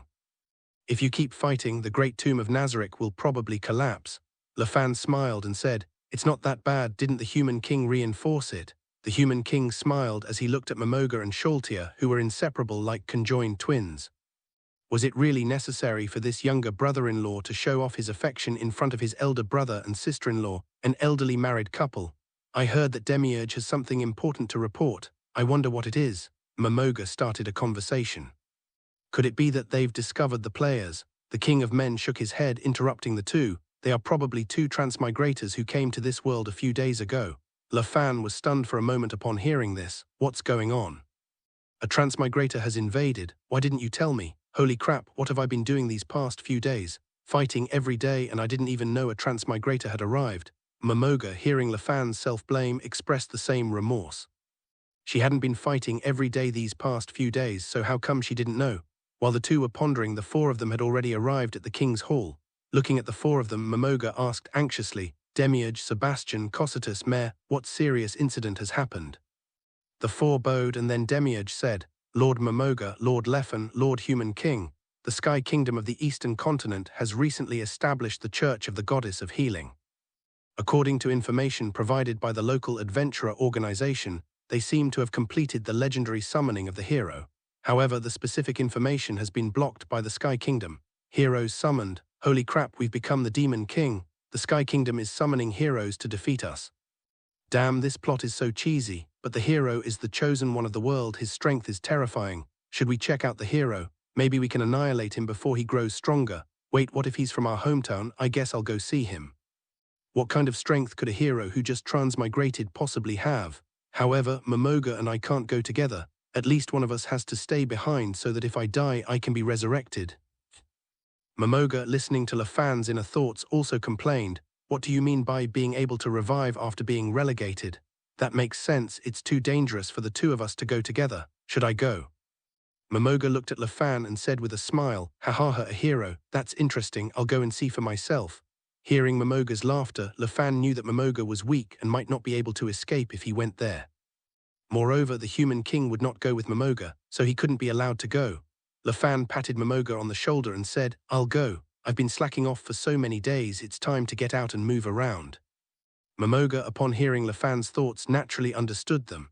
He glanced at the Human King and then said, "Okay, go early and come back early." "Okay, my wife's gone." As Lafan spoke, he hugged the Human King and disappeared through a teleportation portal. Seeing Lefan disappear, Tonglé Wugaus and the others also smiled. This is the power of invincibility, daring to face the unknown head-on because they possess invincible power. What does it matter how unknown it may be? Just push straight through. In the Sky Kingdom, inside the Tower of Heroes, one or two figures suddenly appeared.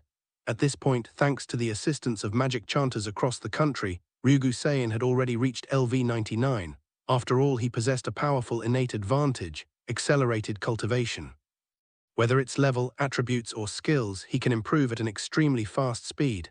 As long as he has enough resources, he can instantly reach the level bottleneck. If it weren't for the fact that LV99 is the bottleneck for ordinary people, reaching LV9999 wouldn't be a problem for him. The limitation to his power is the limitation of his race. Even with his immense power, he had no choice but to stop cultivating upon seeing the two people who had suddenly appeared. He then bowed and asked, "Who are you two esteemed gentlemen?" Restart, who had been spacing out and picking her toes, snapped out of her daze and looked at the two who had suddenly appeared. "Ryugu Saiyan, why are you bowing to strangers? By the way, who are you? Are you here to deliver food, Shishi?" Hearing Lister's silly words, Lafan couldn't help but laugh out loud. "Ha, someone actually thinks I'm delivering food." The Human King smiled slightly and did not make things difficult for the two, because she felt that the two seemed to have rules that were completely different from those of this world. As soon as Lisita finished speaking, she took a closer look at the two of them. She should have kept her eyes peeled, because once she did, she noticed how incredibly handsome Lafan and the Human King were, and their eyes are terrifying. This kind of terror surpasses even that of the god of destruction. Upon realizing how terrifying the two were, Reset broke out in a cold sweat. At that moment, Ruin quickly came to Reset's side, pressed her head down, and bowed to her along with him. As a cautious person as Ryugu Saiyanzai, he knew long ago that he might be visited by a terrifying god, so he always kept his appraisal skill active. In the instant the two arrived at 387, he saw their data. The male character's name and attributes are all question marks. What kind of monster is this? Is it some kind of being that transcends the system? This was already terrifying enough, but when he saw the information about the Human King, he burst into tears. Name, Ren Wang level, none HP, infinite MP, infinite attack power, infinite defense, unlimited. Speed, infinite magic attack, infinite special grade, all-rounder. Is this data from a person? Wrong. Is this the kind of data God should have? The god of destruction wouldn't even be worthy of carrying the shoes of the king of men. Such a terrifying existence directly frightened Ryugu Sainya into bowing and admitting defeat. There's nothing we can do about it. It's an entity with unlimited attributes. Are we supposed to risk our lives to fight it? The other side could probably kill you with just a glance, so there's no shame in admitting defeat at this point. Having learned of the human king's power, Ainz Ooal Gown can roughly guess that the ruler of death, Mamoga, is probably at the level of a god of destruction. There's no way to fight here, and this mysterious man in front of us is impossible to identify. We have no idea what kind of being he is. Seeing the handsome man admitting defeat, LaFan curiously walked over. No need to apologize, I just heard that some transmigrators have arrived, and I've been busy these past few days so I haven't come to take a look. As a fellow transmigrator, don't worry, I won't hurt you. Seeing LaFan's friendly attitude, Lissy, whose head had been pressed down, also raised her head and said with a silly smile, "What, so you're a good person after all, hee." Ryugusein Yai inwardly cried out in alarm, for in his shock he had inadvertently held back his strength, allowing this foolish goddess to escape. Ryugusein could only quickly try to salvage the situation by asking, "Are you two also transmigrators? I am Ryugusein from Japan." "Are you also from Japan?" LaFan shook his head and said, "No, I'm from *. My name is LaFan and this is my wife Ren Wang." The silly girl said again in her usual silly way, "Ah, LaFan. You wouldn't happen to be the blood ruler, the invincible god LaFan, would you? And is this the legendary human king? Are you two husband and wife?"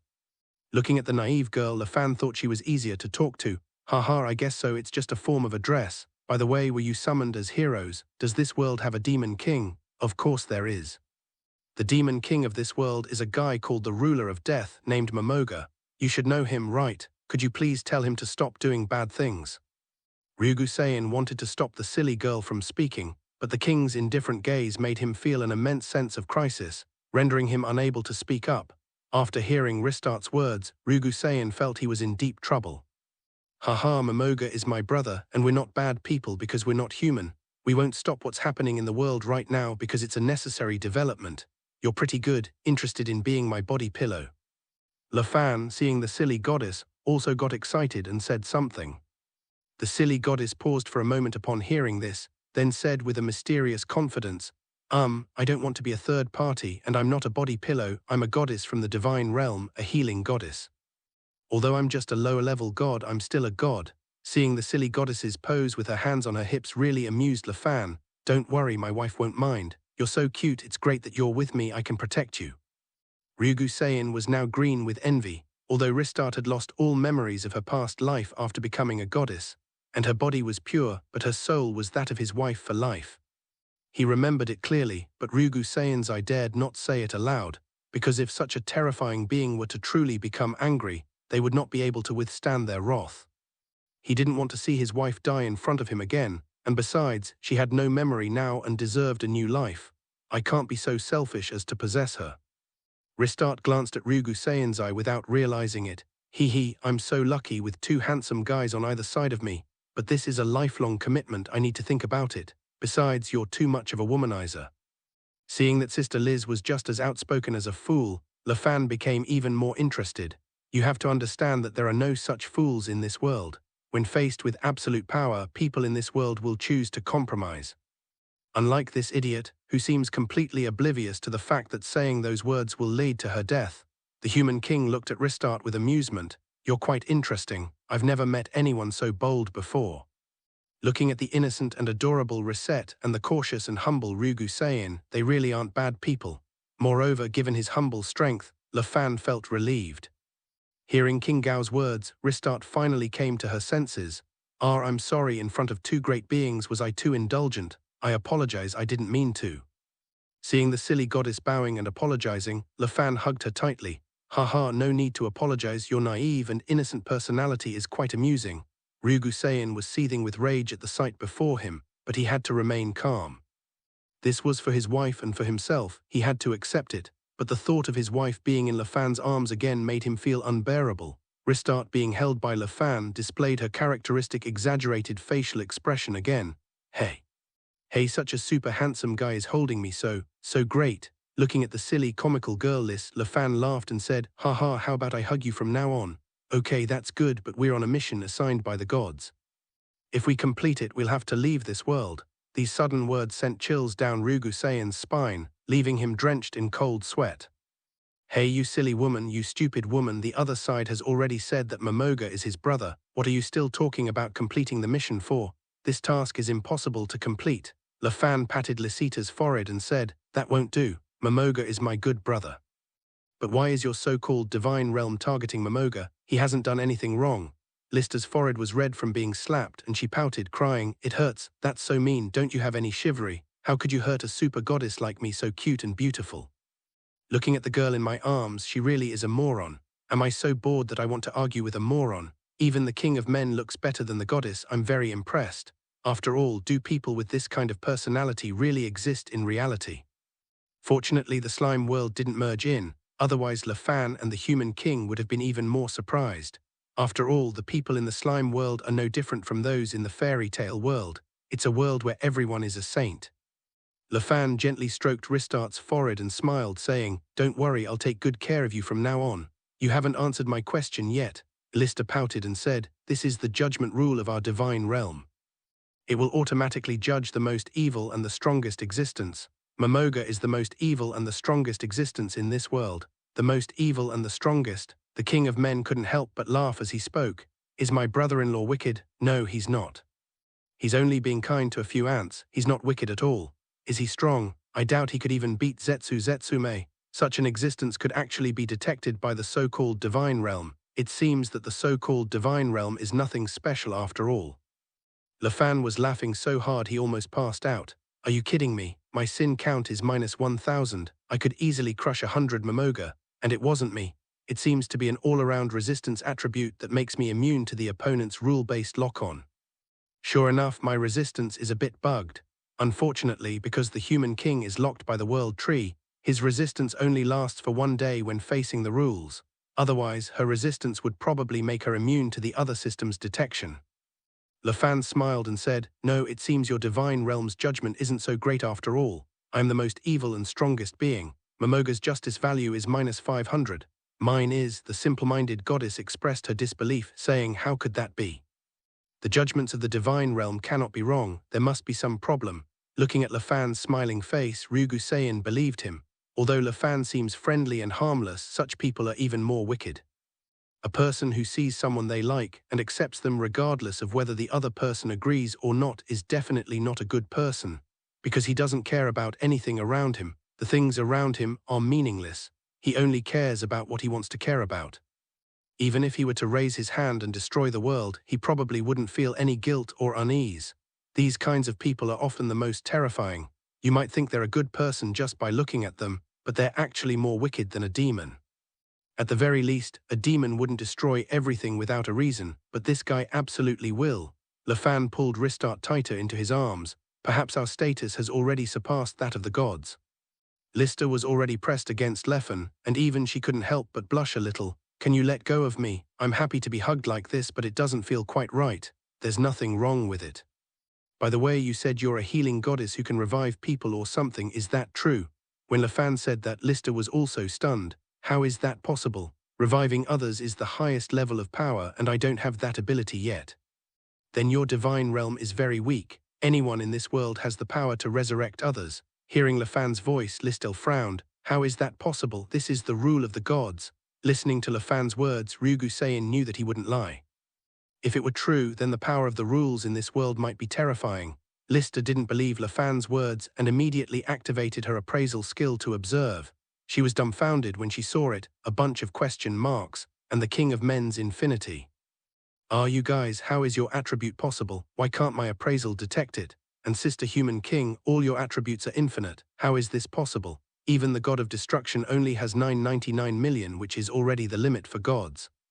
Hearing Lysita's words, the human king shook his head. "Don't compare your inferior divine realm to me. You are not worthy." Hearing the ruthless words of the human king, Lister was stunned for a moment. No, the god realm is not a lower god realm.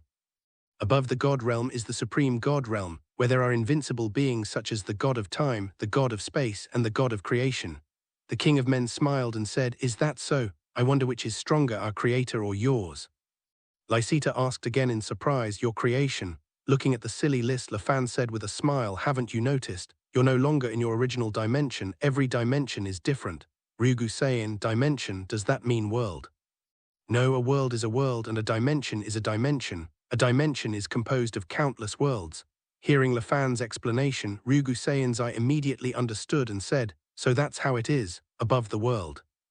Then the god realm and the supreme god realm are just worlds within dimensions." and we've come here into a different dimension." The King of Men said calmly, "Don't worry, the 537th dimension will be merged in the future, because the dimensional portal was opened the moment you came into this world." Hearing the king's words, Lysita Dai exclaimed happily, "Really, we can go back to our original world." Upon hearing this, Lafan recalled the Earth before his soul transmigrated and wondered if he could go back.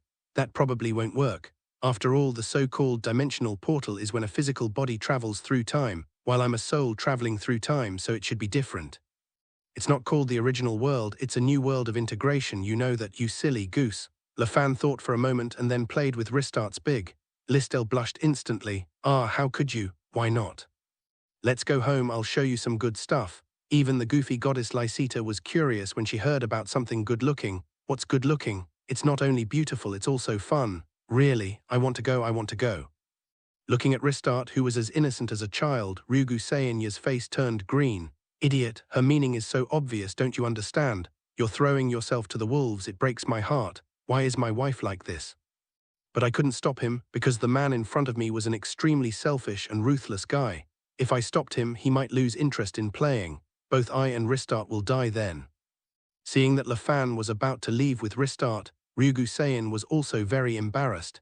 He wanted to go with them because he had sworn to protect Ristart in this lifetime, but he was also afraid that if he went with her, she would get angry. Ristart is now eager to see beautiful things and have fun things to do. As for the mission in this world, she has almost forgotten about it. Lafan and the Human King have already discussed this. The God Realm will be merged soon. Let the higher-ranking gods of the God Realm figure it out then. Anyway, I'm just a low-level god, a novice goddess. How could I possibly complete such an X-level mission? Ryugu Saen finally made his decision, determined that this would be the last time he ever asked a question, and said, "May I come along?" Lafan smiled and said, "Of course, Momoga would be very happy to see a fellow villager." Hearing Lafan's words, Ryugu Saen asked curiously, "Is Momoga also from Japan?" Yes, his real name was Suzuki, but that name is in the past. Now he is called Momoga. As soon as Lafan finished speaking, the entire scene changed. In that instant, they returned to the king's hall, where Momoga was talking with Demiurge and the others, looking at the returning Lefan and the golden goddess in his arms. Standing next to the incredibly handsome male god, he asked curiously, "Are they time travelers?" Hearing Momoga's words, Ryugu Saen also looked at Momoga. Name, Momoga level, 100 HP, 15 billion MP, 160 million attack power, 120,000 defense, 1,040,000 speed, 890,000 magic power, 168 million special grade. Ruler of Death. Looking at Momoga's exaggerated data, Ryugu Saen was stunned. Not to mention Sholtia, whose total stats are close to 800,000, in Momoga's arms. Furthermore, the 4 people below will also have a terrifying average score of around 750,000 across all attributes. They're practically monsters. Even if I reached my limit of 350,000, I probably wouldn't be a match for them. Of course, Ryugu Saen was keeping a low profile. After all, although the attributes of the world he lived in weren't very high, the skill multipliers were terrifying. Even with attributes of 300,000, the instantaneous burst of power can reach 3 million. It's far more powerful than the World Tree's fixed damage skills.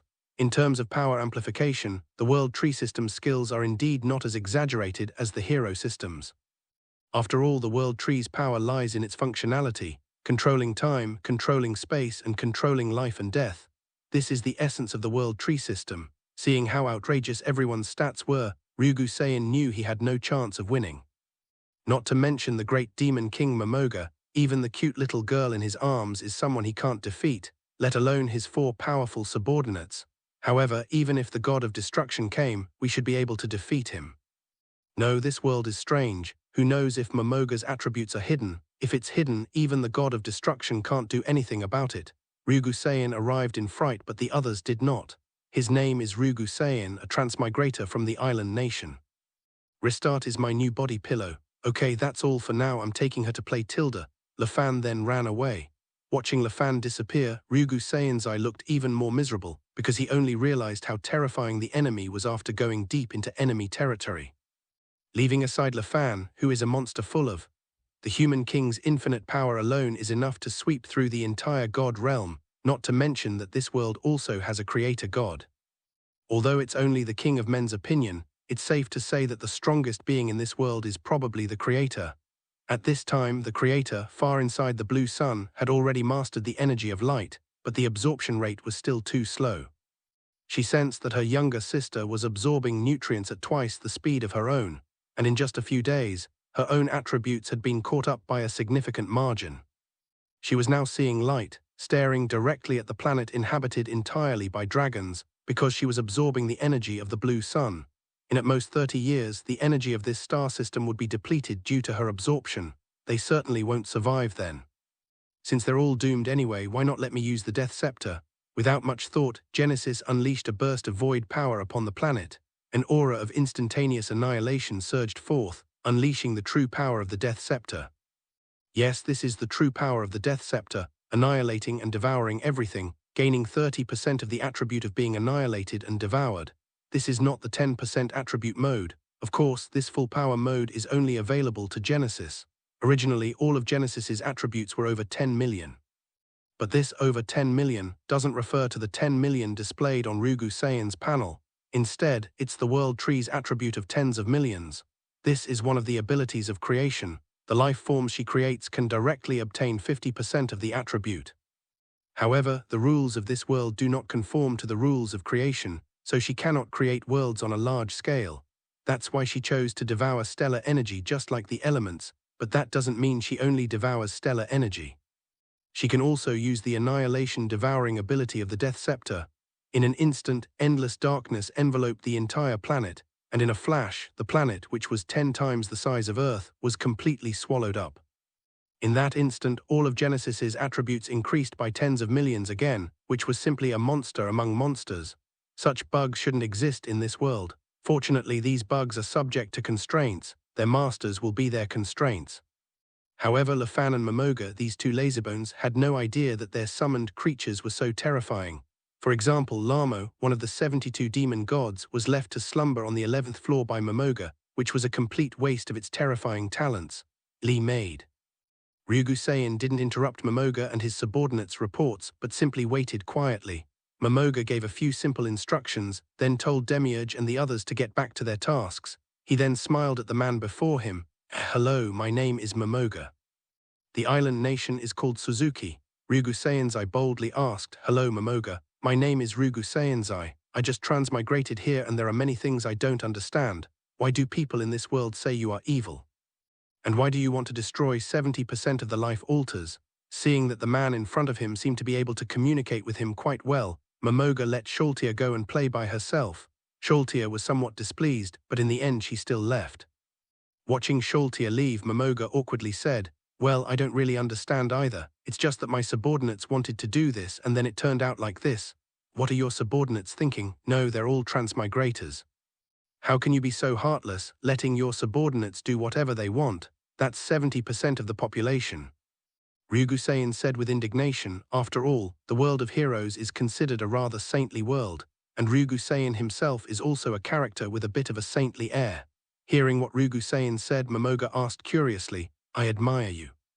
I used to think the same way, but unfortunately this body of mine prevents me from having such thoughts." Momoga looked at his skeletal body. Looking at Momoga's appearance, Rugu Sayan thought, yes, he's no longer human, so why should he still stand from a human perspective? Even from a human perspective, it's not the humans of this world but the humans of our homeland. Did I misunderstand him? I'm sorry, I didn't notice. But such a large-scale extermination of the population is not good. I think everyone has the right to live. Rugu Sayan said it in a more euphemistic way. Momoga doesn't dislike this kind of saintly figure because he sees his former self in her. Honestly, if he didn't have a skeletal body, he would probably be just like 990 and Dragon Head Saint Academy. Since they were both from an island nation, Momoga had a special fondness for him. Momoga said seriously, "Yes, everyone has the right to live, which is why I don't interfere in my subordinates' affairs." Rugu Sayan felt a chill run down his spine as he listened to Momoga's attempt to shift the blame.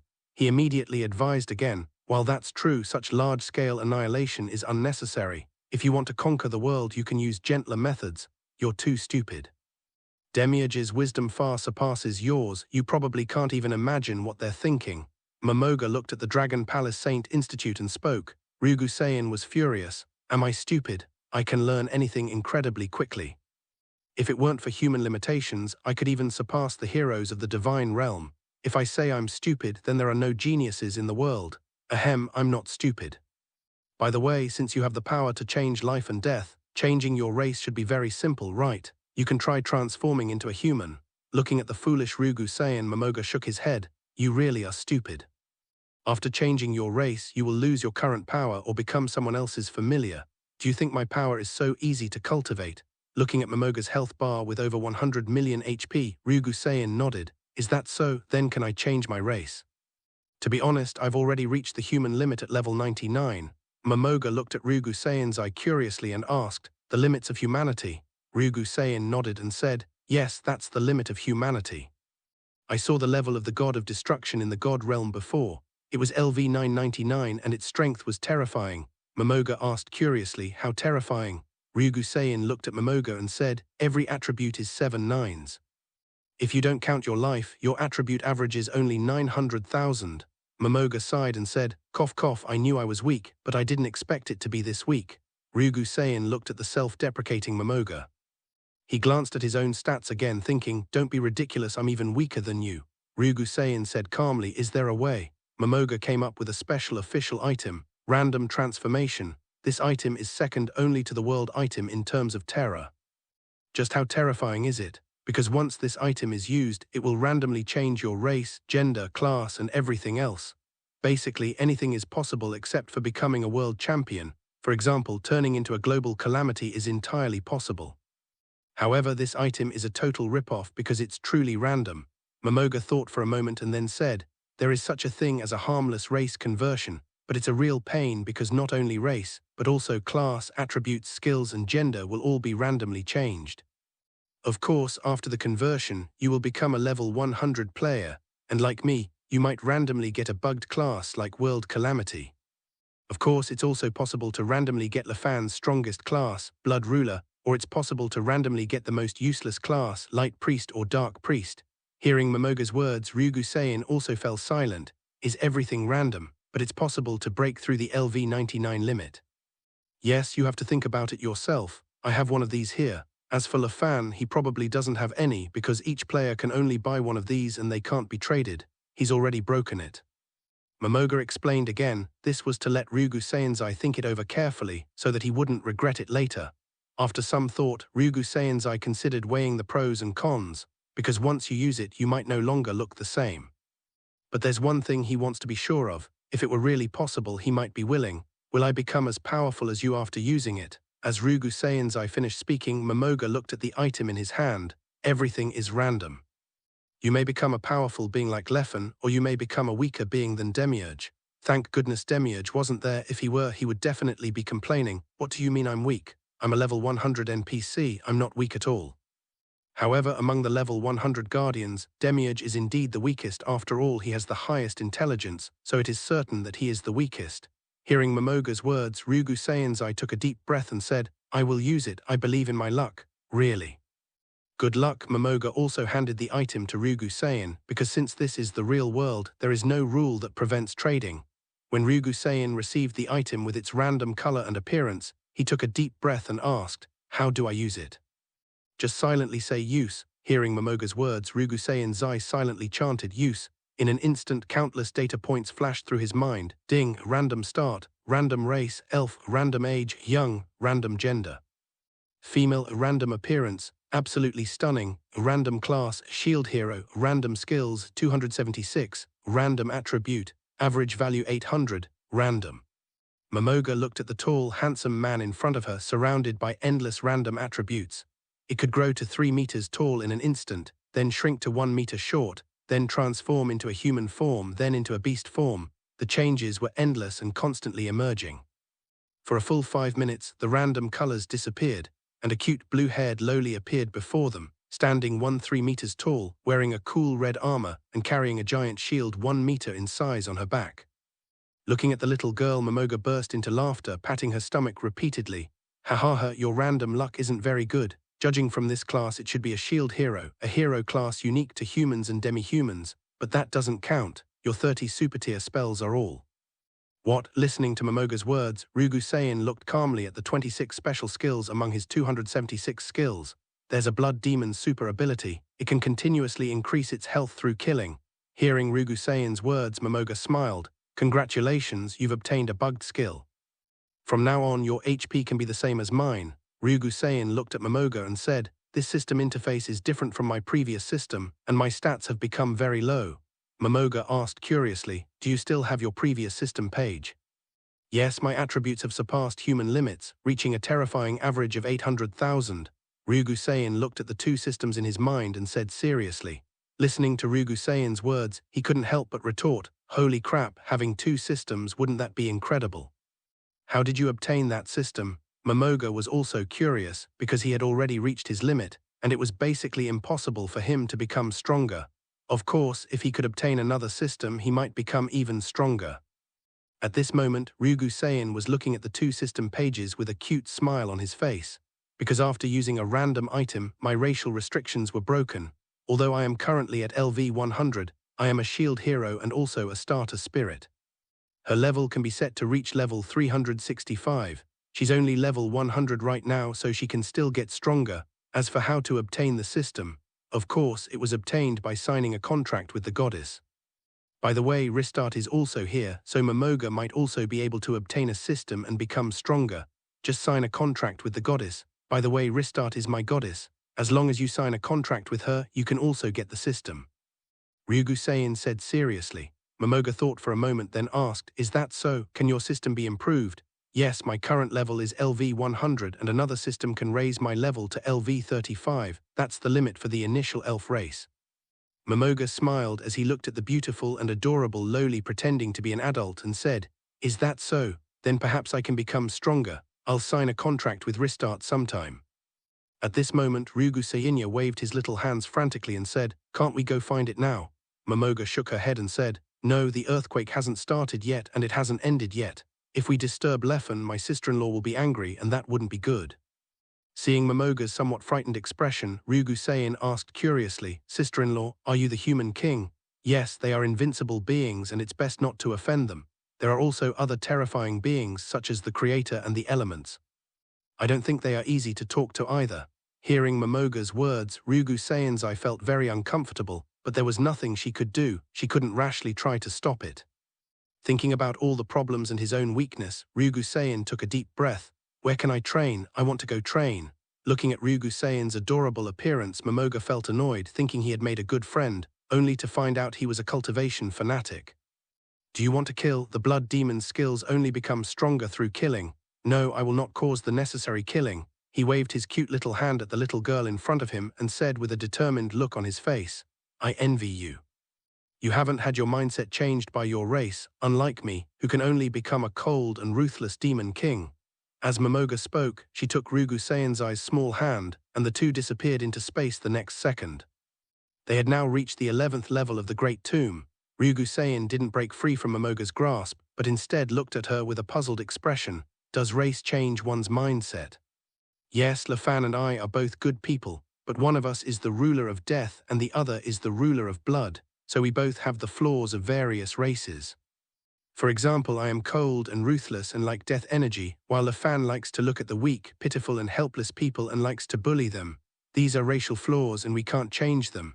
Double, double, double, double, double.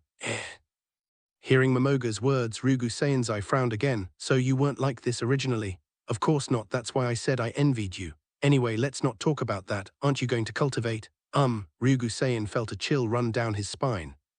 It turned out that both of them had been changed. Judging from how kind they were to him, they seemed like bad guys. Wait, how has Lefan been good to me? They stole her away the moment they met. Well, he probably didn't want to either. I wonder how Ristat is doing now. That stupid woman, she's probably been sold out and is still counting the money for them. The more she thought about it, the more she longed for power, and so she began to cultivate. Momoga didn't leave him. He wanted to see how this fellow villager with dual systems cultivated. Once I obtain a dual system myself, will I be able to use the same training template as him? Just as Longgong Shengyuan was about to cultivate, he suddenly sensed a terrifying aura surging from the ground. At this moment, a huge monster slowly appeared, kneeling on one knee. Master, it's just a millstone, it's all right. This guy Ryugu-sein is my friend. He'll be training here recently. You can continue sleeping. Momoga looked at his summoned beast, one of the 72 demon gods, and said that everything was fine.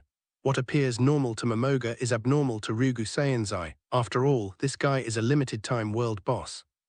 Ryugu Seienzai's stats are just those of an ordinary level 100 player, not even comparable to a support-style Momoga, let alone a top-tier player. The world-limited boss can easily defeat world champions. Unless it's a speed-critical hit build, world champions are no match for it. Therefore, its attributes are terrifying. Looking at the millstone with an average attribute of 3 million, he felt his scalp tingle. What kind of monster is this? How can this monster call Momoga its master? Oh right, Momoga seems to be a magician. Do we need to look at other attributes for magicians? It seems unnecessary, just looking at the magic power should be enough. So Momoga's strength actually far exceeds his imagination. Good heavens, I was thinking that I could easily beat Momoga after reaching max level, but now it seems like that was just wishful thinking. Momoga did not leave, and Lamo fell into a deep sleep once again. Ryugu Seiin, regaining his senses, also removed the huge shield from his back. He also removed his full suit of armor because it was in the way. Looking at the 1-3-meter-tall figure in front of him with its small hands and feet, Momoga sighed. No wonder it's an initial spirit. It's really cute, but unfortunately the initial spirit can only be in the form of a lowly. And that will never change. Of course, the initial elf is also the strongest race among the elves. For most players, converting their Pokémon into an initial Pokémon requires a significant amount of in-game purchases, so normal people can't play this profession. Looking at the blue-haired lowly in front of me wearing thin white pumpkin pants and a pumpkin dress, she started exercising. Momoga was curious again. Were push-ups, sit-ups, jumping and squats really effective, or is it due to their world system? Momoga was extremely curious and just stared blankly at it. Meanwhile, on the other side, LaFan treated Sister Liz to a good meal and drinks, and then took her sightseeing for a while. She's completely captivated by the delicious food and fun activities. Just as she was imagining living happily with LaFan like this forever, the King of Men suddenly slapped her across the face. Instantly, Lysita screamed in pain, tears welling up in her eyes. Then the Great Tomb earthquake began. Ryugu Seienzai, who was cultivating, also stopped. She looked at Momoga with curiosity and said, "The earthquake has started. Yes, I wonder how long Ristark can hold out." No, what exactly does earthquake mean? Looking at the adorable blue-haired Ryugu Seiin, Momoga smiled and said, "Those who know, know." Upon hearing this, the Dragon Palace Saint Inspector's face turned green. The thought of Ristark in someone else's arms filled her with rage. I'm now training even harder, even to the point of exhaustion. Momoga looked at Ryugu Seienzai, who seemed to be acting strangely and couldn't understand it either. At this moment, in the Sky Kingdom, soldiers from all over the country were searching for someone. The mysterious disappearance of Ryugu Seiin and Reset has thrown them into a panic. They finally established the goddess cult and spent so much effort providing resources for the heroes. But only a few days later, the hero and the goddess ran away with their bucket. Who can withstand this? Bu Quanli looked at the other 3 descendants of the 8 Desire Kings and said, "Damn it, why did the hero and goddess disappear so mysteriously? Could they have been assassinated by the Supreme Being? It's unlikely. How could such a powerful being as the Supreme Being resort to sneak attacks? Yeah, could it be that they ran away on their own? That hero, he always has that long face. He doesn't look like a good person at all." Bu Quanli looked at the 3 people exchanging glances and saying in unison, and shook his head, saying, "No, Ristark is a very good person." "How could the goddess chosen by her be a bad person? Why are you so sure? You haven't spent much time with them." "Because I've already signed a contract with Ristark, I've obtained the attribute panel of the Divine Realm." Bu Quan took a deep breath. Although it was not good to publicize the fact that she had printed Lister Dai, she was very angry because the 3 people in front of her kept slandering Lister Dai. God Interface Panel Attributes, what is this? Just like our ancestors said, it's a game panel. Once my level is reached, it can reach the terrifying L99. Bu Quanli spoke earnestly, feeling his own body. Can it be upgraded to LV99? What level are we now? Level 29, which is the 3rd tier domain. LV99, which is the 10th tier divine domain. As long as Lida is with us, there are endless possibilities. Damn it, Bu Quanli, how could you bear to eat all the food yourself? Yes, how could you be so awful? We're a team, how can we feel at ease with you acting like this? There's nothing we can do about it. Because Ristark's faith isn't strong enough, we need to establish the Church of the Goddess of Healing. As the person closest to Ristark besides the hero, is there any problem with her giving me a spot? Bu Quanli said, seeing the 3 of them still looking sour, and smiled again. Don't worry, as long as the faith of the Goddess of Healing grows strong enough, you will also have a chance. The first thing to do right now is to find Ristark. Only with her can we have any possibility. Hearing Bu Quan's words, the 3 of them stopped pursuing the issue. The most important thing right now is to find the goddess. It doesn't matter if we can't find a hero, because as long as the goddess is there and she gives us the system, we all have a chance to become heroes. As expected of a goddess, she can actually create heroes. The Sky Kingdom has begun a desperate search for Ristat, mobilizing the entire nation's resources. Meanwhile, Ristat was already severely injured and unconscious. Half a day had passed since the earthquake. Lafan was also satisfied and went to find Momoga to see how he was doing in Suangangia and the Dragon Palace Holy Academy. After all, as fellow time travelers, we must have a lot in common. Feeling the earthquake disappear, Ryugu felt a chill run down his spine. Was this really a human? Is Ristat all right? Did she die in the battle? Because Ryugu was too worried about Reset, she couldn't train at full strength, and it took her half a day to reach LV-103. As Momoga watched the ever-growing Ryugu he also desperately wanted to obtain Risrudai's system. As the portal appeared, Lafan's figure slowly arrived, but the Human King did not follow. Because the Human King discovered Ristat's divine system, she became interested. While Ristat was unconscious, she wanted to do some serious research, hoping to create her own system. After all, with the power of the Eternal Serpent Ring, the Human King is essentially a powerful computer, and every system is just a program. Although one may possess a computer, developing software requires a vast amount of knowledge, and clearly, Lisette represents an immense amount of knowledge. However, it would be difficult to develop a solution in a short period of time. It would probably take at least a few years. After all, a system carries far too much weight. It's no less than building a world. Holy crap, who is this stunningly beautiful blue-haired loli? Isn't this so cute? Wait, why is she looking at me with such a miserable expression? Did I offend her? Wait, where did Ryugu go? Did Momoga kill him? That can't be. Momoga isn't that kind of person. Could it be? This stunningly beautiful blue-haired loli in front of me is actually Ryugu. Holy crap, my brother actually gave me oral S**X. Listening to Lafan's string of complaints, Momoga looked at Lafan unhappily. Don't look at me with those strange eyes. Ryugu asked for it himself. She wanted to break through her race, so I gave her my treasured random change. He was unlucky and turned into a primitive elf, and his class is also the shield hero. The blue-haired loli stopped cultivating. She looked at Lafan with dissatisfaction, and the thought of her beloved Ristat made her even more upset. Ryugu was unaware that, having been transformed into a level 25 primordial spirit, she also had flaws, such as directly expressing her feelings and expressions. Unable to hide it any longer, and seeing Ryugu unhappy expression, Lafan awkwardly said, all right, it's just turning into a primitive elf, no need to be so upset, life goes on. Ryugu shook his head and said, I'm not unhappy. Lafan waved his hand, looking at Ryugu face. Isn't this contradictory behavior just too adorable? Momoga agreed with Lafan's thoughts. After observing for half a day, Momoga was not just watching Ryugu's boring training. Instead, he watched her expressions and the constant changes in her face, finding it very interesting. And he didn't tell her about the elemental spirit's weakness, just watching her think he had hidden it well, but she didn't know that her feelings had already been seen through by someone else. If she knew, I wonder what she would think. By the way, how's Ristat doing? I heard she can help people activate systems. I'd like to sign a contract with her to activate another system. Momoga stopped looking at the cute blue-haired girl and turned to Lafan. A new system? Holy crap, that naive, clueless goddess can actually help other people activate systems. Sounds interesting, should I activate one? But is it really necessary? That system is so weak, it doesn't seem to do much good even if you turn it on. Alright, let Momoga test the waters. Wait, does Ryugu already possess two systems? Lafan snapped out of his daze and quickly asked, Dragon Palace Holy Academy, you have two systems. Yes, one is the World Tree system and the other is the God Realm system. I've already reached the limit of the World Tree system, but because my race is no longer human, the upper limit of my God Realm system has been increased, so I can continue to cultivate and become stronger. Ryugu shook his blue hair and waved his two cute little hands, each hand displaying two different powers. One is the power of the God Realm system, and the other is the power of the World Tree system. To witness the emergence of two completely different systems of power within a single individual, life is truly powerful. It seems to possess limitless possibilities. I wonder what the maximum number of systems a life form can withstand. If we're talking about a dimension, a system.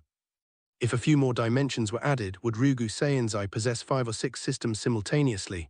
Bold ideas kept popping into Lafan's mind. Momoga, upon hearing Lafan's thoughts, immediately became interested as well. Holy crap, how come I didn't think of that?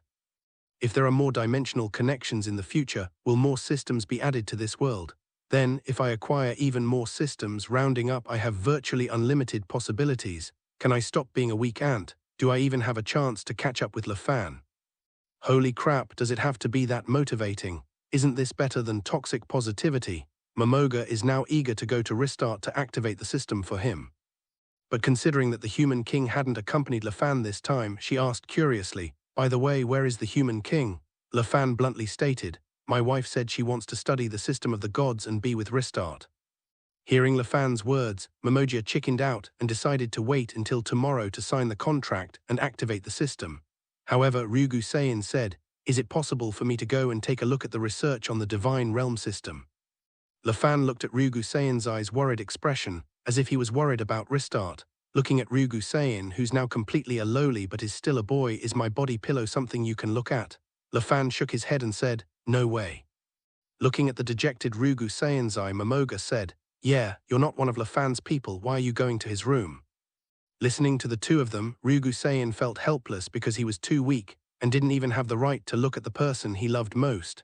She was worried about Restart, that 200-person battle was a terrifying earthquake, and she feared Restart might have been seriously injured. Ryugu Saiyan was unaware of everything she was going through. Her worries, fears, and anxieties were all on display. I wonder if LaFan and Momoja found her amusing.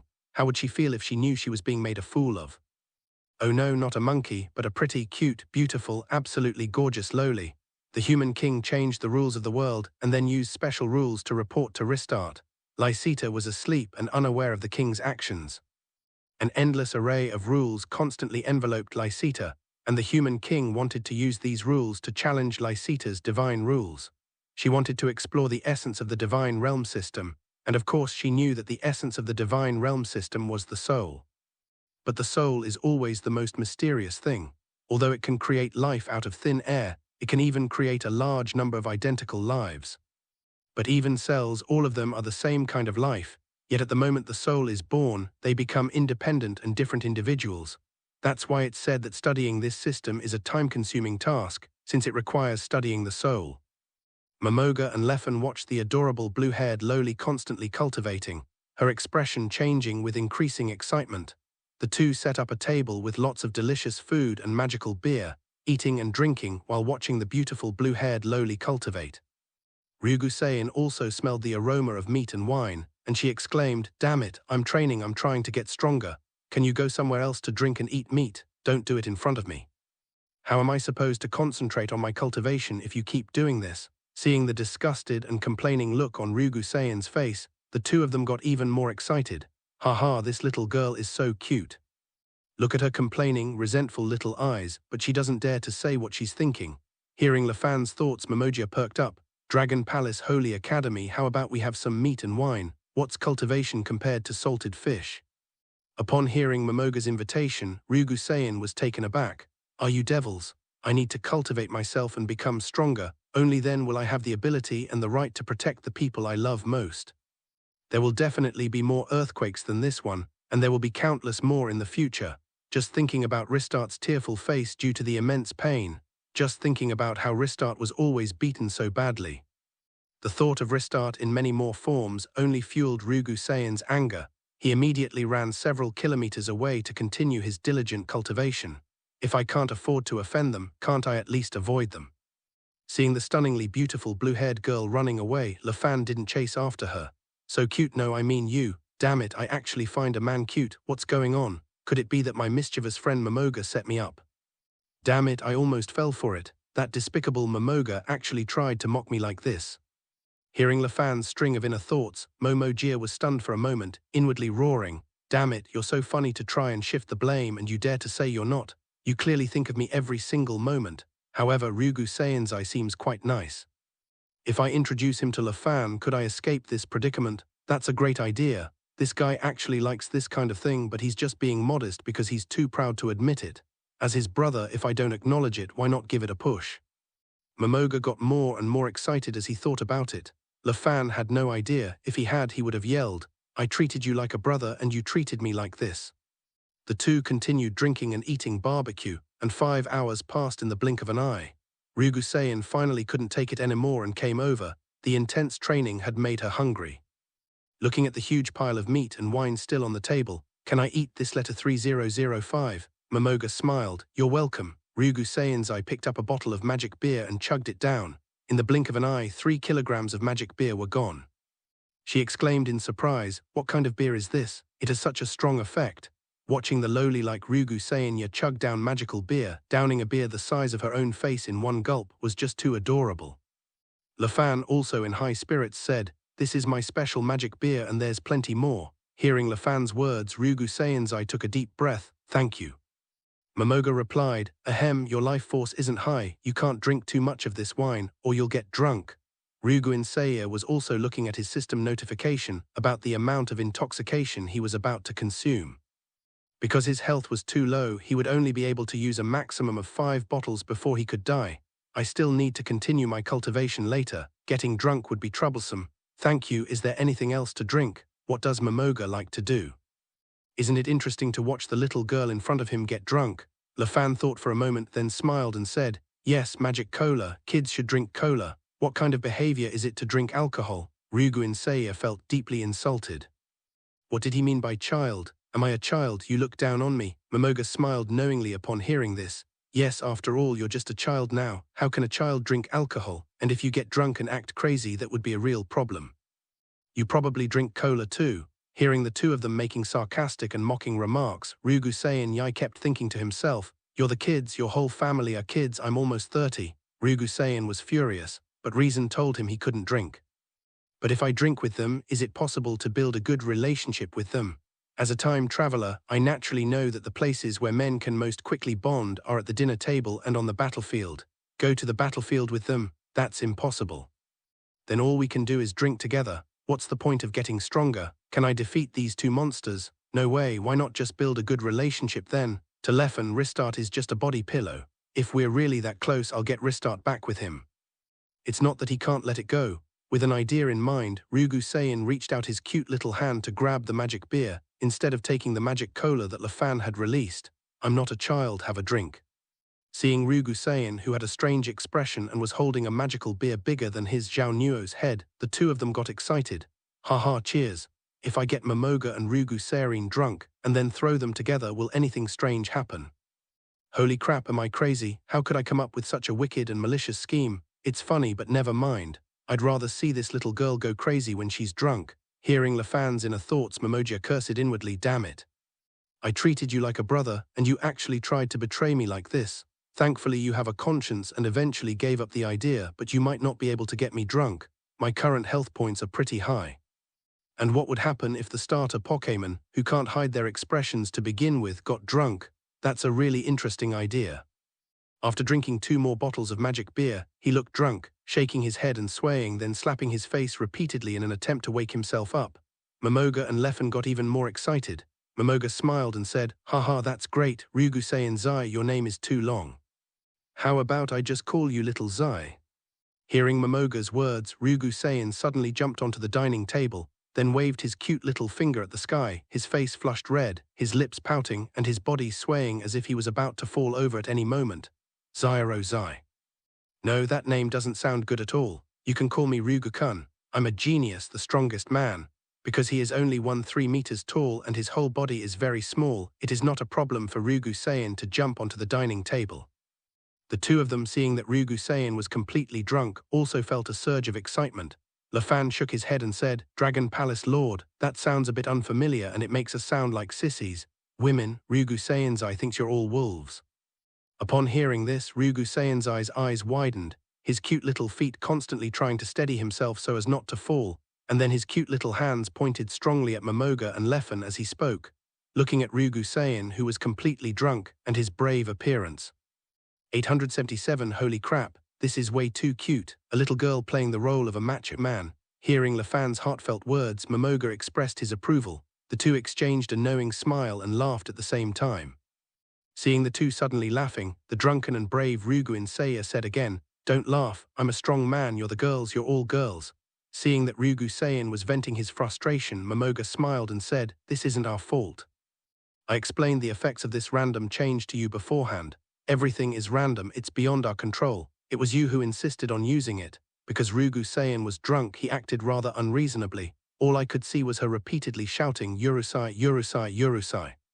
Seeing the incredibly cute and irritable Rugu Sayan, the two didn't blame him. They simply enjoyed watching the praise performance. "You're the ones who turned me into this. If it weren't for you, I wouldn't even be here. Now I'm going to get my revenge. I'm going to teach you a lesson with my iron fists as big as sandbags." As she spoke, the fierce blue-haired Loli suddenly charged forward. Dongfan and Momoga saw this, and CFBJ did not dodge. Both of them are tough as nails. Even if they were punched by those little fists, it wouldn't be a big problem. Moreover, not to mention that the other party is currently drunk and unable to exert their full strength. She suddenly took a step, then her little foot missed the mark and she fell heavily to the ground. She rolled to the ground a meter away, then suddenly covered her head with her hands. "It hurts so much. How can it hurt so much? You two are so mean, ganging up on me." Watching Rugu Sayan's superb performance, the two of them were extremely cooperative. "Ha ha ha, so what if I bully you? Go ahead and hit me if you dare." As Lafan spoke, he picked up a peanut and threw it over. Although it didn't cause much damage, it was extremely insulting. Seeing the arrogant Lafan, Longgong Shengyuan was furious. He quickly rolled over, struggled to his feet, and then suddenly opened his mouth wide. "I'm going to bite you." Seeing Rugu Sayan's eye rushing towards him like a roaring dragon, Lafan did not retreat. Instead, he simply grabbed the other person's cute little head with one hand and said, "Bite me, you idiot. Hit me, you idiot." Rugu Sayan became even angrier upon hearing this, waving his little hands and nibbling at the air with his little mouth open. But no matter how hard he tried, he couldn't bite into Lafan. Because her little hands were too short to reach Lafan, she could only stretch out her little claws and keep scratching Lafan's hands. Looking at the impotently furious Rugu Sayan's eye, Lafan asked again, "What's wrong? Can't you hit him or bite him?" Seeing this, Momoga smiled and walked over. "Haha, is this the drunken Loli? First time meeting her, please forgive me."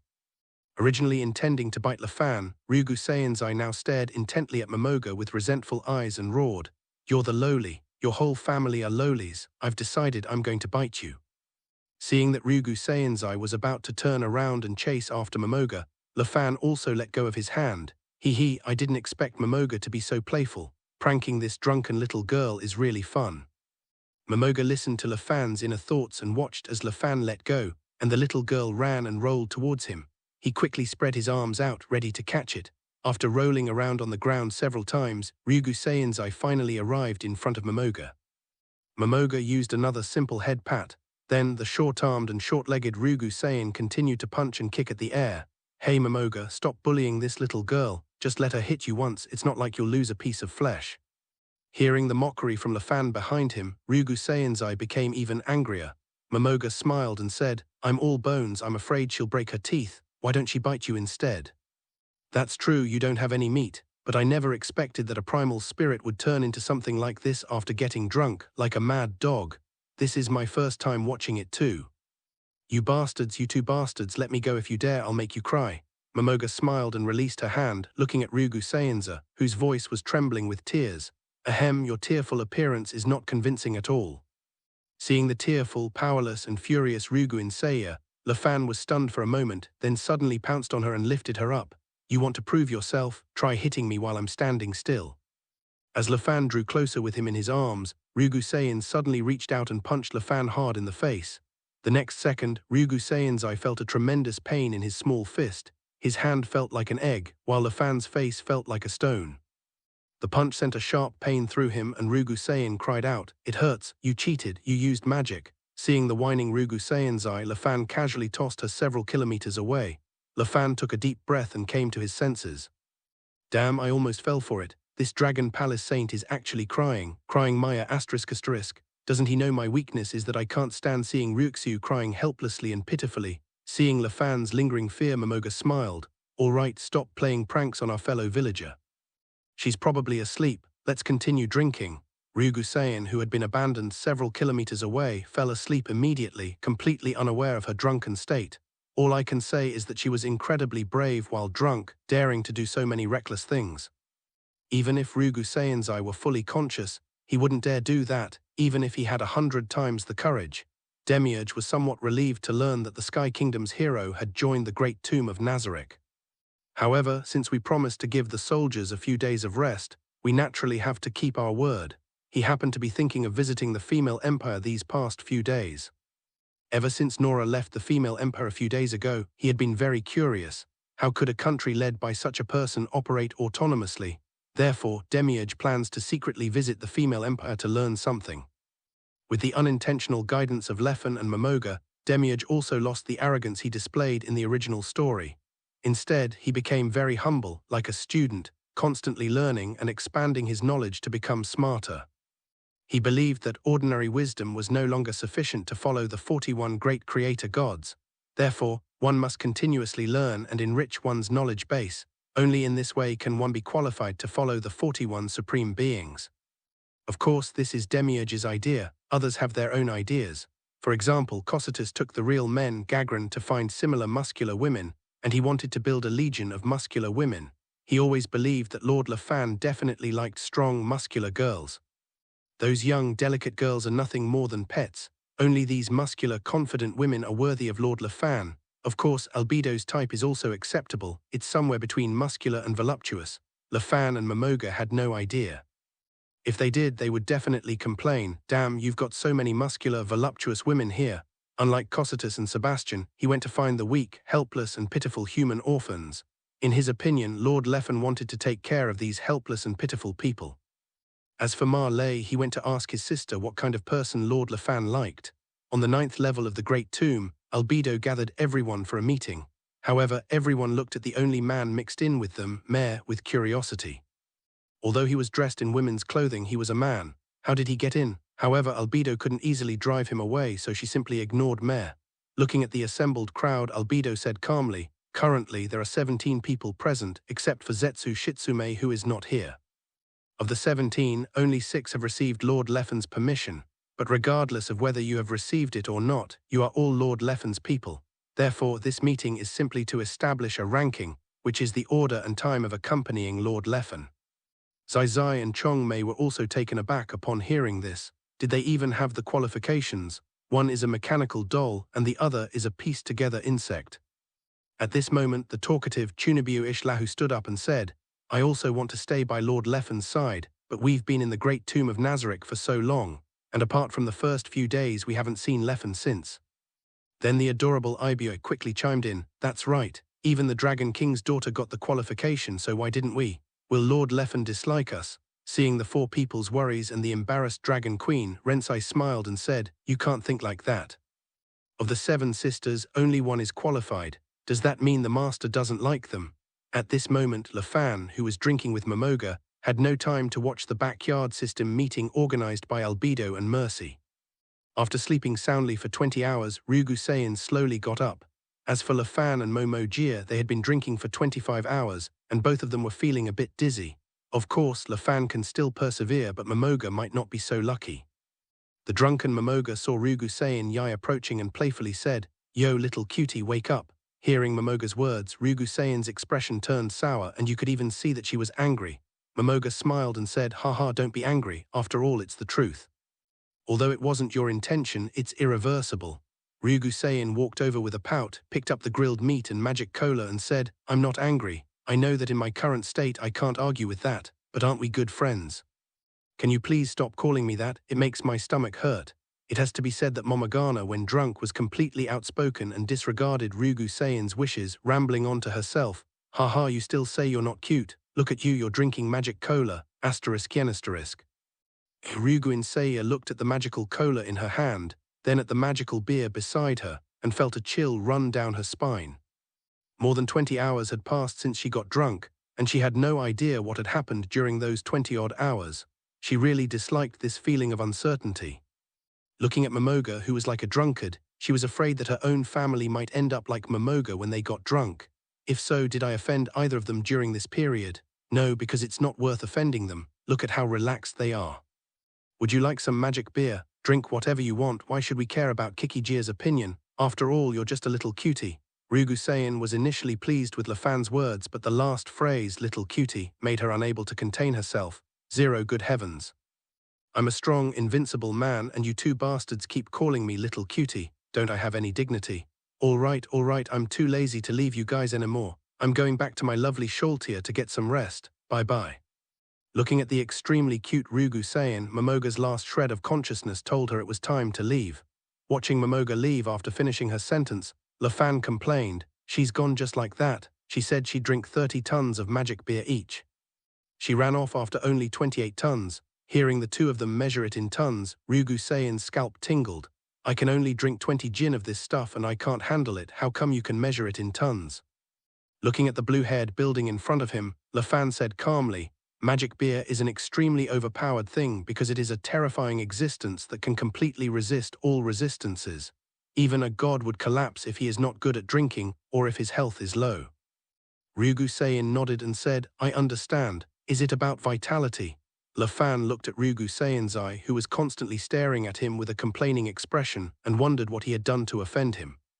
After all, the expressions of the initial Pokemon are heartfelt. They either hate or like. Seeing Ryugu Seiin's complaining and annoying little eyes, LaFan became a little curious. It seems you're quite clever. By the way, do you like Rishtart?" Hearing the deadly question before him, Ryugu Seiin was so frightened that cold sweat poured down his back. Could it be that I told him everything when I was drunk? No, that shouldn't be the case, otherwise he wouldn't have asked me that. Perhaps when he was drunk, I showed that I liked Rishtart or something like that, but the other party wasn't sure, which is why they asked me with doubt. Ryugu Seiin kept thinking about how to answer, but after a while he realized that he couldn't delay for too long, or the other party would become suspicious. Ryugu Seiin said in a way that seemed to be trying to build rapport, "Yes, she was the first goddess I ever met, and I really like her. But don't worry, now that she's my brother's wife, I won't have any more thoughts about her." LaFan was quite happy to hear that 200 Fang had been treated like a brother, but when he thought about how he and Momoga had played with her when she was drunk, it seemed a bit too much. However, the other person doesn't seem to remember either. But that complaining little expression, "Does he really consider me a brother?" That must be it. I guess he loves Liz too much. The fact that she didn't fight me to the death after I snatched her away shows that she considers me a friend or brother. Momoga couldn't hear the thoughts in his mind at all, because he had already fallen into a deep sleep. 28 tons of wine was indeed a bit too much. As for the extra accessory Sholtier on him, Yuan Yuanjia said she didn't know. Although LaFan had his own thoughts, he still wanted to ask, is it the kind of unwavering devotion, the kind where he won't marry anyone but her? At this moment, Ryugu Seiin also nodded with a serious expression, looking at her earnest little face. LaFan was shocked. It turned out that Lister was the love of her life, and she had unknowingly done something so outrageous. "But you're such an idiot. If you liked her, you should have just said so. If you had said it back then, I wouldn't have been so unreasonable and tried to steal her away. Although the silly goddess is quite nice, I don't need one. I'm sorry, it was my carelessness, I didn't notice. But now Sister Liz is mine. I can't give her to you, and it wouldn't be fair to her. After all, she's not a tool that can be easily handed over." Hearing LaFan's words, Ryugu Seiin's eye became even angrier. "You know she's not a tool, she's a person." But Ryugu Seiin didn't dare say these words aloud. She could only say tactfully, "I know, but I still can't forget her, and there's nothing I can do about it now. If it's possible, could you take me to see her?" Looking at the cute face that still showed complaints but also added worry, LaFan thought for a moment and said, "Let's forget about it for now. The human king is conducting research and we would disturb him if we went there." Ryugu Seiin said with a worried and dejected expression, "Okay." LaFan remained silent upon hearing this. It wasn't that LaFan was bad, but this had crossed his bottom line. My people are my people, and even if Momoga suggested going to see the unconscious Rishtart, it was not allowed. After all, Rishtart is currently seriously injured and has no one to rely on.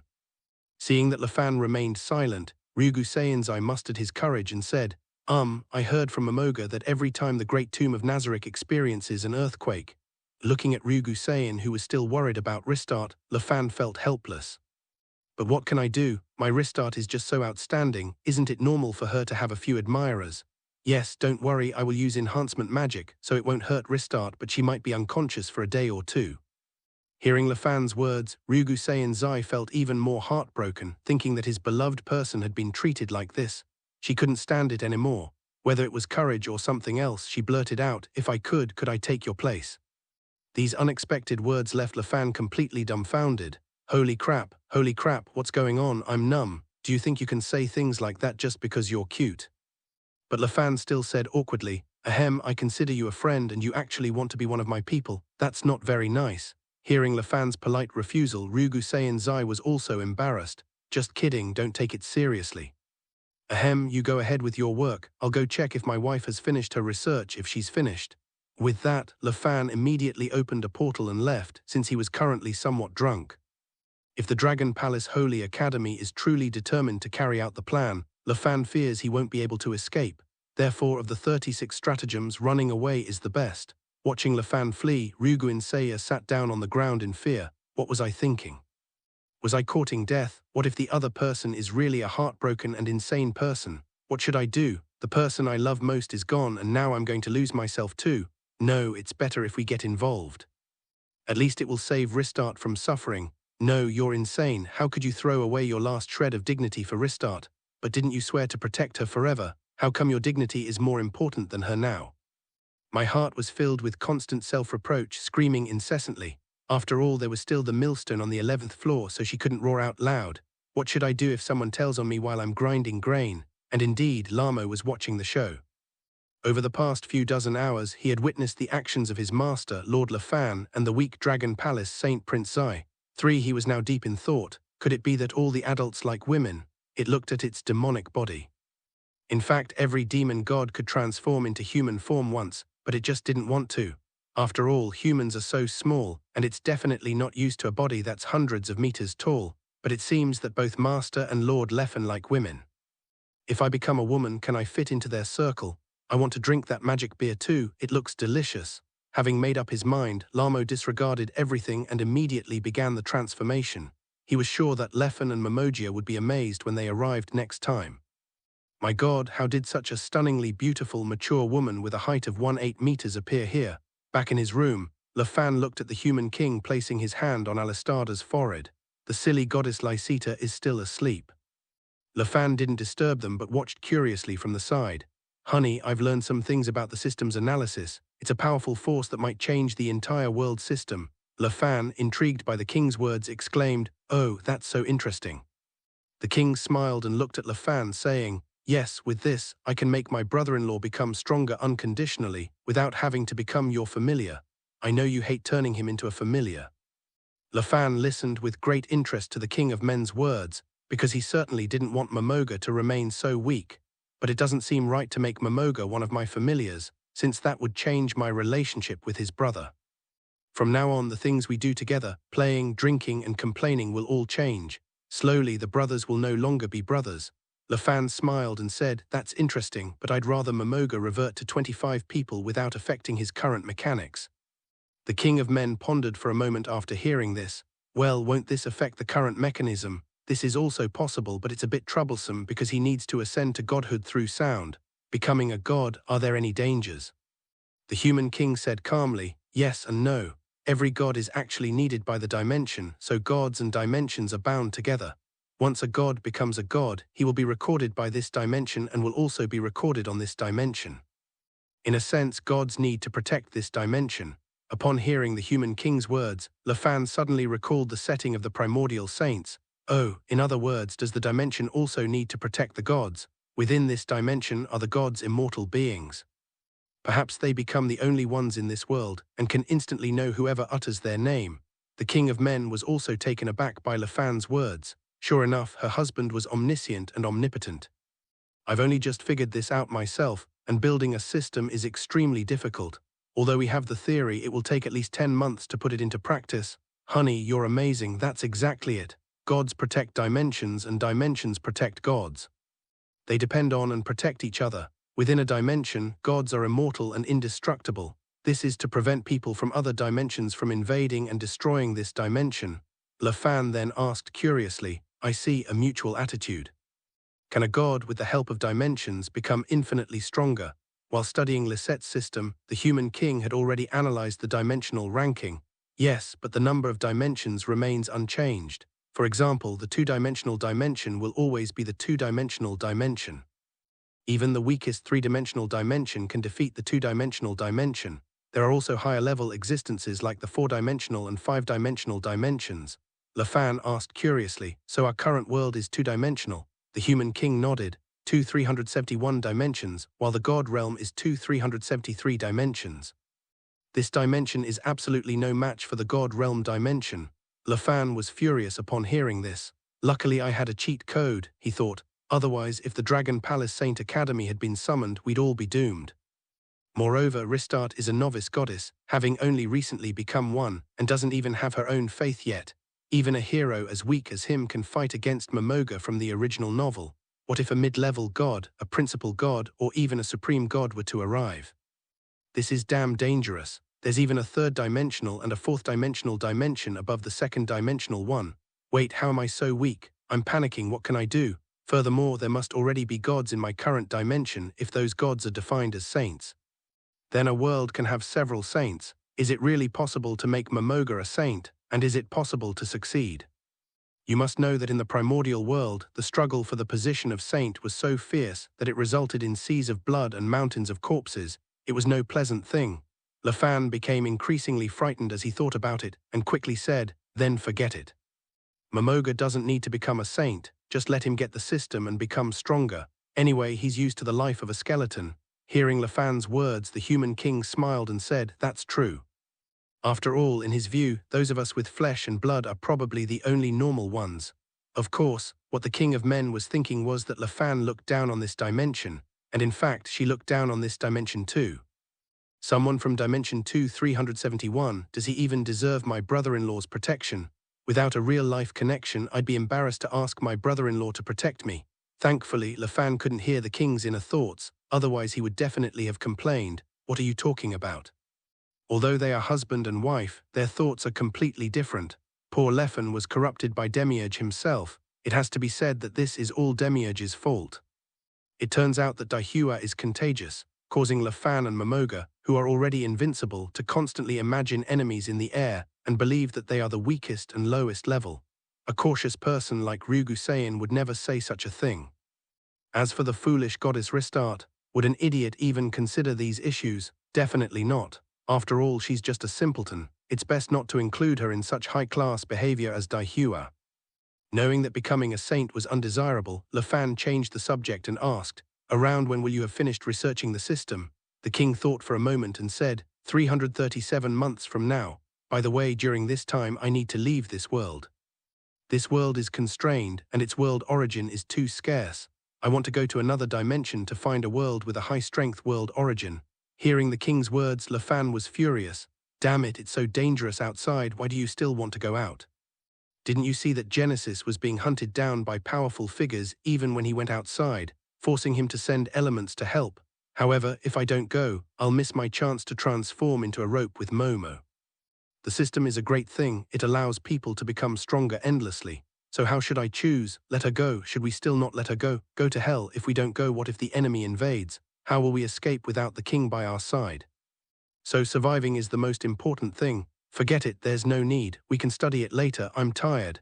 As Lafan spoke, he forcefully hugged the human king, who smiled as he felt Lafan's embrace. "Yes, my husband is invincible.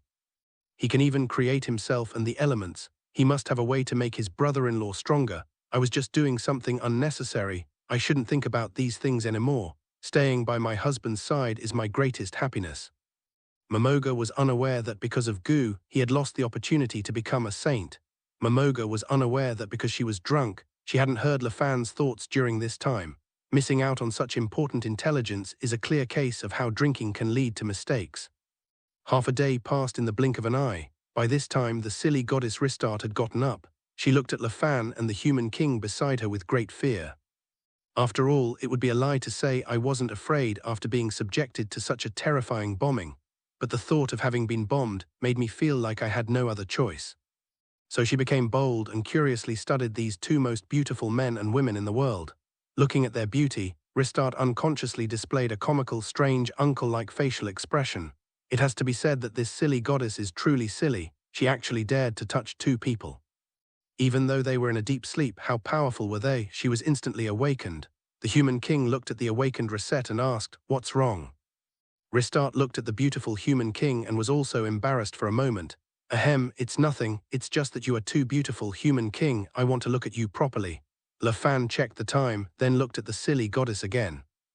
This girl needed to be settled in. Although she was quite nice, it wasn't good for her to always be around. It would be better to just check on her occasionally. "By the way, Blue Rose and the others, I've been in the Great Tomb of Nazarick for so long, it feels like it's been ages since I last saw them. I wonder how they are doing. Half a day has already passed. Fine, I won't sleep in anymore. Let's go, I'll take you to get something delicious. Hearing LaFan's words, Lister Dai was immediately delighted. Yay, I can eat lots of delicious food again. Looking at the silly goddess, the king of men thought, if this girl sees something delicious, she'll probably eat it like crazy. Because she belongs to a divine system and has no faith, she is just like an ordinary person. If she eats too much, she will gain weight.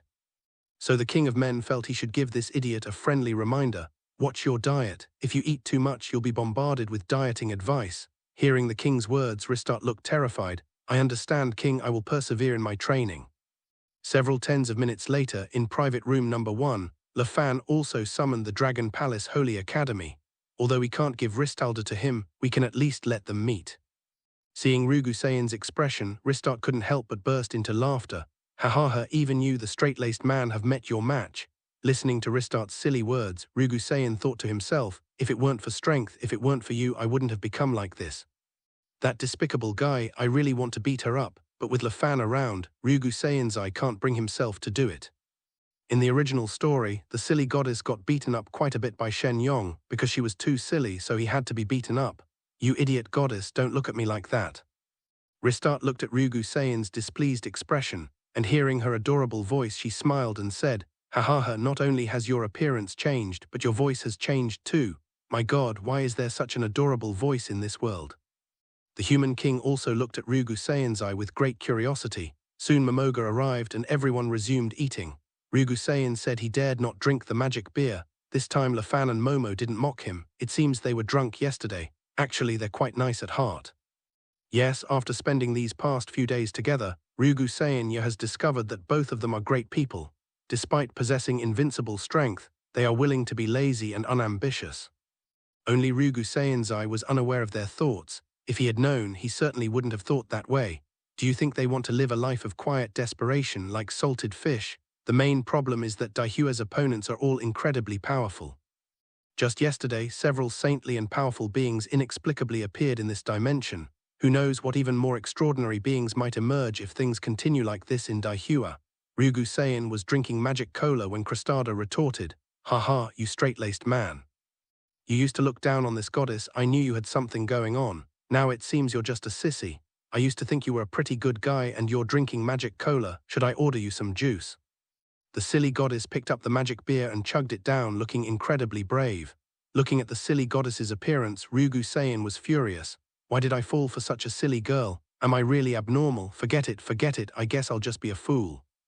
Seeing the goofy goddess's appearance, Momoga smiled at LaFan and said, not bad, bro. Looking at Momoga's mocking tone, LaFan thought to himself, what do you know? You can't possibly understand the happiness of a fool like that. I wonder what a drunken idiot will become. Hearing LaFan's thoughts, Momogia was also curious, but since it was ultimately a matter between the two of them, he was interested but couldn't pry. But I can't interfere with other people's idiots, just like I can interfere with my own idiots. My Sholtia also has a goofy personality, and she's got all sorts of traits like Yandia sickness and more. Momoga then raised his wine jug. Shalsha, my husband and I haven't had a drink yet, let's toast. Sholtia replied happily, yes, Lady Momoga. The silly goddess watched as LaFan and the human king toasted each other, then said with dissatisfaction, you guys are all playing by yourselves and not including me. I want one too, give me one. The king of men looked at the simple-minded goddess and said calmly, you can't drink that. The silly goddess boasted, Sister Human King, don't be afraid. I have a powerful title in the god realm. I can drink 1,000 cups without getting drunk. I can handle it. Rugusayan, the king, quickly added, you really can't drink that much. This stuff is magical beer and its effects are tied to your health. You're a weak and clumsy goddess, weaker than an average adventurer. You'd probably be knocked out after just one bottle. Hearing Rugusayan's words, Ristot protested, who said that, do whatever you want, I'll do it. Then he chugged the drink, and looking at the incredibly brave but clueless goddess, Fan smiled and said, looks like we'll have to work overtime. Having acquired Sholtia, Momoga was no longer a newbie and naturally understood the meaning of those words, leaving him speechless. Rugusayan's eye felt his heart bleed upon hearing this. Idiot, can't you be a little kinder to yourself? You just recovered and now you're going to seriously injure yourself again. Are you really that brave? Aren't you afraid of dying? You don't care about yourself, but I do. God, why did I fall for such an idiot? Who can withstand this? Oh, why is my life so miserable? After the silly goddess downed a 3-pound bottle of magic beer, she started acting strangely. Seeing the silly goddess's expression, Rugu Sayin said with heartache, "I told you couldn't drink it." The silly goddess, drunk and cowardly at this moment. She suddenly pounced on Lafan, repeatedly hitting him with her cute little hands. "It's you, you big bad guy who bullied me and hit me so hard. I'm going to hit you back." Watching Ristart pummeling him with punches, Lafan was furious. This stupid goddess was indeed stupid. Watching this scene, Momoga silently thought, showing off her, "You dare to seek revenge while drunk? Too bad, how could a weakling like you possibly let Lafan lose any health?" And what's with Rugu Sayin's heartbroken and sad expression? Lafan wasn't curious about Rugu Sayin's expression. After all, his favorite person was this silly goddess. Then this silly goddess actually confronted her in front of so many people. But what can you do when she's a silly person, the kind who says whatever comes to mind? Actually, Lister didn't mean much harm. She was just quite straightforward, but she's a really nice person. However, that was in her normal state. Now in her drunken state, Lister is like a fierce wild beast, using all sorts of methods from small fists to bites to try and get revenge and let Lafan know that she is not someone to be trifled with. However, all these attacks were in vain. Lafan looked at the fiercely independent Ristart and said with a smile, "You're very brave, but in your current state you can't harm me. Do you want me to strengthen you?" Hearing Lafan's words, Lister said even more fiercely, "You said it, come on, I'll beat you to death." Then Lafan said with a smile, "Ahem, this woman deserves a beating. I'm going to have a showdown with her in the Imperial City." Momoga nodded and said, "Go, we're used to earthquakes." Rugu Seinsai felt so sorry for her. "How could you be so shameless? Why are you hurting yourself like this? Damn it." Then the mortal King Lysita disappeared and a few minutes later an earthquake began. Momoga continued drinking his magic cola. Rugu Seinsai, watching Momoga and Shaltia constantly showing off their affection, couldn't stand it anymore. After eating dozens of kilograms of roasted meat and 2 bottles of magic cola, he ran away. Above the daughter city of the female empire, Daisagus looked down at the city below. All the men stayed at home to take care of their wives and children, while all the women went out to do business and make a living. This was a completely changed world, but the men showed no sign of discontent. Women are also happy because the feeling of being in power, free, and able to do whatever they want is just wonderful. In the past, even princesses and noblewomen in the kingdoms faced great restrictions. There were too many restrictions that made them very unhappy, but now all those restrictions are gone. The people in the city are very happy. Meanwhile, in a luxurious villa in Daughter City, the former warrior captain, now a full-time warm-hearted man Gurdjieff, the former princess's bodyguard, now a full-time husband Clem, and the former strongest swordsman, the blue-haired Brian, sat together happily, watching 3 women chatting and laughing in the garden not far away. The originally mentally unstable and incredibly dirty little dog, under Gervais's careful care, has regained the vitality a little girl should have, and is now fully able to accept other people. So Gerdry invited his friends Clem and Brian, who lived next door, to come and befriend his master. And these days, Clem has completely taken on the role of a full-time husband, helping the girl who was abused and became withdrawn to fully recover. As for Brian, he also has a little girl as his mistress, but she doesn't have legs, so she's a pretty pitiful character. Of course, he recovered quite a bit under his care, and when Gurdjieff suggested that the masters communicate, he agreed. Watching the 3 women talk, the 3 of them were also very happy. In the past, they all thought about how to become stronger and how to protect their country. They no longer have that idea. Defending their homeland and becoming the strongest is too far away for them. All they can do is protect their owners, prevent them from suffering misfortune, and ensure they can live happily. Many people with a strong sense of justice acted this way, while most of the nobles were killed. The king and the second prince were quite lucky. Their mistress was one of their former dancers. They weren't killed, instead they were treated as servants and given a lot of work to do every day. However, compared to other abused scumbags, their treatment was much better. But who knows, maybe the twin dancers will get tired of them one day and kill them all. Therefore, they cannot be optimistic. Song can continue to live well for the 2 women. Imagine the psychological blow it would be to a former king, a prince, a duke, or a marquis working as a servant here. Who could withstand that? As for why they were chosen to be able to withstand it, that's because their families were still alive, their wives and children were still alive, and they couldn't give up on life. The queen and the daughters of various noble families were all busy in the empress's city. This was their only task. If you excel at your work, you can redeem your son, husband, and father. As for why they are so convinced, because the female empire is developing in a way that involves much more, although those who are currently being mistreated are receiving better treatment than us. That's about it. Inside the administrative hall, hundreds of tables were set up, and hundreds of talented women were constantly updating their identity information. It was a massive undertaking. This is what they've been doing these past few days, registering information door to door, then collecting and organizing all the information. It's important to understand that the female empire has a population of 5 million. In this world without computers, using the most primitive writing system is an extremely large undertaking. Demiurge looked at the talented women working diligently and stroked his chin. This model is something the Divine Kingdom can't learn. By making them work so hard voluntarily through merit-based compensation, although the Divine Kingdom can't use it, it has benefited me greatly. Indeed, there is still so much more knowledge waiting for me to learn. In the hall of the Sky King, 13 people were gathered, each with a dejected expression. In the past 2 days, they have conducted a thorough search, covering the entire Sky Kingdom.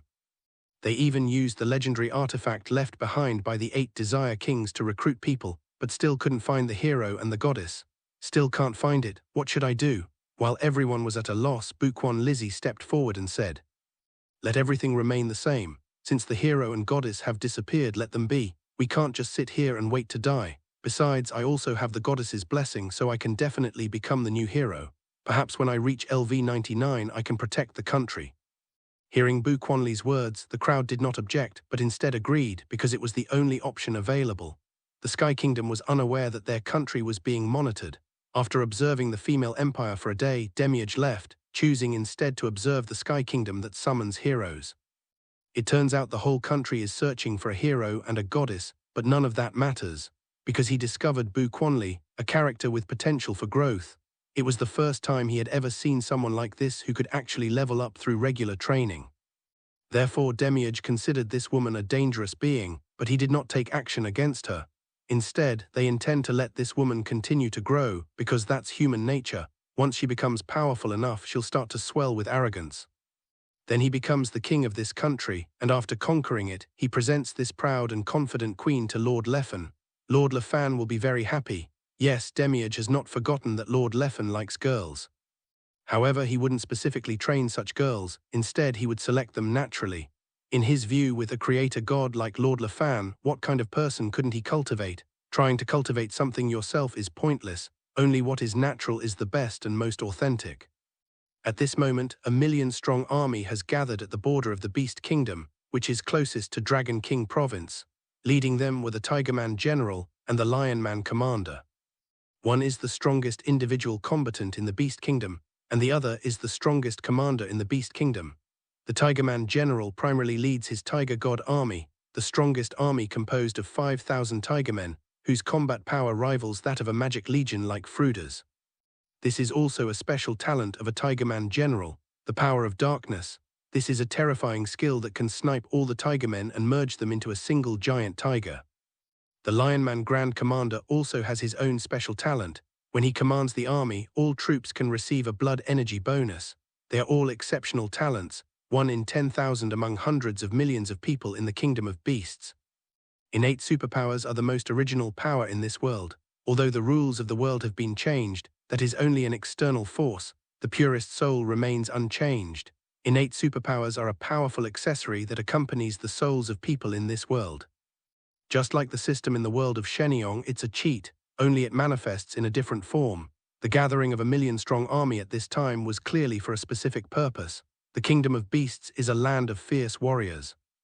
The word surrender doesn't exist in their dictionary. It's either death or life, it's that simple. This 1,000,000-strong army is not yet complete, as troops from all over the country are still continuously heading here. What's even more outrageous is that the entire Beast Kingdom is a soldier. Once the frontline troops are defeated, the other beastmen will charge forward recklessly. It was this very spirit that allowed the Kingdom of Beasts to conquer the vast Western continent. Of course, the same applies to the Kingdom of Birds and the Kingdom of Larks, but they won't come to help the Kingdom of Beasts, because in their view, they and others were not the same kind of people as the people of the Kingdom of Beasts.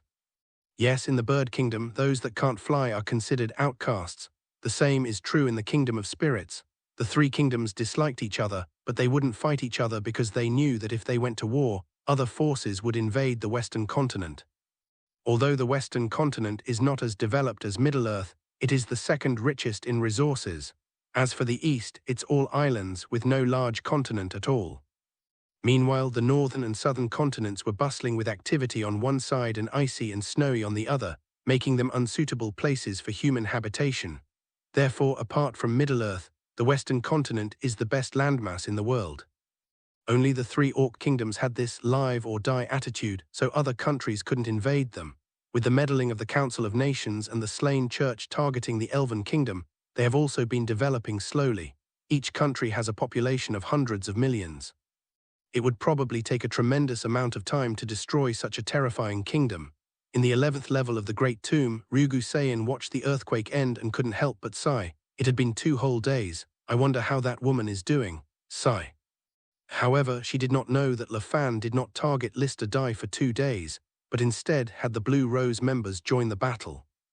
In his words, he'd bought the vase so long ago, and it just didn't feel like it was his own without stamping it. The human king did not continue to study the God realm system, since LeFan had previously said that it was unnecessary. However, she has a new research project, which is about the soul. For example, the Blue Rose and the others are beings who possess innate supernatural abilities. Innate superpowers are powerful bugs related to the soul, so the human king also conducted research on the seriously injured people. After finishing the battle, LeFan looked at the silly goddess Listerdie, who had disappeared to play somewhere, and felt a headache coming on. After Lister recovered yesterday, she secretly ran away. LeFan didn't care much about Lister's escape at the time. More than a day has passed, and this silly goddess still hasn't returned. Could she have gotten lost? The tomb wasn't particularly large, but it wasn't small either. She did get lost, but then she met Nabe, who led her on a tour of the entire Great Tomb, and she fell in love with the bar that was part of the Great Tomb. They also stated that the wine here is genuine, while Lefan's wine is fake, and you'll get drunk after just a few drinks. Then he spent the whole day dragging Nabe here drinking. Nabe initially refused, but the silly goddess said, LeFan likes to drink, and this is to build up my alcohol tolerance so I can drink with him in the future. When Nabe heard that it was for Lord Lefan, she agreed without hesitation, and then the other 6 sisters were also pulled over by Nabe. The 8 of them formed a drinking party and drank for a whole day. Hello, everyone! As we wrap up this video, I want to share a quick note. I have a Patreon account. If you'd like to support me and enjoy on-demand audiobooks, you can become a Patreon member. Alternatively, you can check out my Google Drive link, which has 500+ novel audiobooks available through my Ko-fi or Patreon shop. I appreciate your support.